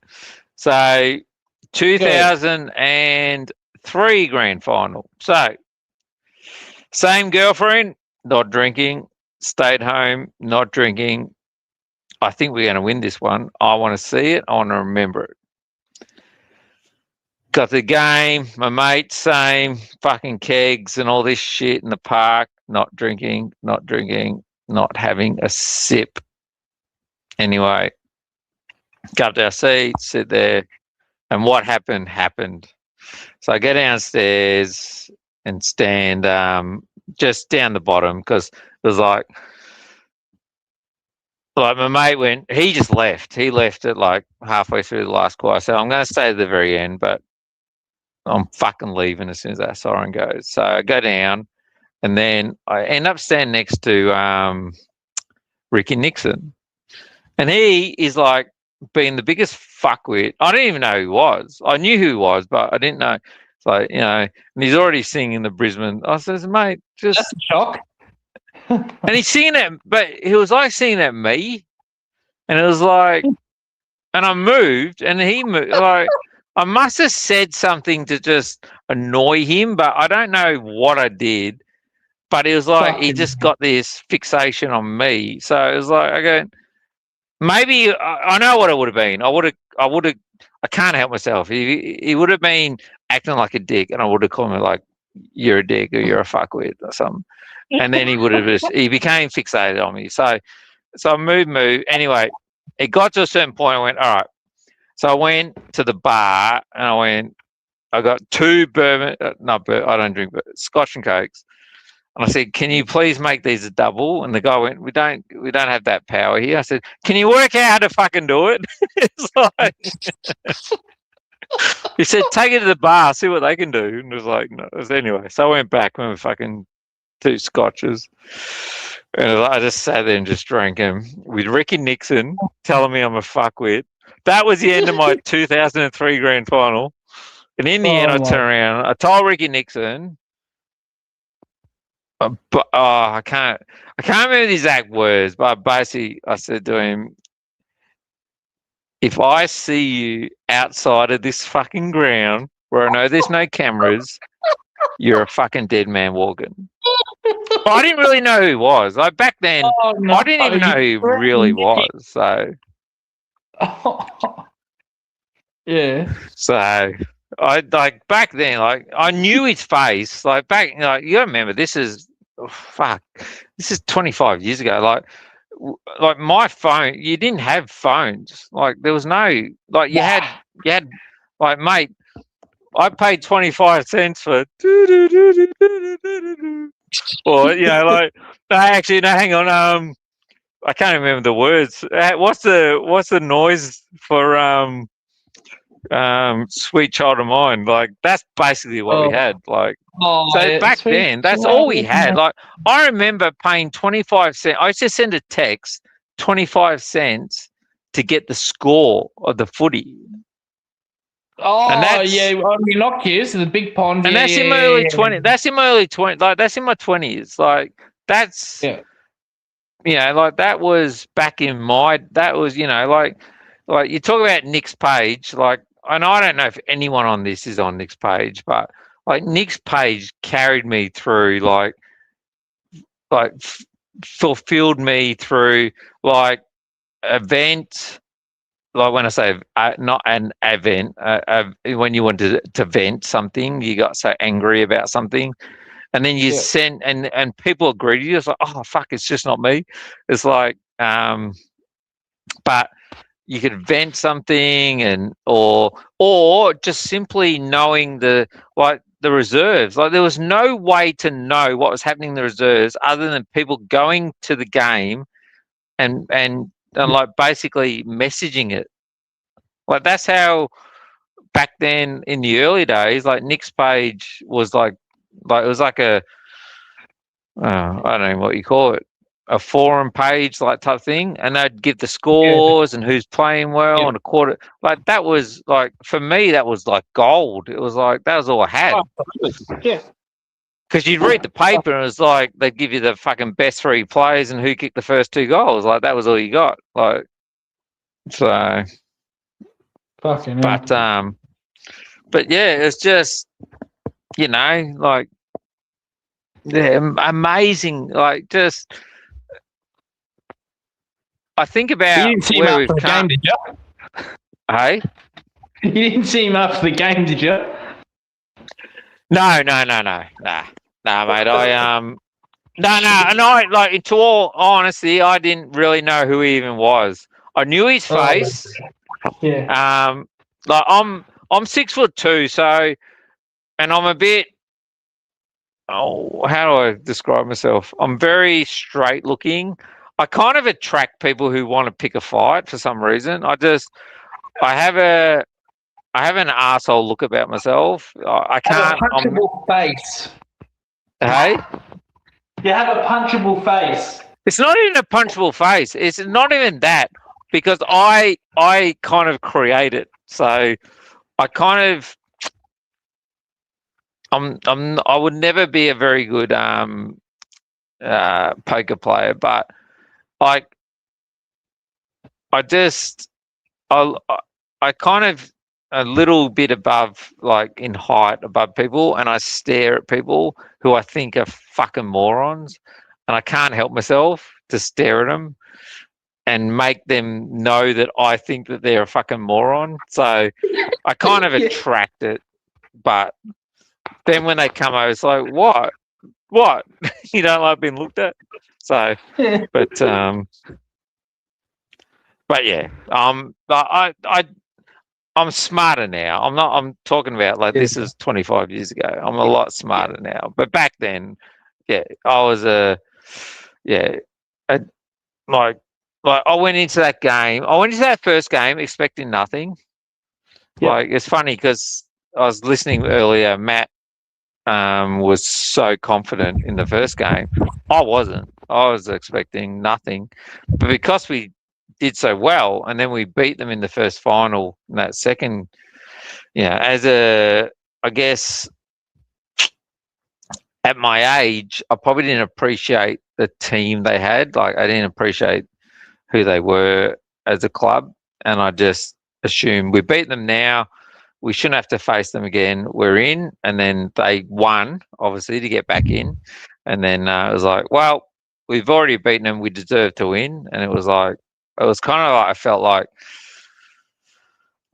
I don't think I ever thought we were better than them, but I thought we were entitled to it. We deserved it. We'd suffered the year before. It was our turn, and I just went in confident that it was our turn. Did Brisbane have to play their prelims at the MCG? No. They oh no, hang on. No. Well, they did. No. They played their prelim against, I think it was Sydney. They lost to Sydney in Sydney. Oh, okay. Wow. So they beat Port and they beat Sydney to get into that grand final because we beat them. Yep. And they beat Sydney and Port, or other way round, away. Yep. The same year you beat Adelaide? Adelaide. Adelaide? In the prelim? I'm trying to think now. Who we beat in the fucking prelim? Boyd. Boyd's on.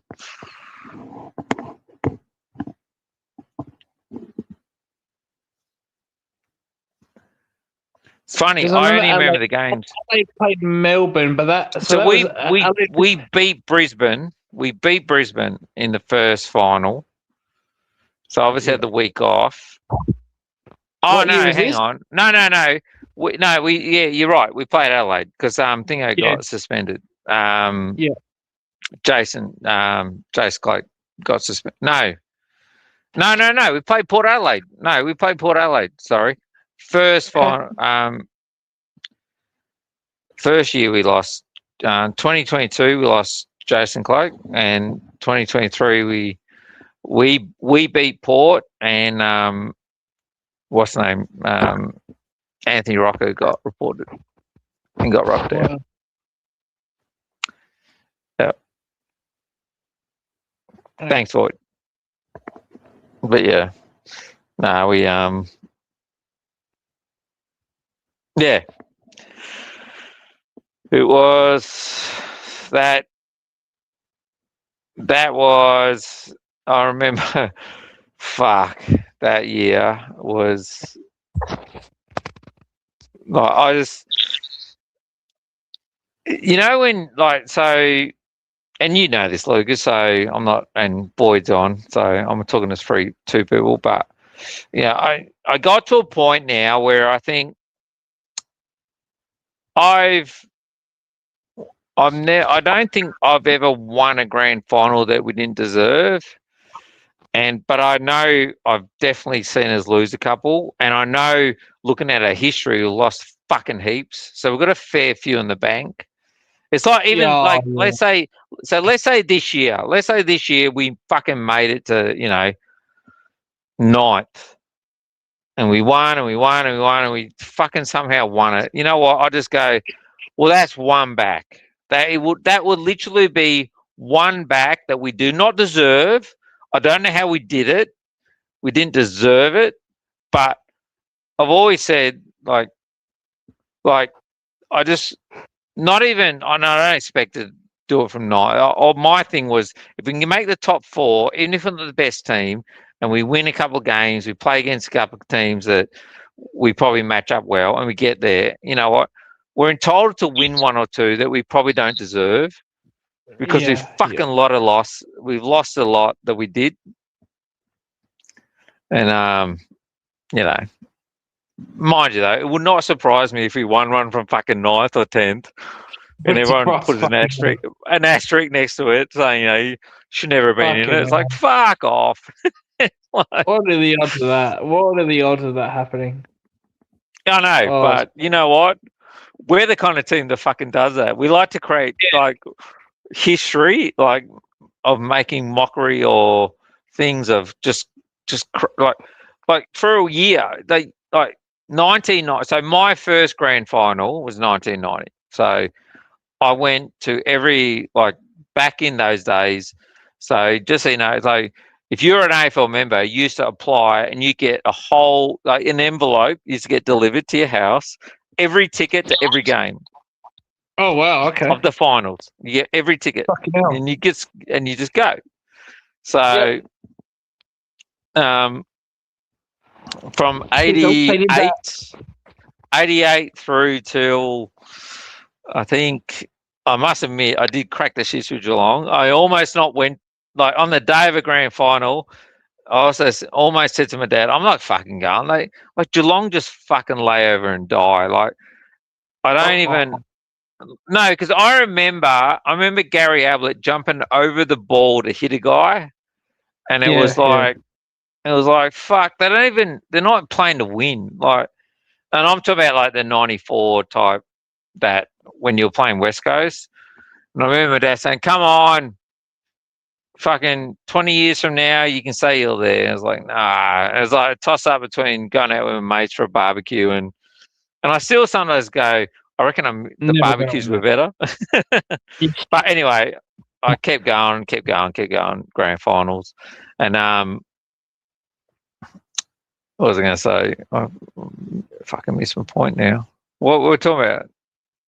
Grand finals. Oh, yeah, I'm trying to. Hey, you didn't want to go to the Geelong one against West Coast? I didn't go. Yeah, I don't know. I missed the point. Anyway, yeah. So, but no, I went to a lot through the probably from about 80. I'll tell you one though. My brother. So my dad is a fucking mad Collingwood, and the guy across the road was a mad Hawthorn supporter, and he never went to the footy, and my dad used to always go to the footy and takers and stuff. So he would take his son. He goes like, "Did someone want to come? I'll take him," or whatever. And so his son started Bradford Collingwood. And he thought that like my dad had like fucking mind washed him or something. It's like, I haven't fucking like said a word to the kid. Like, anyway, he then started taking my brother purposely. He started going to football and then taking my brother just to try and turn him into a Hawthorn supporter. Oh my god. Anyway, in about I'm trying to think, 86 or something. It was around whenever Melbourne Hawthorn were playing. So somehow, no one knows this. No one understands. No one knows how it happened. My brother ends up on the front of the footy record on the fucking ground, standing in front of the I think it was Melbourne or Hawthorn, in a Hawthorn fucking Guernsey, like with his fist up, like with the team behind him, for like one of the finals records.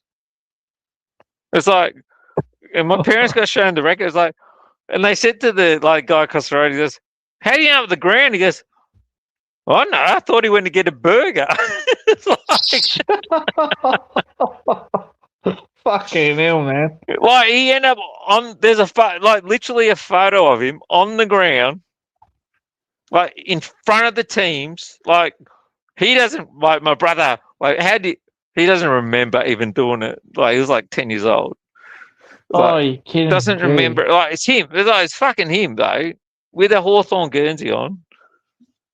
All my dad saw as was fuck. Like he set the bar pretty high in the challenges about what I've got to do to his son now in a Collingwood Guernsey. Oh no. Yeah. But yeah, it was just and they were just the normal wars across the street back in the day. Those were the days. Now you don't talk to your neighbour, do you? No, you don't know. No. Well, that was the guy across the road. So, and I remember, like, my early childhood was like down the street and around the corner was in the garage, and that was back in the Hawthorn Essendon days when it was, I don't know, for me, always fucking scorching hot. Even it was September, it always felt like it was like 30 degrees. But yeah. So, are you still on Void? Hang on, he left. It's just you and me. Yes, he got nothing. He got tired of those grand finals. There's still 12 watching. Fuck, they must fall asleep. Gee, I don't know how to do what's it. the question? Ask me. I don't know. Well, I was gonna say I don't know how you fucking do it at night, man. Like it's 4:30 here. Would it be 5 o'clock where you are? Yeah. Oh mate, I've been on leave, so you won't see me now for ages. So when they ask where I am, I'm back to work on Monday, and you won't. I can't. I can't jump on one of these things. So maybe on the weekend I'll jump on, but yeah, you won't. I'll disappear now for a bit. But fuck. Well, I was away I was away a couple of days, so that's why I wasn't on. But yeah, like I've been on leave for 3 weeks. So, but yeah, fair enough then. Well, what I was going to say, what were your thoughts on the fucking? What were your memories from the 09 grand final? 09. Yeah, sorry, 2010, the drawn in and when you finally won it. Did you go to both? Yeah, I went to both. Okay. I've been to every final Collingwood's played in Melbourne since 1988. Every final, like even if it's a qualifying final semi? Every final the Collingwood's played in Melbourne. Hell. I missed a final in Melbourne. Gee whiz. So I was at the 1990 grand final. I was only a kid. I was 13 years old. Yeah. But yeah. Bloody hell. So, but so 2010, like I was, and you know, I know you say like the ball could have bounced, and you're right, the ball could have bounced the other way. But I also look at your grand final in 2009. The ball hit the post. And but you also got a goal straight after that. No, we did, yeah. So you take away those 2 goals, and it changes the whole game. Do you know what I mean? So there's so many things. There's so many things that I look at. Your 2007, your thumping, but you only just beat us. Even 2022, where correct, you only just beat us in the first final. You know what I mean? Like, correct. There's so many. We forget the moments that got us there. Like everyone seems to remember Collingwood's because we won everything by a point, but so many other teams, like even Brisbane, scraped, and like some of their comebacks were just. They should never have happened. Like you got that right, but they did. Like, and you can't take them back. But yeah. No, of course you could. Oh, of course you would. But it's like there's so many stories within the story that things could have changed, and had we not beaten Richmond in 2018, they would have got 4 in a row. But but we did, you know what I mean? Like, but then, we get lucky with them, and then West Coast come along and get lucky in a, final moment of movement, and they get a goal. So it's like so many moving parts. You just can't, like, so 2010, what do you, like, what do I think about 2010? Do I think we're lucky? Is that what you're asking? Or no, what I mean is like fucking like Siren was the first grand final in 2010. Siren's gone. What are you feeling? Like it's a draw. You have to come back next week. Well, like, what are you feeling in that first 1 minute? All right, so I can tell you. So the first game, I was like all set up for it. Got my ticket, had good seats, set to work, and I was in the middle getting promoted. So I said, "Can I please just have the weekend off and the Monday off?" And they went, "Yep, no." I said, "I don't care. I'll work the next fucking 3 weekends in a row. I don't care. Just roster me on. You can put me on early morning weekends. I'll just do them." So you know where I'm leading here. So anyway. Shit. So no worries. Got the weekend off. Went to the game. Drew. So the next weekend, I actually had to work. So I start at 5 a.m. on the Saturday and finished at 1 p.m. and got a lift to the game. And then the next got there. And then the next morning I started at 5 a.m. again. However, because that was the start of the next month, clocks went forward. So my 5 a.m. start became 4 a.m. Oh my God. So on the day we won the grand final, so the weekend before, I had a few beers, sat back, thought we're going to win it, no worries. Didn't get drunk, but kind of stopped when it was like getting tight, and then just stopped and went home like after we drew. And then the next weekend, didn't drink. We won. I had one beer and then went home and got up like 2 hours later and went to work.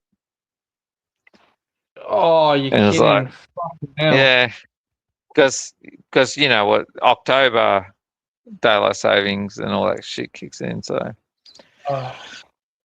that was like, and I remember, even seeing my dad is like, and he was like, fucking, ever since you were born, it was like, it was all my fault. It was like, ever since you were born, we can't win the fucking grand final without some fucking stupid draw. I was born in 77, so 77 was the Collingwood draw with North Melbourne. 1990 we drew, and obviously 2010 we had to. I was like, sorry, Dad. Yeah, but you won them all the next week though, didn't you? You won. Didn't you win them against North and that? No, we lost to North the week after. Oh, okay. Yeah, no, we lost 77.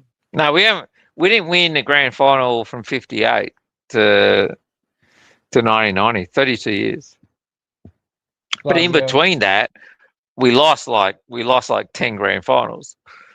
But yeah, but we didn't. That was the Collywobbles though. That's how the Collywobbles start. Really? We made it. We made it, but we never won.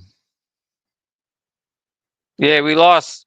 Oh, I'm guessing 10. It might be about 8. But yeah, between 58 and 1990, we probably lost some 8 to 10 grand finals. Didn't win. Everyone talks about, you got to lose one before you win one. That's why Collins supposed to say, well, we didn't. We didn't get our fucking, good weapons, and like, where was our like fucking, and that's why I always say, like, let's say we just made it in and won one. I would say, okay, that's one back, 10 to go. Like, there's no, but here's a stat for you that you probably don't know. We've lost more grand finals than any other club has ever played in. Wow. We've lost 27 grand finals, 28 grand finals. No other club's played in that many grand finals. Do you know Collingwood was playing a grand final in every decade? Yes. Like, yeah, 50s, 60s, 70s, 80s, 90s. Like, we play in grand finals, but we don't often win. And between 58 and 1990, we didn't win any. Played in the 60s, played in the 70s, played in the 80s, didn't win any. Same with Geelong. Yeah. Their last. We are. Yeah. So there's like, for Collingwood is like our rule. Well, we basically have to lose 2 to win 1. As a supporter, you kind of get used to it. You got to lose a couple before you get entitled to win 1 and see it in person.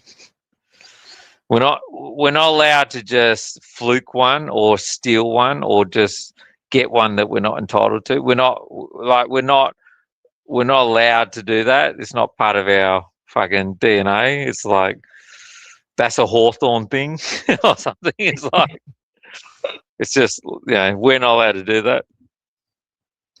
But, and that's why, like 2011 would have been nice for a back-to-back.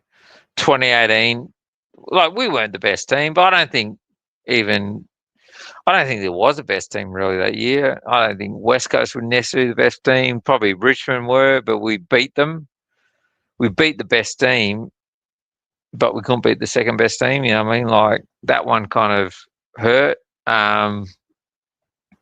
And then there's a couple of times we've lost to you in prelims where I think, fuck, like you were our only stumbling block.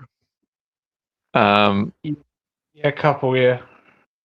Yeah, like 2007 and 2022, I think were probably two where I reckon if we could have knocked you over at the right time, if we had beaten you in that first final in 2022, let's say, and we got close. I'm not saying we're a better team than you. What I'm talking about is times when at the right time, at the right moment, you just fucking nail a win. Then you would have had to go on to Sydney and beaten them. And Yes, we would. It's just stuff like that. It's just, yeah. It's just. Well, you would have smashed Sydney. You would have smashed Sydney if you made it. Yeah, but we couldn't beat him in the prelim. Do you know what I mean? Like in Sydney. So it's like the old sliding doors. Like, you can't, and no one knows. Like no one knows. So, but after Collingwood, like our combined winning margin was fucking over 100 points because not only we smashed Sydney, everyone like remembers that. Yeah. But we played Melbourne the week before that. We fucking smashed them by 60, 70 points in that game as well. Yeah. I know. I'm not saying you weren't like, but we matched. Like I'm saying, we matched. What I'm saying is Collingwood was our only real fucking contender. Yeah. Like because we demolished Melbourne, we demolished Sydney, but our game was close. Yeah. But anyway, I tell you what though, do listen. Mate, I was walking my dog, and like I'm not one that listens to these kind of YouTube people just talking. Like, it's not my thing. Like when I'm involved, or I'm going to jump in, or I've had a few drinks. But I was taking the dog for a walk, and I thought I'll and there was like, mate, it was that I can't even think of his name now, but the yeah, fucking mate, it's really worth listening. Like his insights. You will learn stuff to take back to your podcast. I guarantee you. I learned stuff like it's like the guy's not invested, doesn't care anymore. Used to be a good coach, still has a bit of a say. He's done recruiting. He sees things that we don't, if that makes sense. Yeah. Like he sees things in like 30 seconds that we, like we'll go, I've been watching the club for fucking 48 years, you don't know what, and then I was listening to him and he talked about a couple of players and it's like he doesn't even bag for us. I can clearly see he's kind of lost interest in football. He's like watched a bit of footy and he's called a couple of players out. It's like, don't like him. Nah.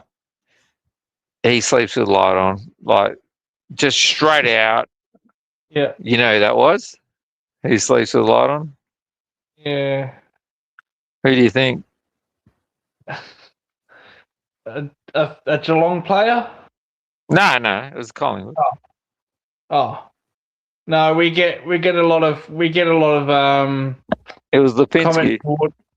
Yeah, we get a lot of comments with Ollie Henry with that one as well. Yeah, mate. I don't like. I'll tell you now. I don't like Ollie Henry.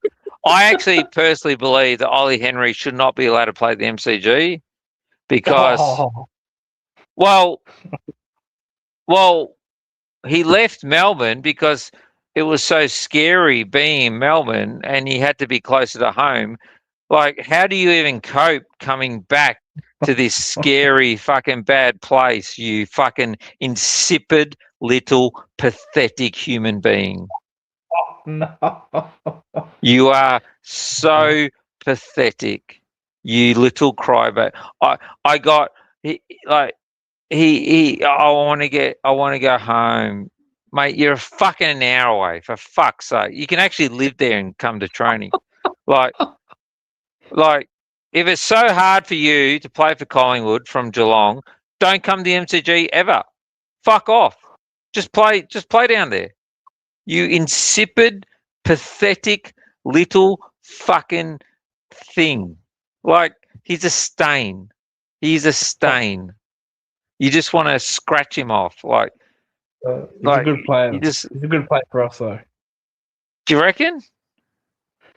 Yeah, his first. Yeah, that fucking prelim against Brisbane. Fucking hell. Should have. He almost single-handedly drove us over the line. Well, he should have anyway. Okay. We fucked up. I've gotten encouragement in the fact that I thought he's been pretty shit. I know he's getting a game now. Yeah, last year he was like an emergency for a while, and I was like, yep. Yeah, and then he's getting a game, but I thought it was like. Yeah, last year he got dropped about 3 times last year. There were talks of trading him. There were talks of trading him. Don't get me wrong. I had high hopes of him. Yeah. His brother, him, like forward, like he was supposed to be like a Gunston type, you know. And then it was like he just got to the end of the year and went, I want to go home. I'm homesick. It's like, are you fucking serious? Oh, I want to be close to my brother. Like, does he know his brother's like an hour down the road? Like, does he know? Like, you can catch a fucking train. Like, but it was like, are you fucking like, like, we're not talking about, you're not interstate, mate. Like, are you fucking serious? And we trade, like, don't get me wrong, we trade him. We ended up with getting Mitchell. We got a premiership out of it. No worries. But I reckon we're going to get Mitchell. Well, we were going to get Mitchell anyway. He was out. We're going to get him anyway. Like, we could have given fucking pick 70 for him in the end. I reckon we would have got him. So we just used this in a trade. But yeah, I was just, that one. Yeah, he's alright. He's a fucking adult, and that fucking weak prick. Yeah, couldn't handle living an hour away. Like, I just don't rate him. I just struggle with him. And I thought, and I did deep down think he's going to be a fucking really good player. And then when he couldn't make your team, it was like, now I'm happy. Now that you tell me he's going to be a good player again, it's like, no, I'm not happy. Yeah, he's had a last year. Yeah, there were talks of trading him, and now this year. No, he's back to his first year, so he's been really good for us. Like, really and I always thought, like, we took him, and he was always going to be like, we got we nailed a good pick, and we got this future Gunston, guy that potentially can take marks, kick goals, and it was like, and then we lost him. Like, we lost him for a bit of a one-hit wonder. Like, we got a grand final out of it, but we got 2 years out of a player, and you got 10 years out of a player. Like, so yeah, it was a bit of a sorry. No, he's going to be he's going to be good, Ollie. Next 6-7 years, yeah. And that annoys me because like, he should be, and this is where we talk about our draft picks, and we've made some good draft picks, but then, we've had to give them away or trade them off, and like, he should be playing for us. He should be in our forward line, which is should be, but he's not. Homesick. I know.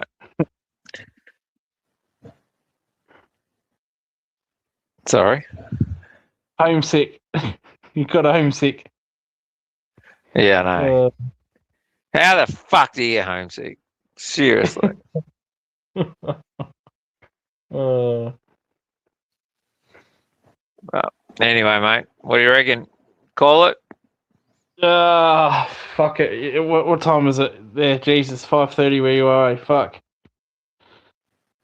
How the fuck? We're gonna have to drag you over here for a Collingwood Geelong game, I reckon.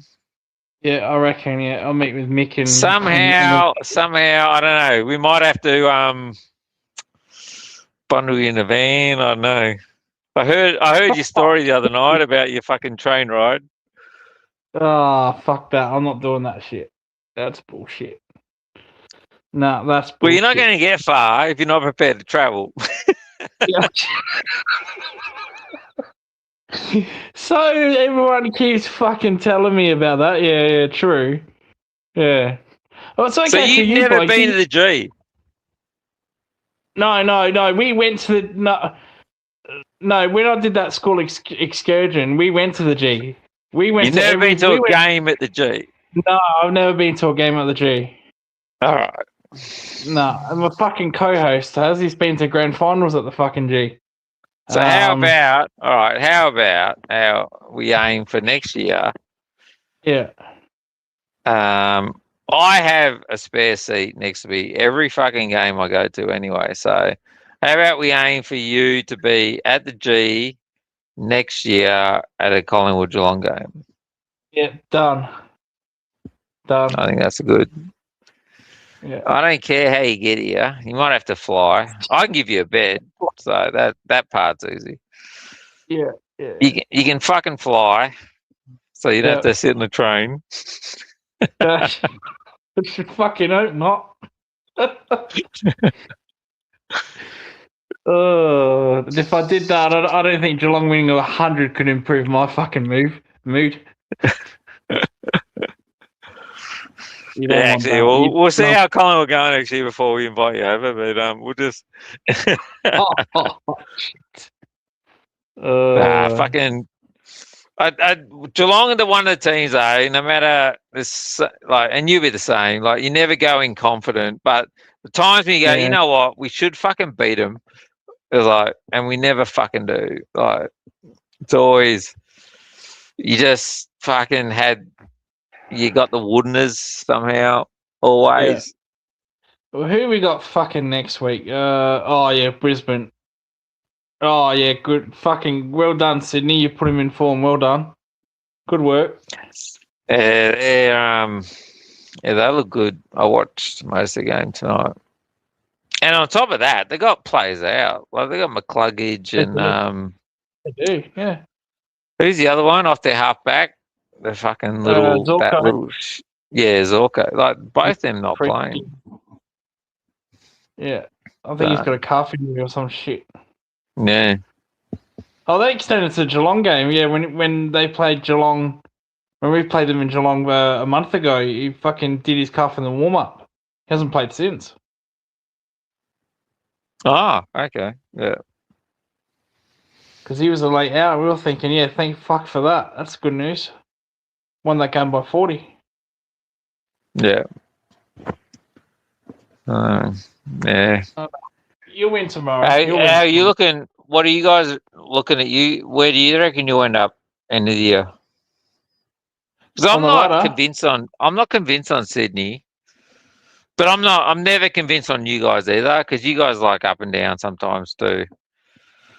I think top two's out of the question now. This is one of Sydney's harder games, and I think they get a couple of easy games now. So I think top two's gone. Definitely top four, but to make the grand final, you either got to get past Perth and Freo and Perth, or Sydney and New South Wales. So that's the problem, isn't it? That's really the problem. Yeah. You don't want to play fucking Perth. But I also say, in a weird way, funnily enough, though, but because we're good travellers, I generally go in somewhat confident against Sydney and Freo. No, I agree with that. Adelaide. Yeah, no. I'd rather Sydney. Yeah.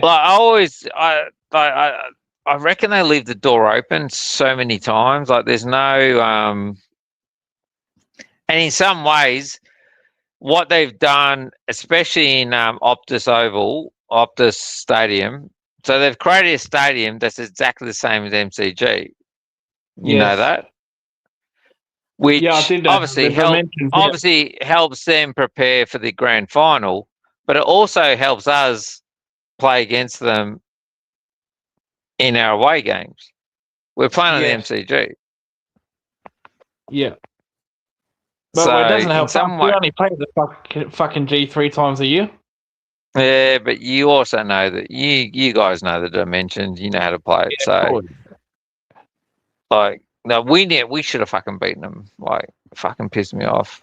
Like, we came down to the final seconds and we Schultzy missed an easy goal, and You sure if Ginnivan got a free kick in that late in that game?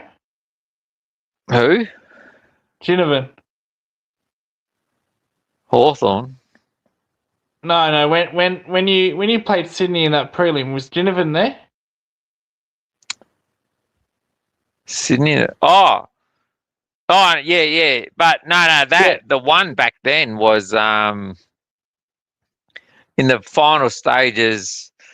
I can't remember exactly, but it was Papley, and I reckon he did a bit of a. I'd have to relook at it.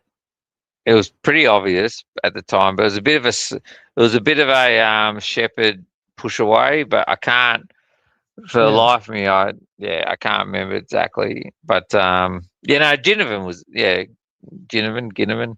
He was there back then. Because that was 2022 leading into 2023. Because we had Ash, and we made some mistakes back then. Like I always say, I think we played Ash Johnson. We should have played Ollie Henry. We should have played Ollie Henry in that final series. And you know what? If he had played, I reckon we made the grand final. Had we played in the grand final, he may have stayed. But I think he'd already made it clear that he wanted to go. I think we just made a decision. Well, if you want out, we're not playing you. Like everyone says that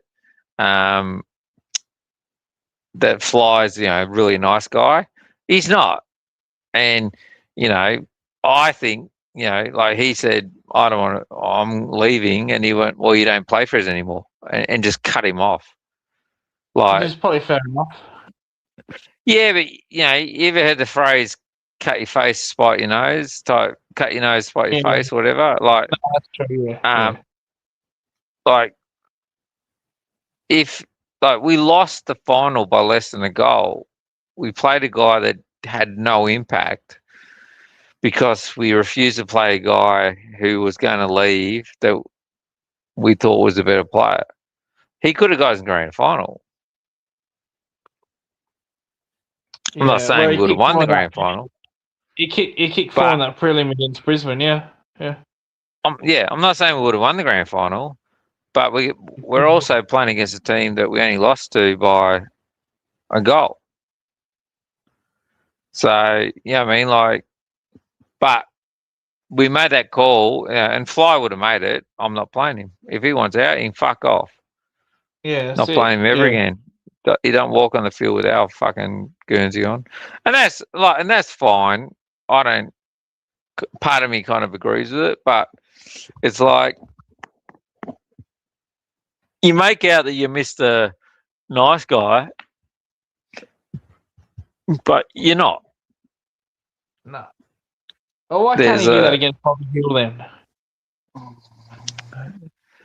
So Bobby Hill is a different story, and I'll tell you now. And were you on when I was talking about Bobby Hill and like how clubs have to behave? Yes, I was on. Yeah, I was in the chat. Yeah, mate, that's how they have to behave. Yeah. There's no negotiation in that. It's not up for negotiation. No, as you said, yeah. It can't be any other way. No. I can guarantee you. It will. If you want to play, I can tell you now. If you go to Geelong and say, you know what, fuck them, let's just play. Tell them how it is. I can guarantee you 100,000% it will end up worse for the Geelong Football Club. Yeah, no, I agree with that. 100% agree with that. Like he fucking played VFL, then he goes fucking missing. He's supposed to be playing on a plane, and he goes fucking missing. But there's nothing to be won by telling them how you feel personally. Yeah, exactly. That's it. This is not so you've got to remember, all right? So in these situations, all right, just think of yourself as an organizer. So think of and to put it in the best way, because you're so invested, you go, oh, it's Geelong. It's like, all right, so let's change Geelong to Coles. Okay? Geelong's just Coles. Yeah. And one of your staff members is having personal issues. Yeah. And yeah. All right. Now, just imagine if I came to you and said, I've got a friend who works at Coles, tell me how you would how would you expect or want Coles to handle this friend of yours with personal issues? Do you want them to just tell it how it fucking really is?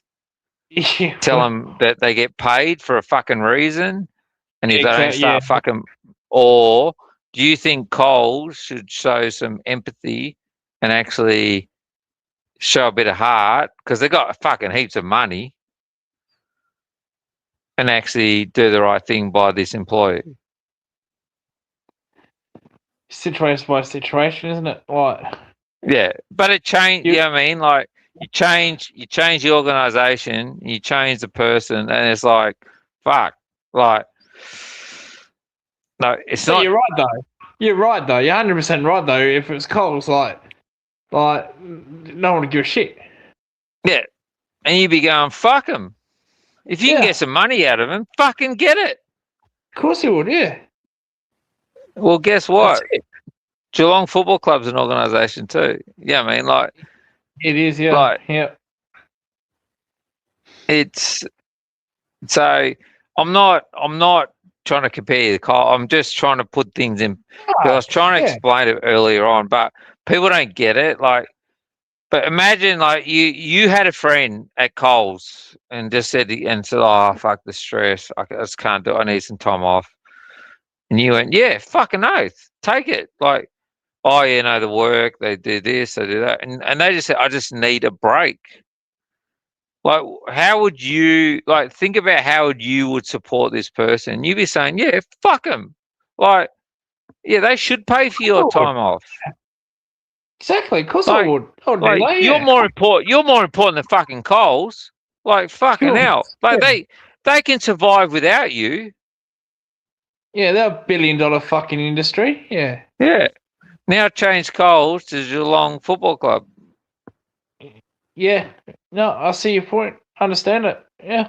And this is where sometimes on these forums it's hard, because I deal quite a bit with the other side of things. So it's kind of hard explaining to people. You can't just tell people to fucking harden up and fuck off. No. It achieves nothing. And at the end of the day, it actually creates more issues. Like, yeah, I often say to people, like, especially when it comes to mental health, and I have meetings with people with different issues and stuff. It's like, there's no, it's about them. It has to be about them. And generally, their wins, usually their wins help our wins. When I talk about ours, I'm talking about the organisation. You can't. It's not about a time to start nitpicking or having little wins. And I often say one thing about is, you can have a little win. You can have a smart ass comment, and that will generally cause you 2 years of pain as a boss. Yep, correct. Was it worth it? That one little smart ass comment, so you could have a smirk and go, yeah, I don't believe a thing that fucking he's saying. Okay, you got your little tick. You felt good for a minute. Now, guess what? Now You're he's fucked. cracked it. He's going in. He's suing, and 2 years of pain. And it's usually 2 years of pain. So, and that's why I always say is Geelong, Collingwood, you can't declare war. You can't. You are there to support, help, foster, generate, build, whatever. That's your role. Behind closed doors, different story. Absolutely different story. But Oh yeah, for sure. front and center, everything's about Bobby. Whatever Bobby wants, we will do. Bobby's our most important person. We love him. He's so important to this fucking environment. He won as a grand final, and we will do whatever we can to make Bobby better. Now, making Bobby better might mean Bobby needs to be on 300 grand at West Coast. We will do whatever we need to do to make Bobby better. Exactly. No one knows what making Bobby better is. People get on this and go, fucking tell him to fuck off, and he needs. It's like, no. Have you ever dealt with people? And leaving clubs might be what's best interest for Bobby. Oh well, no doubt. I think it will be. I think not leaving clubs is only going to leave states. So, but at the end of the day, like when you go into a negotiation, you want one thing, the other club wants to fuck you over. So the only differential in the middle is a player. We want Bobby on our side, not the opposition side in the negotiation. We want Bobby to say, do the right thing by the club type thing, as opposed to, I fucking hate them, fuck them over, I'm out, I'm never going back. Like, we don't want, 2/3 of the equation against us. We want to be going in 2/3 up. So. No, that's it. But we'll see. All right, mate. See how it plays out. All right. I think you're falling asleep. Me? Oh, it's fucking to me. I don't know how you do it, man. You're fucking older. I'm still fucking. You're kind of young, sort of, kind of. But yeah, fucking hell. I don't know how you guys do it. Jesus Christ. I thought I'd stay up late, but fucking hell. Oh, well, for me, don't get me wrong. This is my last. I'm back to work on Monday, so this is and I must admit, I wasn't even gonna jump. Like this week, I've been listening and I've been going to bed at 8 o'clock, 9 o'clock. So this week though, but I listen in all honesty, mate, I've never been so. That's one of the best of all the Collingwood things I've ever listened to. That last one, Mixed Chronicles with the two of them, just the way he talked and how he dissected players, teams, just like he's above us, if that makes sense. Yeah, of course. Yeah. I play footy. I play footy. I was pretty good. I never coached. I never captained. I was a good young footballer, but I was never a good old footballer. I never kind of led a team. I left because of my job. So I've never I've watched football as a supporter since mid-20s, more than anything, not as a but I know so my dad was a very good soccer player, very good in England. Very good. So he came here, fell in love with football, does not even give two shits about soccer anymore. Wow. Loves footy.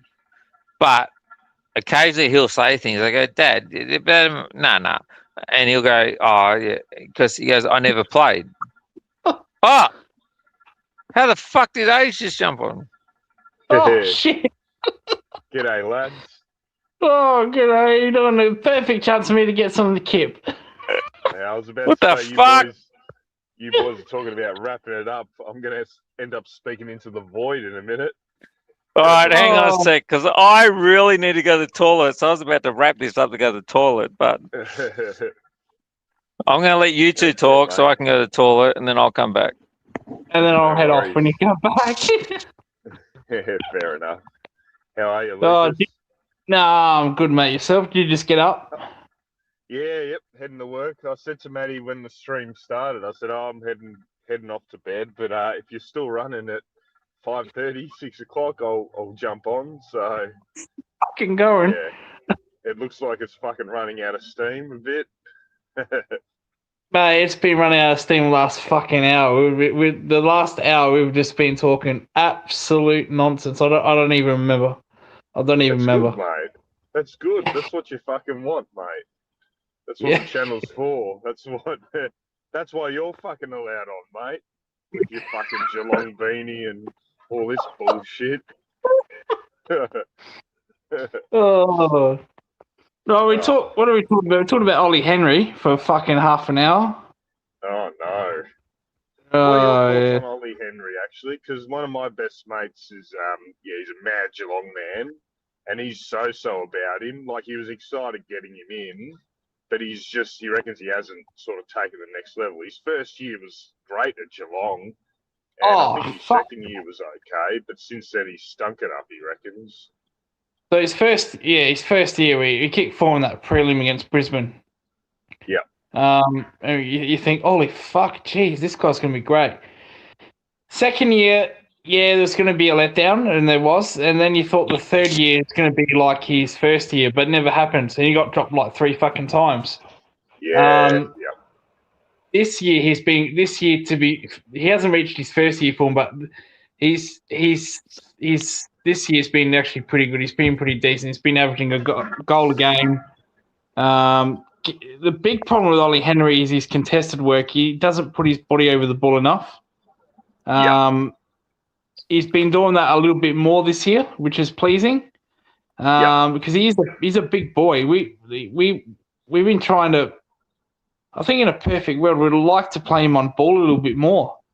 But because he doesn't put his head over the ball, we can't do that because you fucking if you want to be in the midfield, you got to do that. But he's been pretty good this season, to be fair, Ollie Henry, with his contested work, which we wanted. We know he can kick goals. His stoppage work has improved a lot this year. He's kicking a lot of goals from the stoppages, the 450 stoppages.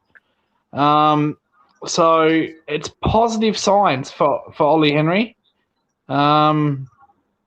So far. So, but yeah, when you kick 4 goals in the fucking prelim out of nowhere, you think, Jesus Christ, what the hell?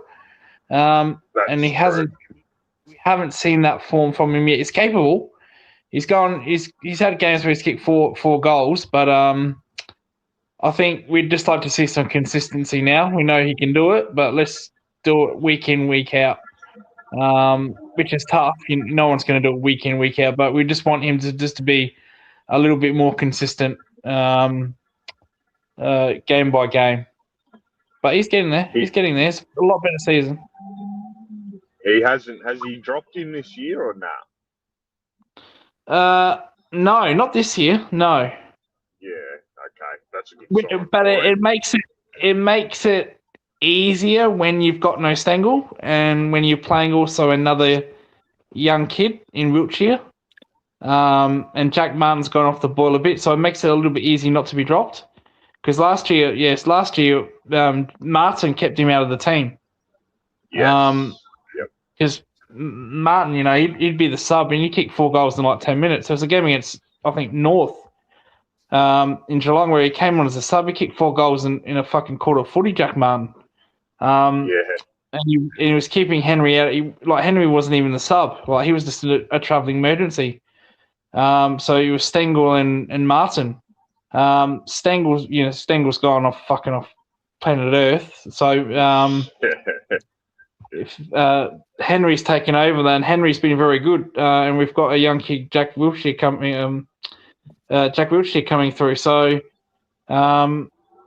he's been very good as well. But no, Ollie, yeah, he's been okay this year. To be fair, hasn't been dropped, and he's played most of his games. Yeah. Yeah, it's a decent footballer. That's why when we lost him to you guys, I said, fuck.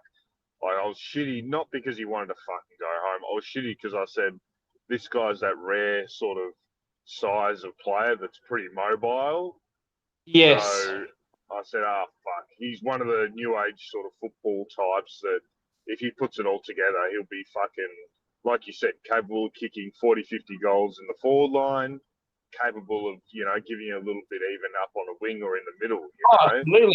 Absolutely. But he hasn't really filled out. So maybe his body type just doesn't allow him to, like, he just seems like he's not very strong. He gets pushed out really easy, so he probably can't be trusted in the middle or anything.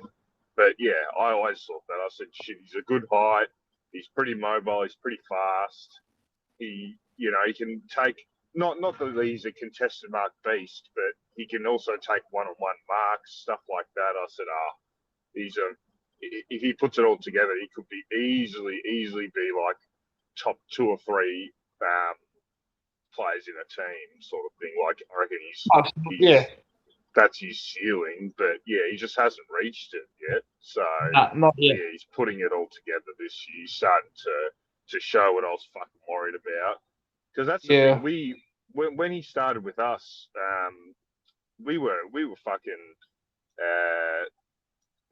what was it? 2021, when we finished bloody second last, he was playing every week pretty much for us. So I sort of thought, he's getting games because obviously we were pathetic. But then once I started watching him, I said, he's got something, this kid. I reckon he's going to be a player and a half. But then, I knew. I said, fuck. Once he's gone to Geelong, he'll end up being a fucking player. Watch. So. Yeah. Paul reckon? We were saying he should have played him. We probably should have played him over Ash Johnson in 2022, but I think I know he had a hand injury, but I reckon it was a bit of Fly knowing he was leaving. He just didn't get a look in the end. Absolutely. I remember having the same feeling in 2022. I said, he knows he's going, so that's why he's not playing him. But if he had a play, I just feel if he had a play in that final against Sydney, like, it was just a goal. That was all we needed. And Ash Johnson gave us nothing. And he was dangerous. And they gave us he's got a bit of a hand injury, but I reckon it was like, he was out. And as much as everyone says Fly is a lovely, lovely human being, when Fly puts a line through your name, you're done. I think that was the case. I suspected that was the case. He knew he was off, and that was it.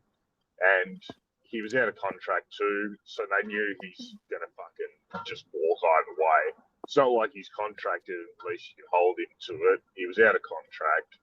There was whispers he was going to head down to Geelong, and he just fucking knew it. So he probably just prioritised Johnson, But fuck, he was, I couldn't stand Johnson. I know a lot of high supporters loved him and thought he deserved more opportunity, but fucking, I hate lazy footballers. I fucking can't stand them.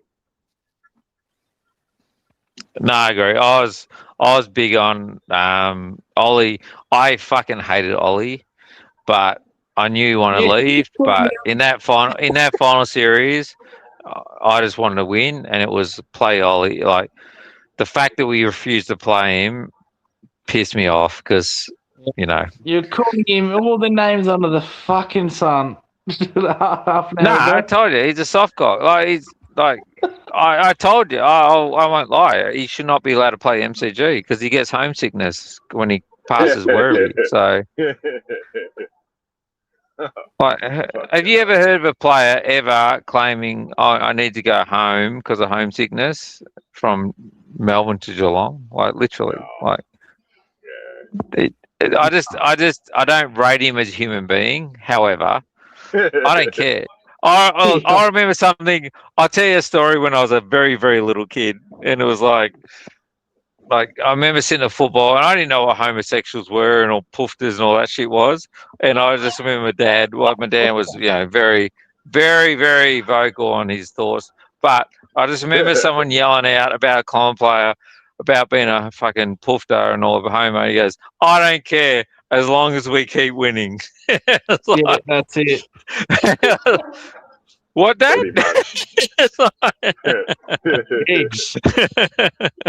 And it was like, but yeah, with Ollie Henry, it was just, for fuck's sake, are you serious? You're claiming homesickness, for fuck's sake. You weak, insipid little man. Like, what I get is he would have been better off just to say, look, I really want to just play with my brother. It's been a dream of ours since we were kids to play. Like, I would have preferred he fucking said that, because at least I would have turned around and thought, no, you know what, that makes sense, because if I was in that situation, I'd probably want to do the same thing. Yeah. But that homesickness bullshit, come on, man. Like, fuck me. Like, I don't know. But again, they just say whatever they need to say. They get led by their managers. That's the thing. Yeah. Like, they get led by their managers. They've always got a plan. So I went to school with a few blokes that played the highest level, and I remember one of them telling me, like, before the fucking draft and that, the shenanigans that go on with players and how the managers sort of talk in the background to manipulate certain clubs, and how they interview, how even the players interview with certain clubs pre-draft. Yeah.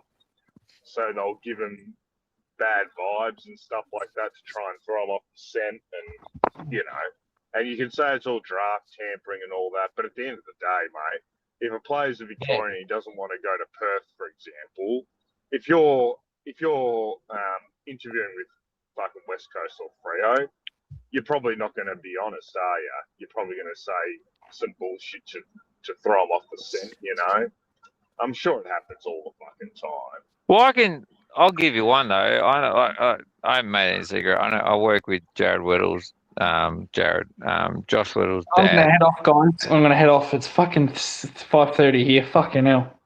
Yeah. All right, Lucas. No, good talking to you guys. It's been a pleasure for 5 hours. See you, mate. Lucas out, age in. All right, mate. See you, mate. So See you guys. How did you get in age? You just are you able to just put yourself straight in? Oh, I texted Matty, actually. I said, I suspected he so went he's to still there in the bed. background. Yeah, he must be floating around somewhere, pulling the strings, mate, the puppet master. No, I was because I know from way back, like, and I got to see your face the other day. You and Boyd were like the two. Oh, here we go. Daz is back on. You and Boyd were like the ones. There's a few that I kind of, you connect with certain people. You kind of, your opinion kind of clicks, and there's others that you go, nah. It's just a bit skew-if, but yeah, it was interesting. But I've lost my fucking train of thought. I'm on a few Reds too, by the way, Age. So beautiful, mate. Beautiful. Enjoying your fucking time off, mate. Good. Mate, I'm back to work on Monday. This is technically my last night off, so I'm back to work. But what was I going to say? I got two things to talk. I was watching you on In the Woods. Yep. And I actually enjoyed that. There was a couple things we probably don't disagree on, but it's like it's trying to how to make it work. Like I actually enjoyed watching you guys trying to work out the team, and it was actually really good. It was like, it would have been good to have a few more people on it just to make the arguments like more, if that makes sense. Like, absolutely. It was like, it would have been good to see maybe 6 or 7 of you, and then you had to just like go down to the last, and vote and come up and go, okay, that's what we're going with. But it was really good. It was actually, I actually enjoyed it. Funnily enough, my dad's 70, never watched that's the first link I've ever sent to my dad to try and get him to watch a YouTube video about Collingwood. I've tried in the past playing them in front of him. He goes, yeah, that's all right. Especially, I've tried a few Anthony ones, like, just watch this, listen. Like, whatever. He just, he just starts talking over it. So, but I said here, but I actually sent him that one to go, listen, it's interesting because like you'll agree with some of what they say, but you'll disagree with some of what they say. It's like, that's the whole point of it. I told Dermot because he's just started dabbling into like doing lives as well. I told him, I said, you should do a lot of this stuff live because I reckon because then obviously you can get the chat involved and stuff like that, because some people are going to agree with certain things. Other people are going to be like, you're a fucking idiot. But it's good for like a live stream, especially like a selection, dissection sort of thing. So, I think eventually he wants to creep into that space. But no, I really enjoyed it because, especially, like you're right. If you had 6 or 7 people, you do proper votes and that. But fuck, you'd be there all night, I reckon. So that's why it'll be good for the live, because he sort of said, don't want it to creep out much longer than a couple of hours and stuff like that, which is fair enough. But absolutely, I really enjoyed that because it's true. We all talk about ins and outs all the time and stuff like that, But when you've actually got to pick the players 1 to 44 and put them in their positions, it's a little bit harder, because there's a lot of people that just want to fucking drop every player and just get rid of all the oldies at once. But there's nothing sure in the world that you're going to get pumped by 100 points if you do that. It's about being strategic with who you leave out, who you bring in. But it's actually when you do it as an exercise, you're like, fuck, this is a lot harder than what you think. But and not just that, you got to fight. You got to fight your case, like, and then, of course, and it's like everything, like I work in a job where sometimes you go, all right, I'm going into a meeting. There's about half a dozen things that I want, but I'm not going to get them all. So, which ones am I going to fight most for, and which hills am I going to die on? Is the kind of but in those sort of environments, when you have, that's what I was saying. If you get like 5 or 6, 7, whatever, and you start going, all right, everyone can have a die on the hill moment that you pick, and and you start to realize it's not that easy to pick the team, and like you're sitting there in the room and you've got a choice and you still can't get the fucking team you want on the field, because there's 2 or 3 other people in the room who have different opinions. Like it's it kind of, and just even watching it shows how difficult it can be. Even, let's say Fly wants to change everything, but everyone behind him does. And we all know that's not the case, but everyone behind him doesn't. Like, it's not just as simple as this. Like, there's a lot more people in the room that have a say, and I enjoyed it. Like, and listening to your different arguments about why and what, and like personally, some you agree with, some you don't. It was actually, it was good. It was good. Tonight's one though, I must admit, tonight's was one of the best Collingwood YouTubers I've ever fucking listened to in my life, I reckon. Oh yeah, with the Richmond fellas on. Oh, just their background in football, like, it was amazing how like we pride ourselves on knowing how much we watch our team, and we invested, and to see a guy that literally doesn't give 2 shits about Collingwood, probably doesn't even follow football too harshly at the moment, but he's seen a bit of footy and this and that, and literally he knows more about our club than what we do. Absolutely. And he can just read the players. Yeah. The one thing It I was did amazing. love about what he said was, he wasn't even prompted. He brought it up independently.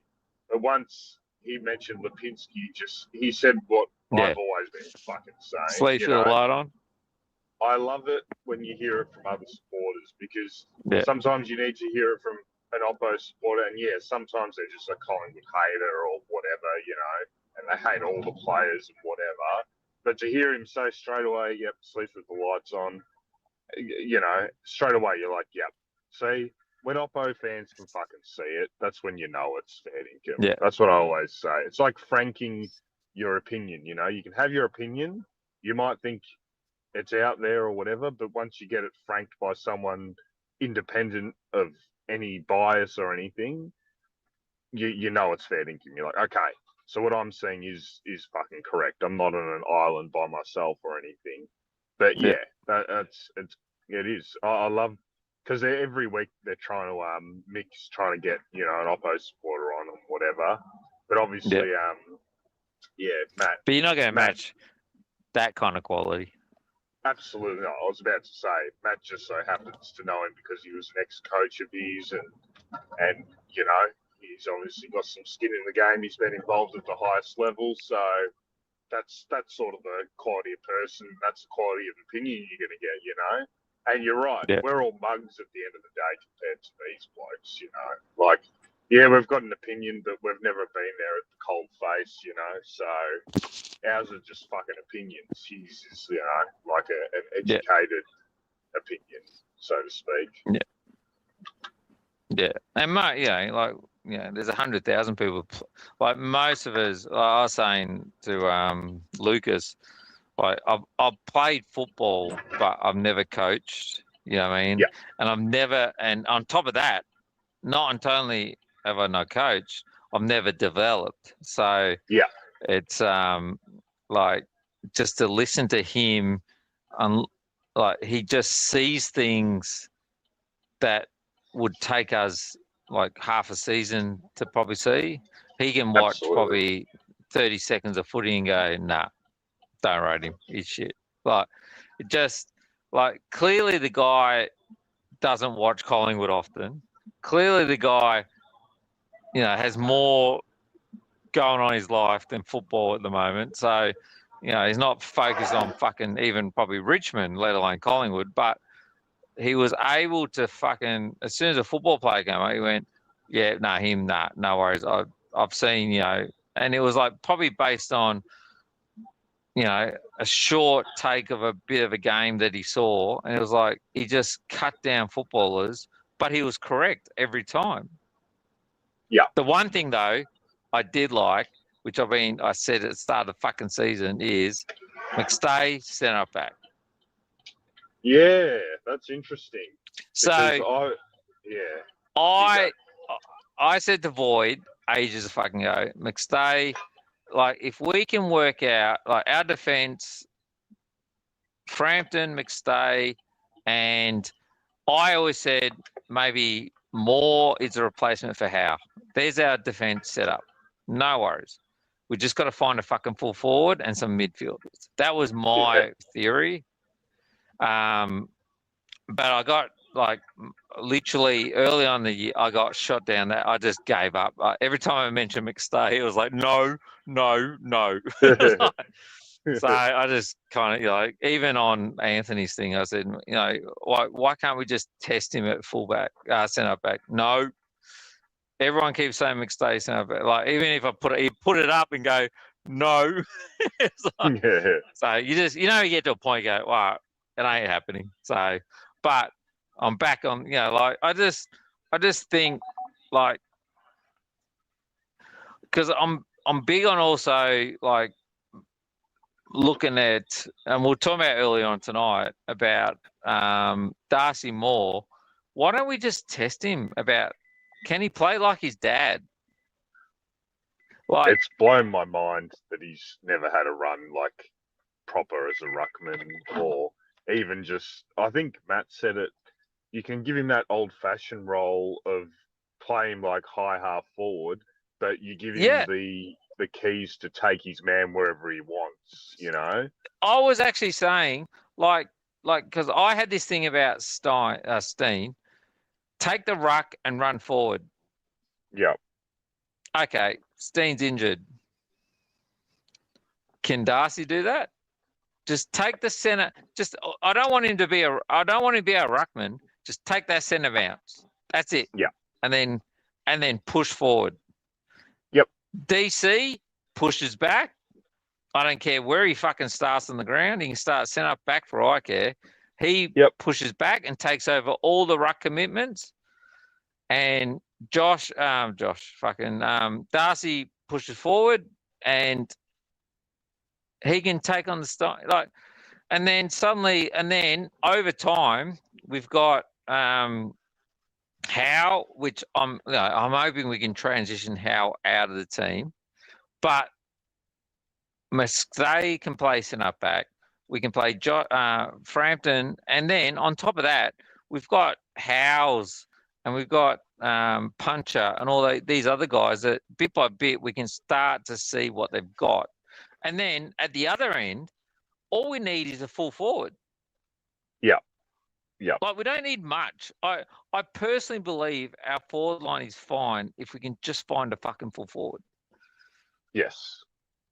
My biggest thing, I agree with your McStay thing, because I even thought that in it when we were winning games last year and 2023 and that, and especially 2024 actually, I thought the same thing. I said McStay's mobile enough, you can sort of play him centre half back, and we've seen glimpses of him do it when it's required, but it's only been 5 minutes here and there, you know.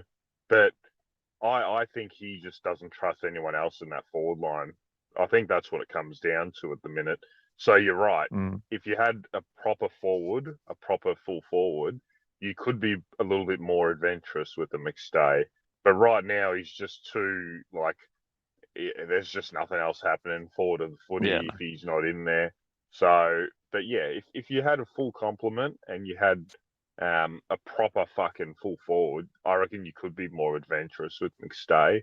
And in that scenario, he would be the player that he was at Brisbane, where he's a spare bits player. He's a good height. You can put him sort of anywhere, really. And I've been impressed with him in the ruck as well. I know when Billy Frampton and Cameron were injured, and Cox at the time as well, were injured for that period of time, and McStay had to ruck for like 5 or 6 weeks, bloody one out. He was fucking pathetic, but that's because he would have been completely gassed. And when you get against like top quality ruckmen, you know, you're just going to get exposed. You can't just do it for 80-90% of the game. You're going to get killed, which is what happened to him. But yeah, I honestly reckon him, even Darcy Moore, like I know a lot of people said, oh, why was Darcy Moore thrown in the ruck for that 5-minute period of time or whatever? He was always going to get injured. I thought, no, that should have been his position 5-6 years ago. The late Matt Rendell was big on that. He said his old man was a champion fucking footballer playing in the ruck and 2 Brownlows as a result, and could play other positions too, you know, had the license to sort of go everywhere. Obviously, I wasn't alive to watch him, but that's just what you've heard and you've seen and whatnot. But I just thought, fuck, the fact that he was just placid in defence his whole career is just pretty much, it's always irked me, because I've said I think he would be a weapon, like you said. Yeah, he doesn't have to do all the ruck work or anything, but yeah, if he's such a hard matchup forward of the footy, he would be such a hard matchup on a wing, because he's got all the attributes. He's quite fast for his height. He's pretty, look, his skills aren't sensational, but at the end of the day, look, if you give him a bit of time and space, he's fine. Maybe under the pump, it's a little bit different, but I don't know. I just thought that, look, it's probably too late now. His body might be cooked anyway. But I always thought, I said, fuck, he's just placid in defence. I reckon he'd be a little bit more of a weapon if you used him elsewhere. But I mean, it's just too late now. I have my, I honestly don't know if he'll get back next year. I reckon his body's just fucked at this point. But who knows? Maybe this conditioning in the US will help him out, but I don't know. I really don't know what to do with him. Yeah, my gut says he'll come back. Like, I feel like it's another like 2018 year where, well, he's done it before. I don't know. Yeah, my gut says he'll come back. But look, I'm sure he'll come back. It's more just what. No, as in he'll come back got, and you have a know? consistent period. Yeah, that's what I mean. Like, will his body? I think, of course, he'll get back, but will his body allow him to do anything, or is it just going to be one of those things? Nah, Darcy, you know, you're never going to be 100% fit. You're only ever going to get to that 90% fit stage, and that's it. We can't risk you, you know, in the ruck, or I don't know. He just seems to be made of glass now. It's back to when he was at the start of his career, just getting injured all the fucking time. This year, the lack of preseason killed him. That's the thing. The 3 months off in the off season and then coming back to training like, you know, a month out from the first game or whatever it was, like it's just not enough, you know, and that's what happened. He blew up instantly, and it's just been a repeat after repeat. Because that's why you always get concerned once they get sent overseas. I say, that's when you know that there's like they've seen a lot of doctors here and they're just not getting the answers. So once he got sent to the US, I said, yeah, that's a massive fucking red flag. That means that whoever's looking at him here, the multiple doctors that have looked at him, don't know what's going on. So that's why I was like, oh, his body he must be in a fucking bad way. So who knows, mate? But yeah, I just want to reference Kieran in the comments. He goes, Charlie West will be flat. Apparently he's not knocking the door down. Ridiculous statement, Fly. I just want to say to that 100%, mate. Even if you think that, even if Fly thinks that, don't fucking say it. This is what I mean. I hate when coaches say things like that. Because you're right. Imagine being Charlie West, having your probably best ever VFL game, and then hearing the coach say, yeah, no one's knocking the door down. Just say nothing. Like, I don't know. I can guarantee, though, without speaking, you know, on people's, like, he'll have conversation within conversations, and, like, you know, you'll tell your people, look, listen, guys, I'm going to say this, and this, and I just want you to know this ain't, and he'll already have told them his truths before he goes out and says something like that. So, or in that one, I reckon he didn't plan to probably say it. So but straight afterwards, he'll come back and fix up and tell a couple of players that, listen, I said this, but I just want you to know that you don't fall in this bracket. So within the football walls, I think you can fix, and I don't think little things like that are that bad. Like, we can make a big issue of them, but they're not that bad. No, you're right. Internally, it probably is fucking nothing, but it's more just why say it, you know? I'm convinced it must have been a slip of the tongue, or he wasn't thinking right, because that's a silly thing to say, because you've had a bloke, you know, your 20-year-old future, a player that you're hoping can play 200 games for your club, and he's sort of tracking in a direction where, you know, he's improving sort of year on year.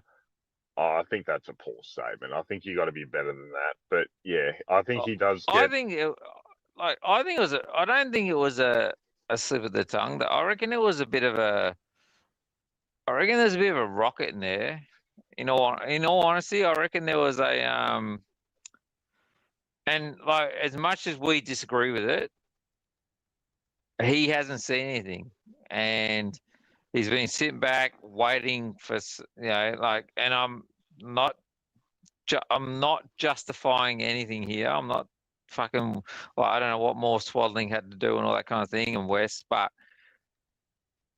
he's made a choice to come out and say, up until now, like, and he's made a call. Like, he's not the kind of person that just, like, I watch him. He's not dumb. He controls most interviews. He pretty much doesn't matter what they say. He just answers what he wants to speak about anyway. So, and he made a couple of calls, and it's interesting the fact that he called out the reserves. So I don't think it was a mistake. I actually think he called them out. Some players won't be happy about it, but I would hope that he would have gone away and then went, listen, I've done this, I've said this, but it has nothing to do with you. And as a normal coach would, grab a couple and go, this doesn't involve you, but you don't know. I'm assuming. Of course. Yeah. That all comes down to, at the end of the day, I think most of them, when it comes to the media and stuff like that, like they're just getting through that 10-minute period and just fucking saying whatever. So there is an element of that, I think, because you're right. The messaging internally will probably be completely different to what he puts out there, But yeah, I don't know. Sometimes I just think, just fucking say nothing about that, mate. Like, But yeah, look, to be fair to him, we haven't seen enough out of some of the guys that should be pushing for selection. But this wasn't the week to say it. I think other weeks you would have been validated in saying it, but yeah, I think this week just fucking say nothing, mate. However, I will say that I've noticed the narrative from the media is starting to shift a little bit, especially the last week. There's been a heavy emphasis on, where are these Collingwood kids, And it's the first time, we've been talking about it for a long time, but this is the first time I've actually heard a lot of commentary around it. You've heard it from Kane Corns. I heard it from Mitch Cleary, who's a bit in that space. Like, there's started to be a few conversations about stuff like that. And a contact I know, she's not involved at the highest level, but she's involved in the media. She's had conversations with Luke Hodge, and Luke Hodge has said similar things where it's like, I'm not sure if Hodge ever had anything to do with McRae. I'm not sure if they cross paths at Hawthorn or not. I'm not sure. But anyways, well, it wouldn't be maybe Brisbane, but probably not. Nah, I think there may be 1 year crossover at Hawthorn or something, but I could be wrong. But Hodge said that, don't worry, this guy, he's not fucking stupid. Like, he knows what he says and what he does. See, so this is the thing. I've always been of the opinion that I reckon he might be a little bit too soft's not the right word. I think he's a little bit too friendly. Loyal. Like, he's loyal with his selection. He's too loyal. He will give them every opportunity to turn their form around, which is correct. It's the right way you have to be as a coach, especially guys that are capable of it. However, I think, especially in a year like this where we've been pretty poor up until this point, I must say, I know we've been close in a lot of games, but some of the fade outs have been just shocking. Yeah. I think he's too loyal, and that's why, like, a guy like Malthouse, I reckon he wouldn't have. Yes, Malthouse was fiercely loyal, but I reckon if it was Malthouse in this scenario, he would have said, "Nah, this is a pattern of behaviour that's gone on too long. You lads need to fucking shake up." Yeah. I'm not sure he's capable of that, or not yet anyway. I agree. I was going to raise this earlier on, but I just let it go. But in 2010, we played Josh Fraser, O'Brien, and Lockyer. Tarkin Lockyer in twos. If I feel at the moment, if Fly was our coach, they would have been in our ones, and that's the problem at the moment. It's like our the team, obviously the player management team have to sack. Like, we should have been able to keep Cox this year. We should have been able to keep Cox on the books in case of emergency, but they had to sack him because they could not trust Fly not to pick him every fucking week, even though he was just there as a backup. Correct. And it's like now we're going into another year where it's like, are we going to have to sack some more players that should be purely backups because he will pick them every fucking week rather than take the risk on the kid?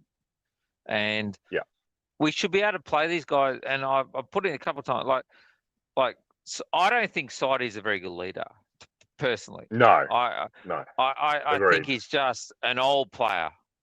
Yeah. I don't think he leads. I don't think he tells the kids what to do. I think he's struggling with his own fucking battles, and I don't see him as an on-field fucking leader at all.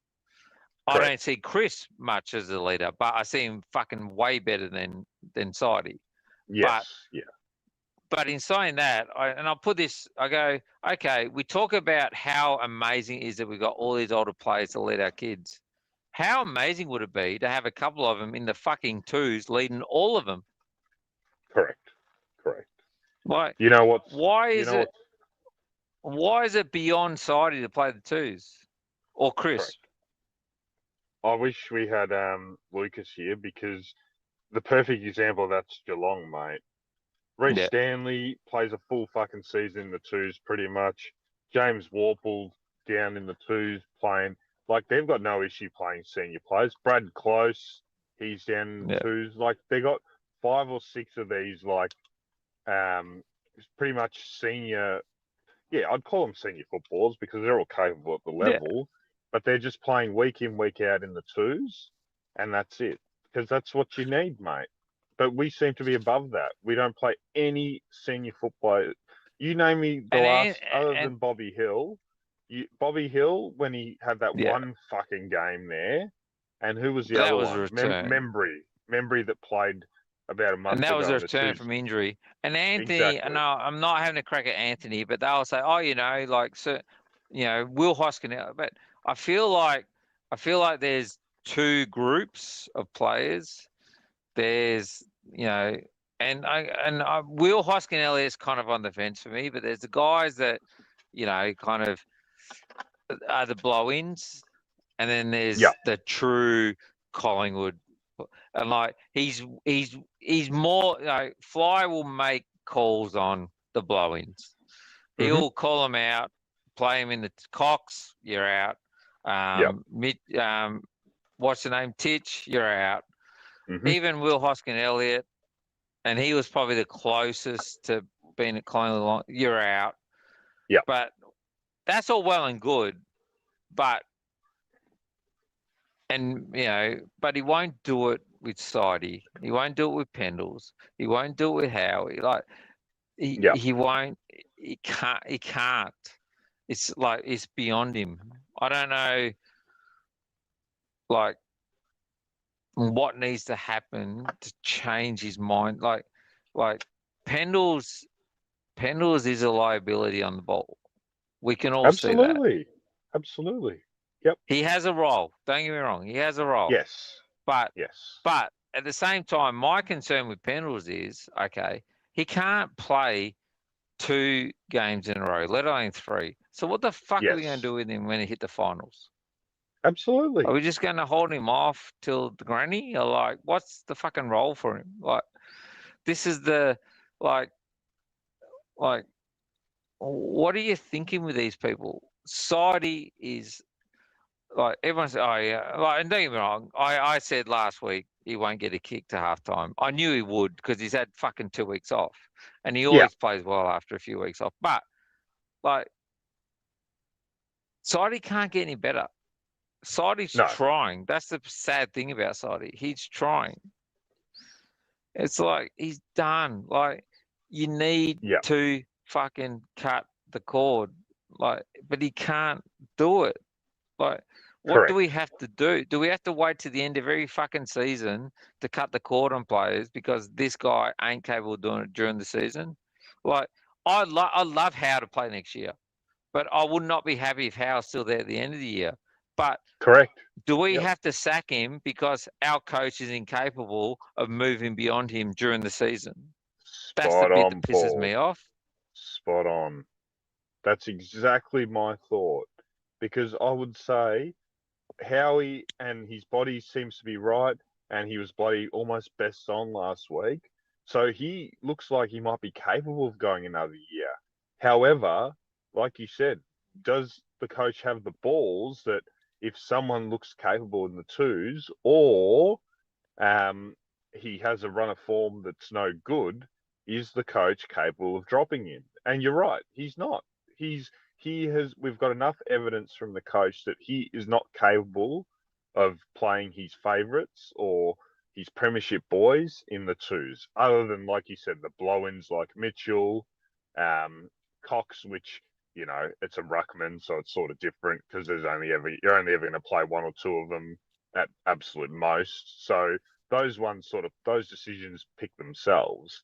However, is he capable of playing a Howe if he goes on next year in the twos? No, because the evidence this year is he's not capable of playing a side bottom in the twos. I was at ground level last week. I rarely sit at ground level, right, against Port.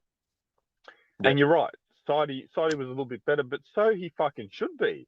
He's had 3 weeks fucking off, and you're playing against a team that's probably a lesser level than us. I've been off Sidey for 3 years, so me too, I must admit, he came back 2023. Proved me wrong, but I've been off Sidey for a long, long time. And you're right. Just to reference your leadership thing before, I don't think he's ever been in the leadership group. Nah. So you can't even use that as a, you know, teaching the kids no, because he's always just been a bit of a lad side bottom. He's just sort of grown up now, and he's not that cheeky bugger anymore. But he was always a lad. So he's not really probably, I'm sure internally he's giving you a little bit of leadership and guidance. But no, it's not like he's critical to the next generation or anything. So what's he? And we all know, playing footy, he's not leading the Dacosses. He's leading the other lads. Yes. Yeah. Agreed.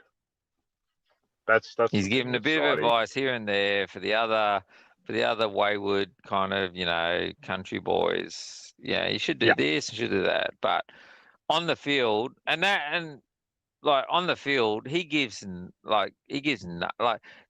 that desperate, I think, trying to fucking work out what the fuck he's doing. He's got no time to tell anyone else what the fuck they should be doing. That's my opinion. I think he's lost most of the time. And there's no way he's got time to be telling anyone around him to do this, do that, and the other. No way. Agreed. 100% agree, mate. I just think he doesn't give you enough off the field to warrant getting selected even as the 23rd player, you know?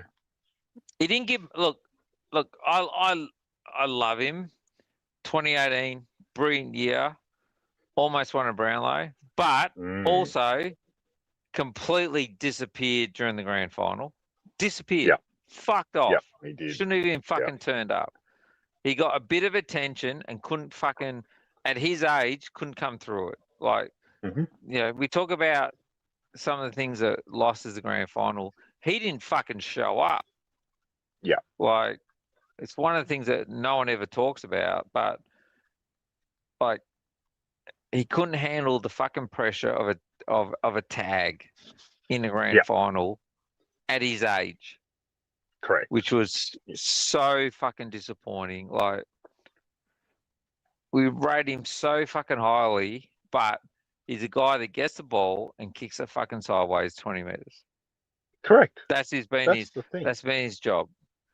Correct. And people like Dermot Brereton tell you, oh, he's a fucking elite. Like, Dermot, I could fucking be an elite kick if all I had to do was hit a target that had nobody on them. It didn't matter how.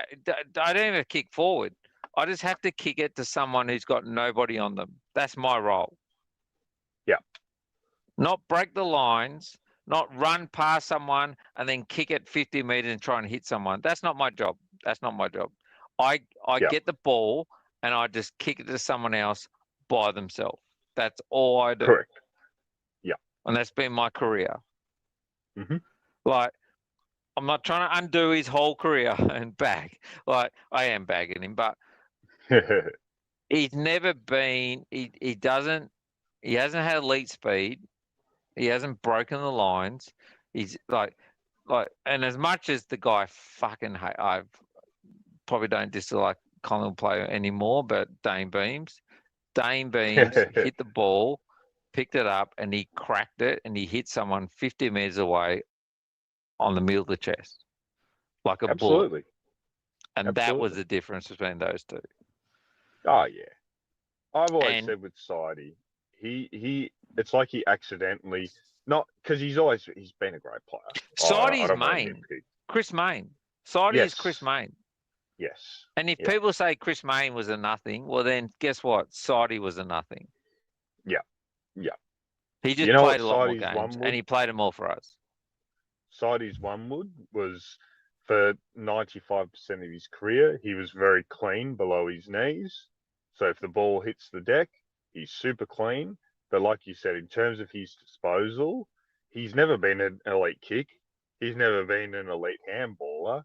He's just been one of those guys that the coach knows that when you play side bottom, he's just going to be a one-touch footballer. And more often than not, because he's a natural footballer, he's not an athlete or anything. He's running patterns. And he's left and right too. Yes. So, but you're right. In terms of those sort of things, he's not he's got no massive weapon. And I know a lot of people have said, look, he should have been trialled forward this year and whatnot. No, he shouldn't even be playing this year. Stop trying to make I don't like the argument trying to find a position. No. Yeah. Once you have to try and find a position for a player, that's when you know it's fucking game over in my. You know what I mean? I've kind of bent on that one because I was big on but half of me just says, look, part of me just says, play him forward, play him in the forward pocket, watch how bad it is, watch how the guy that plays on him just runs off, and guess what? You know, have you ever seen a back pocket kick 3 goals? Guess what? When they're playing Sidey, they will. Anyway, and just see how bad it is, and then can we just fucking drop him once and for all? Yes. But part of me just says, play him there. Let everyone else who's ever been saying play him in the forward pocket, just let's do that. Just let's do it to show that all these people that don't understand football, if you can't play half back and you can't play wing and you can't play half forward, you're not going to be able to play fucking forward pocket either. But anyway, put him there. Let him play it. Let's see how that goes. We all know how it will go, but just let it play out. So those who don't, and then we know all once and for all. Guess what? Jared Weddle will be playing back pocket for Hawthorn, and watch Jared Weddle just fucking run off him and down the. It'll be fucking embarrassing. Just who's he going to play on? He's a back pocket now. Who's he look at our back pockets. Who are our back pocket? Forward pocket. Who would? All right. So I was actually thinking about this the other day. So we play against ourselves, and we put side bottom, forward pocket. Who would you play on him? Isaac. I was about to say I wouldn't even respect him enough to put. No, but who would you play on him? No, but and this is where I talk about. And then I say, who do you think he's going to beat? No one at all. But who would you play? Isaac? No, I said, mate, I would, if I was the opposition coach, I would. So it'd be Houston then. You just run off him. Yep. Houston. Yep. Honestly, I would, because if I was the opposition coach, I'd say this guy's not capable of really pushing up the field and having a massive impact. He might get a few touches, but his possessions aren't going to really kill ya. No, I agree. So, okay, yeah. And then you use Houston, and for us, Houston be like, all right, you are playing on this fucking, I'll tell you a little, mate. So I work with Josh Weddle's dad. So he actually told his dad after the game, he goes, fuck, because he actually, like, he's a nice bloke, Josh Weddle. Yep.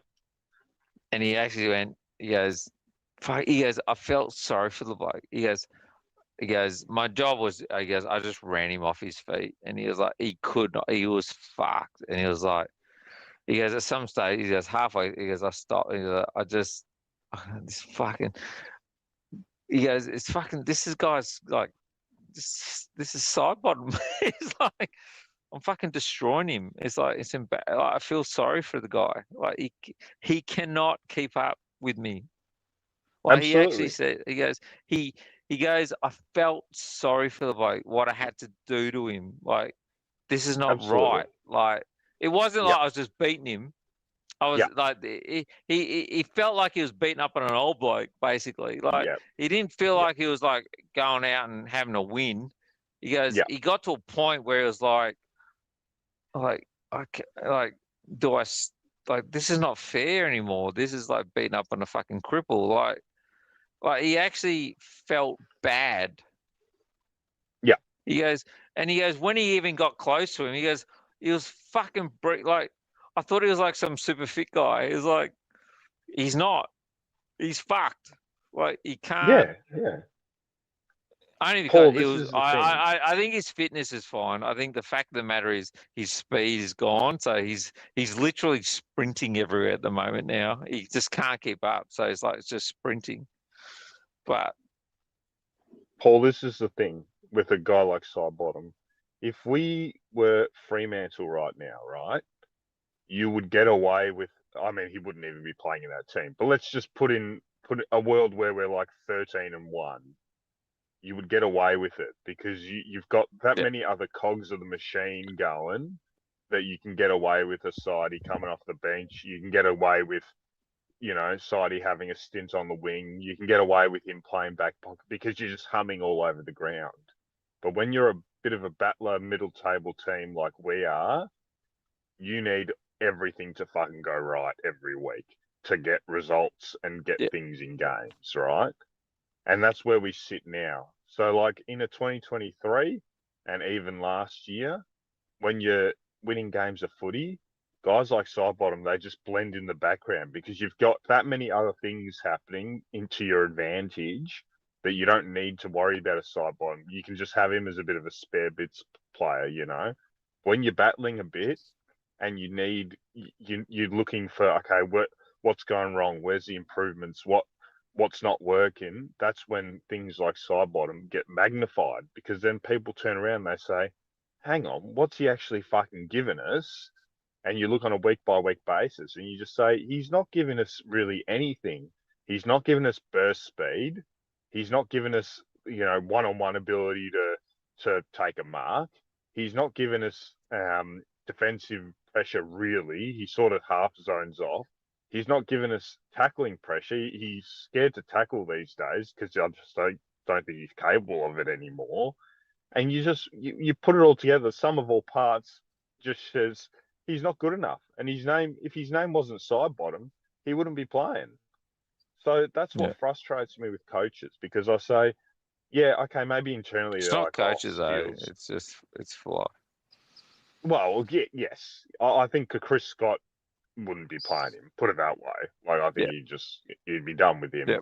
But yeah, I just hate the name has to be taken away sometimes. If you call him Player A, and he's got a completely different look, and you just wouldn't know it's Sidebottom, and he's doing what he's doing, you'd say he's not good enough at that age. He needs to be out of the team.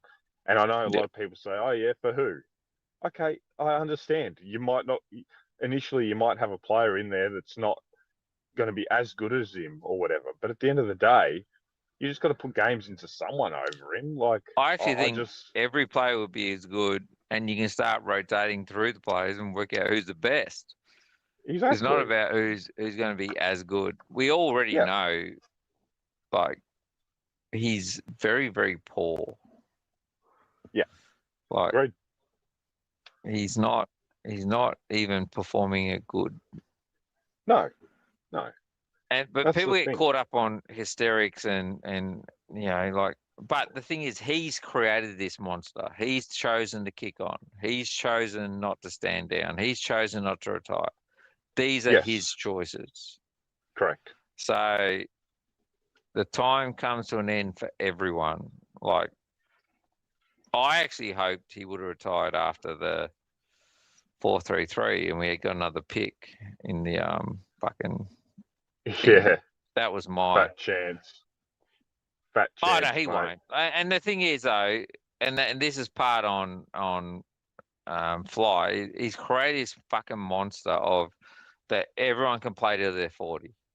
Correct. You know, there's no age. Like, you've got fucking, you know, and I'm not saying whether it's right or wrong, but you've got, you know, him that thinks he's got another year, Howe thinks he's got another year. They don't even consider the fact that they're even done. No, they don't. It's They like don't. It's like, why not? Age is just a fucking number. It's like, are you fucking serious? We're 10th, Sidey, 11th. Yeah, that's the thing. And that's why I know this is an unpopular opinion with Collingwood supporters, but I know we can't win the flag no matter what happens from here. So I want us to win every week, but I also don't mind if the quicker we're out of finals contention, the better. Because at least then it might be the catalyst for a little bit of change and more ruthlessness. And I know a lot As long of as we people have don't the give away our argument. pick. Yeah. That's the But only I thing I'm know- scared of. If we're going I to give know a away lot- our pick, then I say go for the. I don't care where we fucking finish, but if we're going to take our pick to the draft, if we're going to go if we're going to take Walter or something, then go for, you know, top 10. Because if Gold Coast don't care about whether they're getting picked, you know, whatever, our 10th, 11th, 12th pick. But if we're not going to get one of these guys, like, then, yeah, definitely we have to, we like, and I like, actually, Thingo, I don't know if you're listening to the guys on Mixcast, but the one thing they did talk about was, like, it doesn't work. Geelong's, like, everyone, and I don't think we're trying to copy Geelong, and Geelong actually do it better than us, and we're trying to emulate a map that actually doesn't necessarily work. Like, what we've done in the past has worked better than what Geelong's done. And what we've done in the past has been based on, yes, you bring in players, but the core is based on drafts, good draft picks, and then making some really good picks with late picks and getting lucky. And to think that we can just, it's like we're not putting much effort into the draft at all and just hoping for fucking Tas Lotto and then going after just players. And it hasn't worked for Geelong. Well, and they've done it better than us. And that hasn't worked so far. You know what the Geelong advantage is? They're able to get fucking the hillbillies. A-grade. They're able to get the A-grade talent into the club. Yep. So you're talking your Dangerfield, your Jeremy Cameron, and from what I'm fucking hearing, even Bailey Smith as well, but he was sort of so-so. He was showing a lot, but you know, he was still an A-grade name. But you know, you're even contemplating guys like Butters having a consideration for Geelong at the minute. You know, so they've clearly every year they're in the conversation for like this supreme A-grade talent, whereas we're sort of the club that we can attract like the B+ grade talent, but we pay Not more even than that. what Geelong pay. Not for even the that, though. A-graders. Yeah, and then we get let's not fucking beat around the bush. Houston, we weren't in the game. Houston wasn't in the game, and then suddenly nobody wanted Houston. So guess what? We got him. Like, let's not fuck around. That's how it ended up. Yeah, 100%, mate. Like, We weren't his first priority. We all know We won that. his second. Like Yeah. he backed out of Melbourne because obviously their coach and everything was fucked up there, and half the players want to leave. Carlton Yeah. couldn't afford him, and then suddenly it was Mhm. like, oh well, I've told everyone I'm going, and we went, Yeah. we'll take you. Yeah. Like, Yeah. did we sit down and go, okay, will this guy fit into our fucking plan? Do we need him? Like, apparently we're a team of halfbacks. Do we want to get the best halfback in the fucking league? Because we've got a wingman that we're planning to play halfback anyway. So, do we need another one? Like, and funnily enough, we're a team of halfbacks, and I want to move one halfback, but apparently we've got no more other halfbacks that can cover that fucking halfback. Like it's. I've always said with Houston, it's like he's on too much bucks to give up on. However, I hope he puts his hand up at the end of the year. I hope he puts his hand up at the end of the year. We can't force the we can't do anything about it. He needs to want to go, or a club needs to want to come after him. But in saying that, at the end of the day, we chose to fucking bring him in. How about, all right, we try between now and the end of the year and come up with a fucking plan that might actually be best for him. Like, how about we change things up, push certain players forward on the wing, and actually go, all right, let's start looking towards the forward in the future.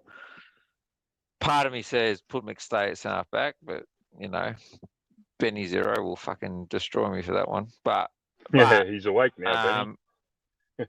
But I'll just start planning for the future, but also just let's try some stuff that might work. And if it does, there's two parts to it, and that's I always say with Bobby Hill. Was all I want to do is get him back in the field. It's not about the future. It's about, well, when I say not about the future, it's not about what's best for Collingwood. It's about what's best for the future. If we can get Bobby Hill back in the field, a future team, whether it works for us or not, but a future team might say he's worth the punt. Now, in terms of what's the name? Dan Houston, it's get him into a position where he starts attacking and doing what he does best. Now, it might work out that we go, actually, we can actually work around this, and this is what we're recruiting for, and we'll keep him. Or it's, you know what, we can't make this work, but we make him look good, and then another team just comes on and goes, that's exactly what we want. But doing what we're doing to him doesn't help us or him or anyone. Agreed. That's the way I see it. It's been a long period of time of the same. That's the thing that annoys me. It's a long period of not utilizing him. I understand for a week or two or three where you have to play him. Maybe he's not the role that he's not capable of, or just to fill a gap. However, now it's been a year and a half, and I know some people have made the argument, there's been certain periods where he's been back to the old Houston. No, I don't agree at all. He's nowhere near the play he's been at Port at all, at any period. I'm sorry, and I know some people look at stats and they say, look at the stats. No, the stats can lie. I'm sorry. You can dress stats up however you like. I prefer the eye test, and I know a lot of people say, nah, you're a mug if you want to go off the eye test, but I fucking am. He's not utilizing his kicking ability. The coach is not utilizing his biggest asset in any form whatsoever. All right. And it's just why, like you said, and I've said it since the start, once he started been playing fucking out of position or not correctly, I said, why did we bring this guy in? Like, you could have brought in any fucking guy to do the job he's doing right now with a little bit more accountability for his man. What is he giving you offensively? You literally could have kept Noble. You literally could have kept Noble and said, Noble, you're not allowed to run anymore, and you got to be completely defensive lockdown. Absolutely. You can find anyone. He would mate. he That's, would have that's done the thing. You could have found anyone at half the wage and not have to give up all the capital you give up for him. So that's why I'm hoping and praying he puts his hands up at the end of the year and says, "Look, I'm not enjoying my time here." Well, not that he would say that, but look, I feel like I need to start somewhere else. You know, this for whatever. It's just not working for me here at the Pies. You know, like I just fucking hope, but he just won't. He just won't because he's on a big contract. He's getting away with murder at the minute. The coach has got no minerals to drop him, so he knows. I was going to say though, sweet spot. It's not about he won't. Like, does he even know?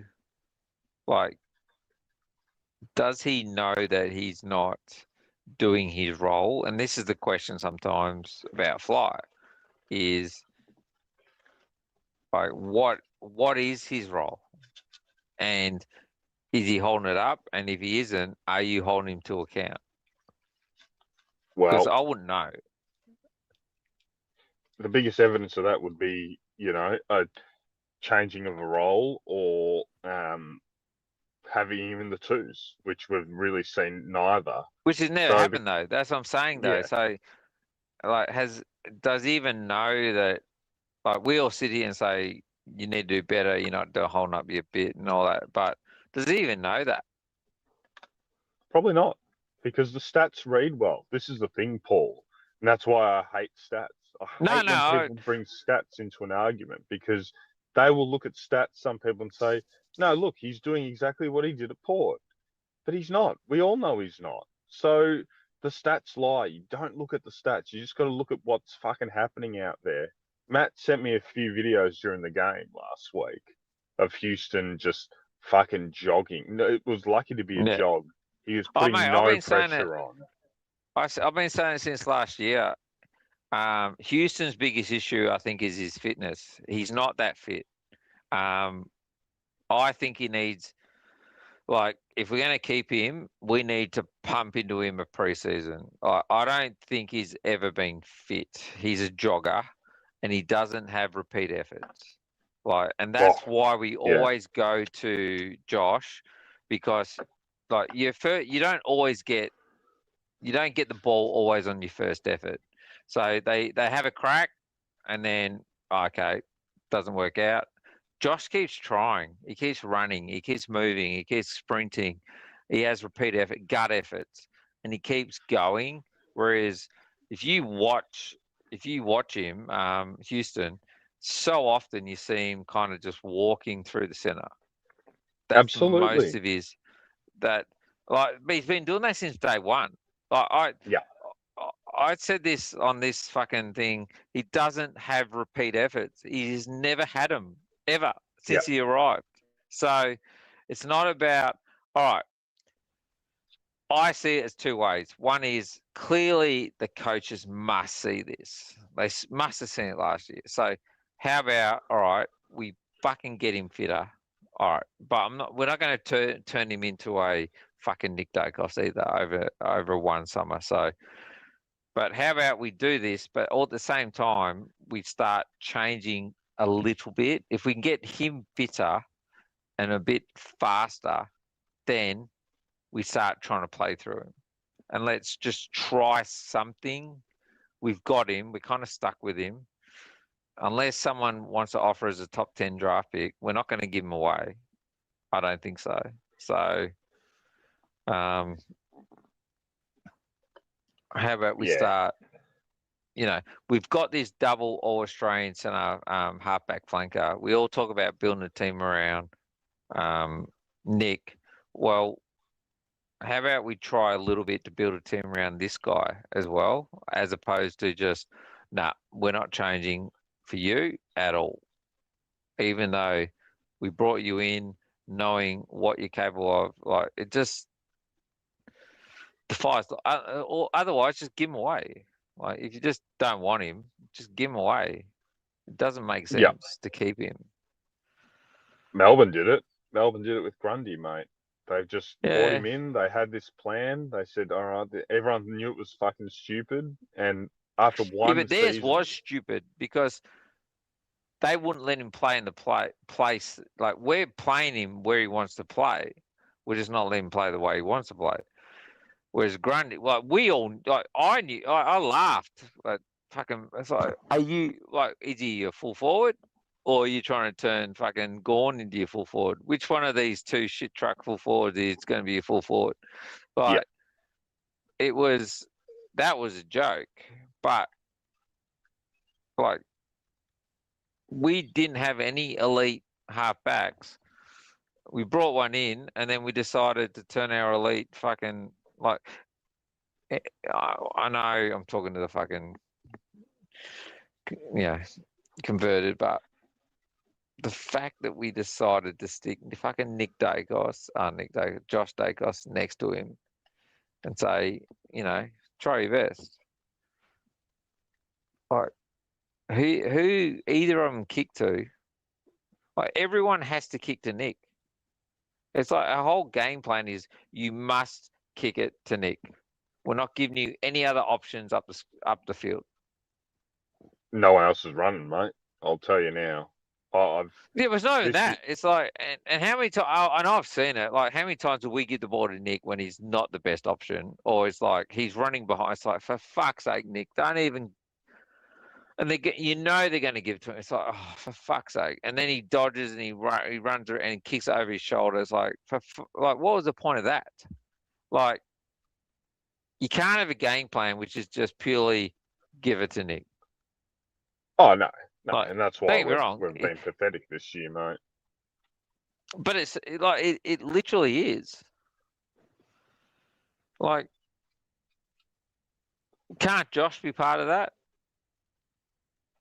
The biggest concern is, like I said, and there's no Robin, and I know a lot of people have said Jagoe. Yeah, Jagoe's had an awesome month, an awesome 4 or 5 weeks, but the fact that we've still lost games shows you that it's not enough there, and the clearance numbers don't back it up, So at the end of the day, especially when the game, so I noticed in the Melbourne game when shit started to hit the fan, it was literally just give it to Nick at all costs.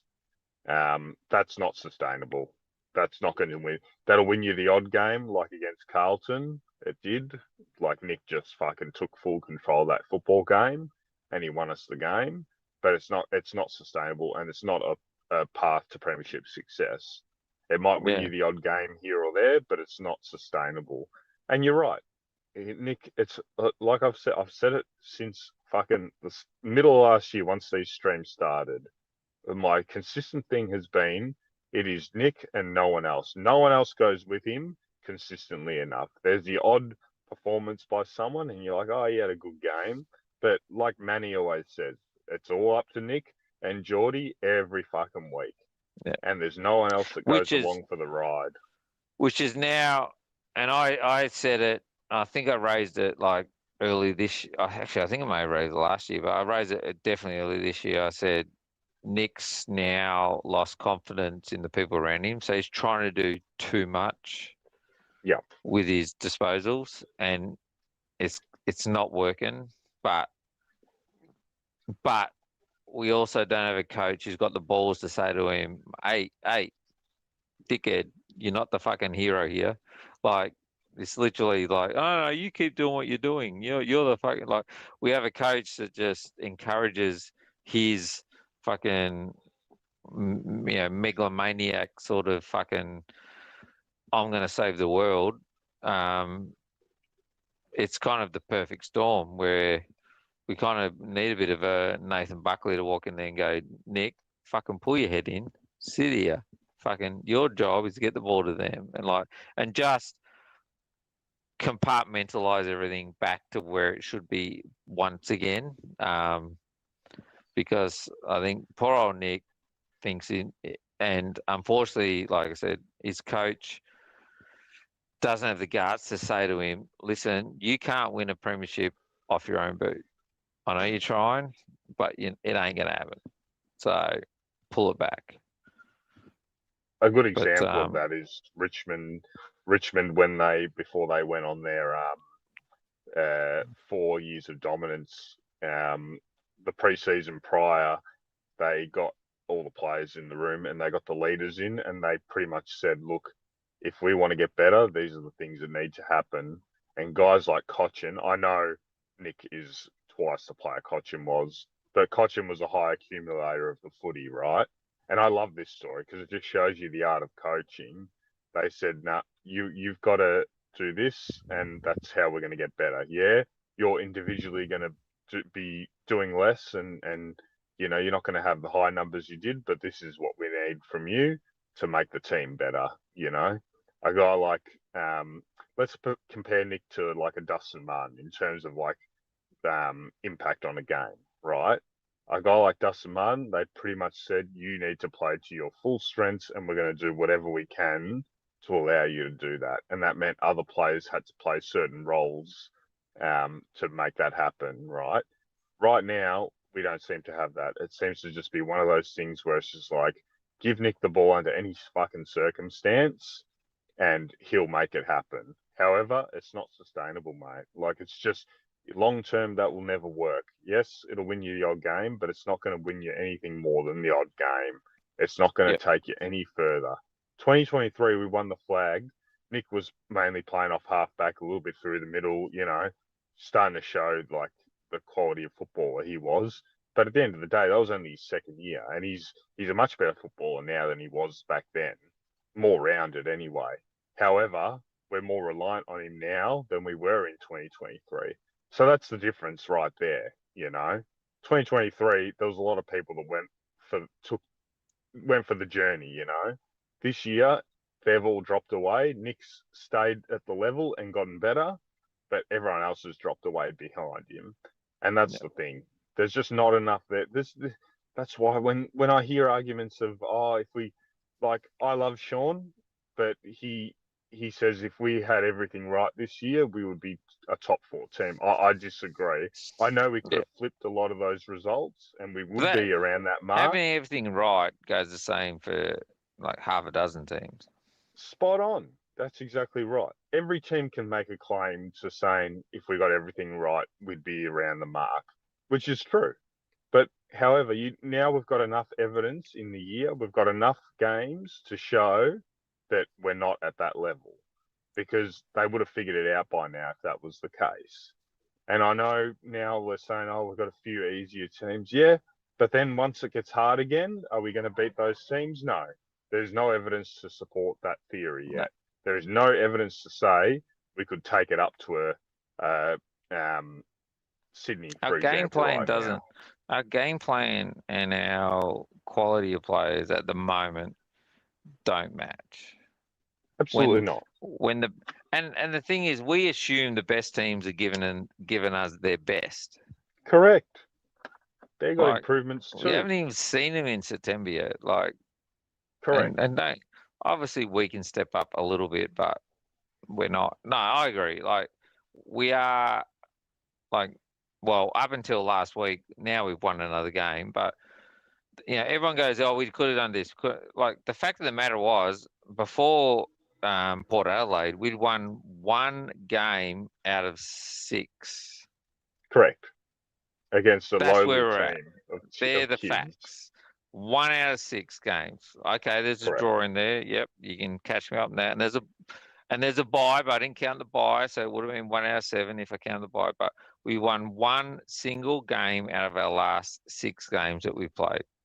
Correct. So you can talk about your fucking sideys and your Hows and your Chris and how they all should be in the team, but the fact of the matter is 1 out of 6 of our last 7 games. All right, I'll make it 2 out of 7 or whatever. 1 out of 6. Yeah. 2 out of 7. So of our last 9 games. That's how we're going. That's how we're going. Correct. They're the facts. It's not the ifs, not the maybes, not how we could have done, not what we should have done. That's where we're at. Correct. Because The exact same goes for 2023 when, okay, we shouldn't have won any of those. Oh, no. Oh, we should have won those games. Oh, we shouldn't have. Because if you say we should have won them, then the games right now that we didn't, we should not have won them. They're the facts. We couldn't. The ladder because doesn't lie, Paul. We weren't good enough. The ladder doesn't lie.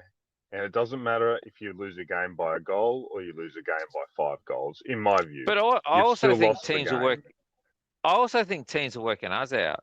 Just run us out to the last quarter and we run out of puff. We can't keep up.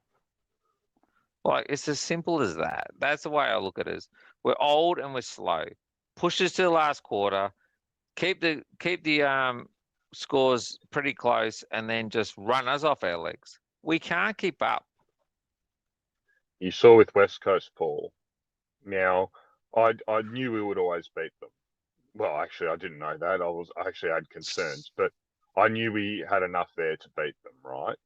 However, you saw in the last quarter, the young kids, they got into the game a little bit and they started running, and they really gave us a scare there at the end, right? Yeah. That if a young team that I know they've slightly improved this year, but if a young team is capable of getting on a run against us in such a big game at the MCG special occasion, that's when I knew. I said, "Oh no, we are far off it right now," because that would have been the week where they've set everything up. They would have prioritised everything Collingwood to make sure that they put the best version of themselves out there that week. And they still, when the critical moments came in the last quarter, West Coast were on top. They were dominant in the last quarter against us. That's when I knew. I said, "Oh no, we are nowhere this year." I'm sorry. I even look at the Port Adelaide game. Like you put half their injured players back in. Like, they need to kick 1 or 2 goals early. They actually were outplaying us in the last quarter. They just had nobody left. Like, 1 or 2 goals early on, and then suddenly they had something to play for, and things started to change. Lukosius was killing us on the wing. His kicking was instrumental for them. He was gone. And their defensive rebound out of the back, like if you put their injuries back on the ground, suddenly, like, they could have easily kicked a couple of goals in the first 10 minutes. And then suddenly you've got a 2-goal game and they've got something to fight for. But they had nothing to fight for, and it was just a dead rubber, like sort of nothing last quarter. But that last quarter, like, they outplayed us. They just had no one left on the ground to do anything with it. Port only used 58 interchanges in the end out of their, is it 75 or 70? I don't even know what the number is. But that just shows you that the injuries overcame them, and that's all it came down to at the end of the day. And in the last quarter, it's almost like once Port knew that they didn't quite have the run to get over us, it was game over. But you're right, would have been could have been a very different conversation from this week if they had their full complement on to finish out that game, because I reckon you're right. I reckon there's half a chance that it would have been real tight up until the end of that game. In the end, it looked like we had full control, but you're right. It was just the injury thing that really killed them. Up to halftime, I was there live. They super impressive, and they've been thereabouts this year against high quality opposition as well. So they're no mugs. Like, they're around our level, and that's Lukosius was the one they missed when he went off. Like, he was just taking the ball off he was literally what we want from Houston, but he was just taking the ball on the wing and just drilling it forward and hitting targets. Absolutely. And then he went off, and they lost a lot of drive out of that.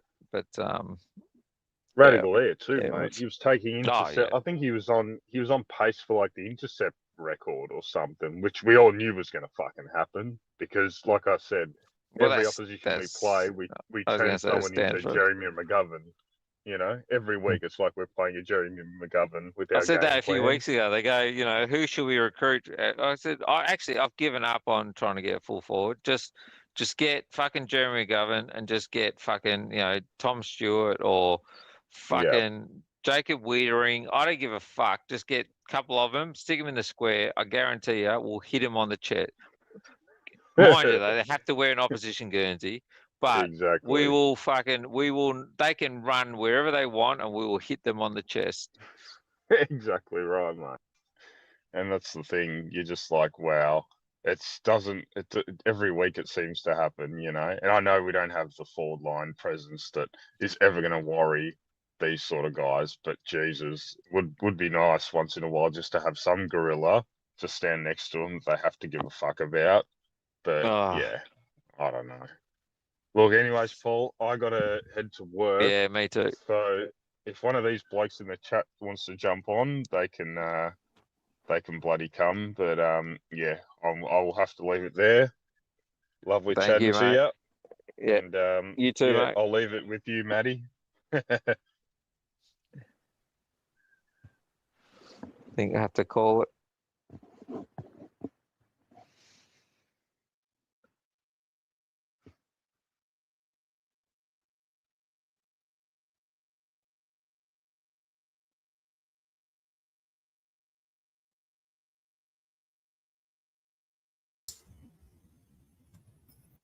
Hey, Paul. Hey, mate. Mate, I'll unless someone wants to jump on, I think I'll shut it down. All good, mate. All good. Thanks for joining. By the way, mate, just well done tonight. You and Mick, you did. That's probably. I would actually say that's probably the best Collingwood. Sort of YouTube-y thing I've ever listened to in my life. It was really good. Oh. No, great.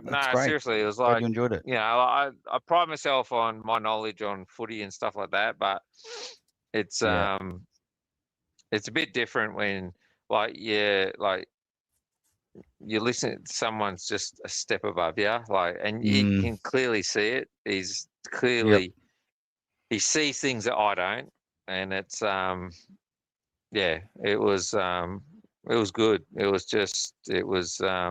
It was eye-opening. It probably is the best way to put it. Yeah, he's got such an eye for talent and can just it just, you can't, his experience, his background, you just sit there and go yes, sensei. It's you just gotta have respect for a bloke who's done the yards. It's as simple as that. Hands-on experience. And been there, done that, spoken to people. He's not talking about rumors. He's not talking about something he heard once, and he's just, this is what I know. It's just it was amazing. I loved it. Like I said, I didn't actually plan to come on tonight. I'm actually puppy sitting. Me and my ex share a dog, and I was taking him for a walk, and I was going to chuck on the footy, and I thought, I'll chuck on YouTube and listen to you guys while I was walking up and down the street, and then and then it was so interesting that I thought I'd just jump on and say good day. So no, it was really good. Well done. Yeah, no, it's good. I still say though, were you Sidey? His comparison to you for Sidey, was that Sidey 2018 or Sidey 2026? Sidey TAC Cup grand final, baby. I did put in the stream, but I got no response. You didn't. You just glossed over it. So no, he obviously enjoyed it. He hopefully he jumps on other streams in the future. And well, it's like a duck to water, Even even after the footy, you can probably have a post, having him, whether he's interested or not coming on during the footy, but even post footy where you can have discuss the plays and all that kind of stuff, and who to trade and who do we need. Like he's the kind of guy that will, has a bit more insight than what probably we think we do about what we actually do need, if that makes sense. Yeah, outside looking in without prejudice, without biased. Yeah, and it's and I get what you said before about outside people looking in, and sometimes it's which is handy sometimes, but sometimes you don't know everything. But I felt like with him, like he he doesn't need to see much to have an understanding of where we're at. Like we might have to go and watch a player play for 2-3 weeks and watch them really play. I feel like with him, he just needs to watch them for 5 minutes, go yes, no, nah, and put a line through them or not. Or yes, there's some development there. Like he doesn't need the time we need, whereas like that's why I felt like I dare say he doesn't watch every Collingwood game, but he had a pretty good understanding about our players and was able to give us a pretty good blunt feeling how and it wasn't far off what we thought, whereas we've been having to watch these guys for 2.5 years. He's probably barely seen a game they've played, and he's still come to the same sort of ending. So that part I found very interesting, Yeah, the only difference is he's like, okay, you've got to play the kids. What's the point of playing these older guys? Which we agree with. Yeah. But what we realise is that if we are playing guys like Anderson and West and Parker instead of some of these older guys, we'll probably win more games anyway. That's what's ironic about it, because we have got some good, we have unearthed some good kids this year, and some we don't even know about yet. So, this whole I'm a bit conflicted because people go, you don't want to be, but like I feel like people I honestly believe you need to go down before you can go up properly. And then when you go down, you need to nail your fucking draft picks. And in the past, we haven't. Sometimes in 2000 what year was, when we fucking took McKee rather than taking Pavlich and things like that, can mean the different. Those little picks can mean the difference between making a grand final, winning one. And it can be as simple as that. It can be just getting a pick wrong. But I still think, though, you still need to go down and get those couple of top 10 draft picks. They generally come good. And if you have confidence in your recruiting team, they generally come good and they're generally fucking very good. And why you would give up 2 very fucking good players for one, I just... You know what I mean? Like you need to really fucking think about that. And that's the bit that, like, 2 fucking stars or would you rather 1 star and this fucking, blob? Like literally, so these are the things that people need to think about when they just go, get him. I don't care what we got to give up. No, you got to think about what you're giving up. Stars. Champions, potential 200-300 plus players times 2 for one, who's already played 100 games. So you just got to think before you just throw away these picks. And we've done it in the past, and it's hurting us now. 100% it's hurting us now. Like players, we could have full forwards.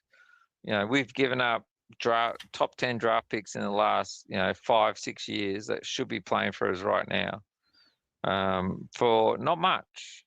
A couple of them are Dane Beams, but others not much. It's just, and that's what's hurting us now. And they're the stars that you shouldn't rely on what's the name? Free agency should be like the cream on the cake, Yes. not the cake. It's like we're going to the well looking for our fucking free agency to be like the absolute fucking the core of our fucking thrust. No. They come in on the top, but we've got nothing underneath other than one player, Nick Dacos. So I just hope we don't fucking sell our future. Look, if we get Butters, no worries, but like it looks like we're going to get a top 10, just where we'll probably finish, right? Yeah. If we are going to go after a Butters or a full forward, we're going to need at least one first rounder. We need more than one first rounder. That's why we need to trade. We need to seriously look at Houston, McCreary, or both of them, even Aquino. I'm not saying get rid of all of them, but we need to have at least two people that we can trade out to get a couple of first rounders. That means we've got 3 first rounders, but we need to use at least one of them ourselves this year. So we can potentially get the best of both worlds. Other teams think McCreary's a star, and maybe he could be at another side. Other people think Houston's a star, and maybe he could be at another side. Like, did you hear Bergs' reaction? He said, "Yeah, Richmond will take him." Yeah. And I put a comment in there before saying, "Well, hopefully the list managers don't watch many Collingwood games as well." But my point is, I want to get into the draft, and if we use a first round pick, I want to have our own first round picks. The issue with Houston is Collingwood. So yes, that's right. Another side will think we can get something out of him like Port did.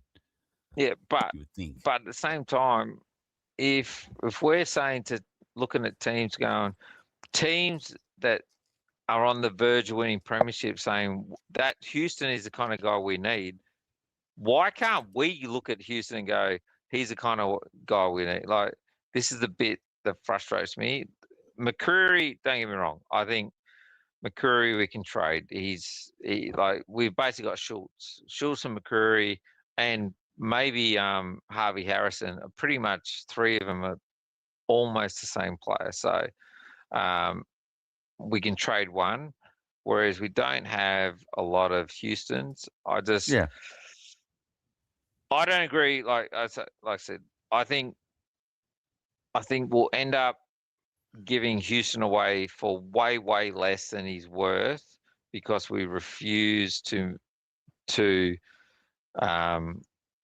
make the best of him, basically, or prosper from what he has to offer to us. Whereas I just think we keep him, and we start to get smarter about how we play around him. I'm not saying change everything, but fucking move some players and start playing other players better in their positions and free him up to just play his fucking position and be the only one. Rather than give him away for nothing. Like, if we can get a top 10 draft pick for him, no worries. But if we can't, I think we're just throwing him away because he's a top 10 draft pick. That's my concern. That's why if Richmond's interested, then we get a first rounder, and Richmond might be happy to get a senior player because they're stacked with young top 10 draft picks as it is. So maybe that's on the cards. I go, we'll get an experienced 2-time All-Australian, and we use him properly. And here have pick 2 or 3 or whatever it is. That'd be awesome. Yeah, and then you'd accept it, but you don't want to be given away for a second rounder or something like that just because we're trying to offload him. That's no. We need to. They won't accept that. Yeah, and I hope not. And in all honesty, I don't think he's even on the table. So no, it'd have to be. There's not even a rumor about it. So it'd have to be the clubs. I reckon the clubs would be watching it because that's their job. They'd be watching it and look at this guy. Collingwood's not getting fucking shit out of him. When we could use a player like that. So I wouldn't be surprised if there's inquiries. It would just come down to whether Dan is open to it or not. Yeah. Because I don't think it's all laziness. He just doesn't look interested. It can't be just pure laziness or fitness. I think it's a bit of everything.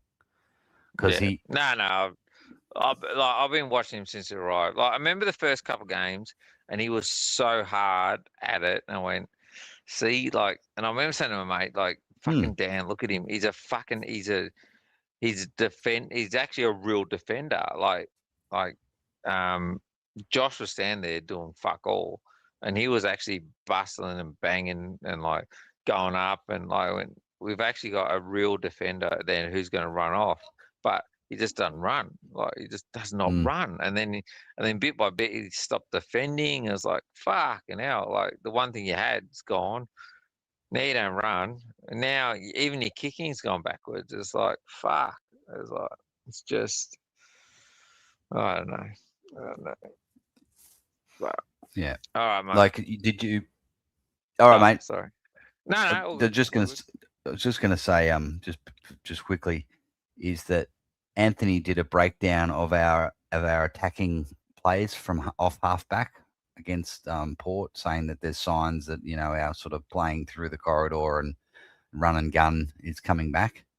And you'll notice, and I know this because I watched the game back specifically to watch what Houston was doing. In every highlight link up that Anthony showed, Houston was not involved in any of them, except for one when he dropped an easy mark in the goal square and how he mopped it up and we got to play from there. But he just doesn't run. So this narrative, they're not using him. They're not using him because he doesn't run into space like people like Josh and others are. I've said it since day one. He's got no tank. He's got no second efforts. It's not laziness. I just don't think he's got the capacity to keep running and sprinting and making efforts. Yeah. Whereas Josh does. So, if he can and he doesn't, that's laziness. But I'm not going to call him lazy. I just don't think he's got that in him. So that's why I say, if we keep him, we've got to fucking just bash him with he's got to do a preseason and learn how to he's got to learn to run. Simple as that. The good thing about it is it's easier to teach someone, give someone a tank than to teach them how to kick. So, but he's got to learn how to just keep running and running and running and just presenting repeatedly. And you can do that in one summer, as opposed to trying to teach someone how to, kick 60 meters and hit someone. So I think his weaknesses are fixable if we want to do it, but I guess up to them, up to the club. But, all right, guys. Unless anyone wants, well done, mate. You and Mick, well done. It was a ripper. Thanks, Paul. Enjoyed it. I think everyone did. So, but thanks for your feedback. I'm glad you enjoyed it, mate. So, but all right. Well, that's unless anyone wants to jump on. It looks like we'll have to pull the pin. And until next time, thanks for everyone who joined in on the panel and everyone in chat. And it's a good evening and good morning. And I'll see you all guys on the next one. I know we'll probably do a first ruck countdown up until the bounce on Saturday. But remember to watch out for the watch along that Mick and Sean will be doing for the VFL on Saturday. So I'll probably see you guys over there. And yeah, awesome. All right. See you later, guys. Thanks, Paul. And see you next time, guys. Bye, mate. Cheers.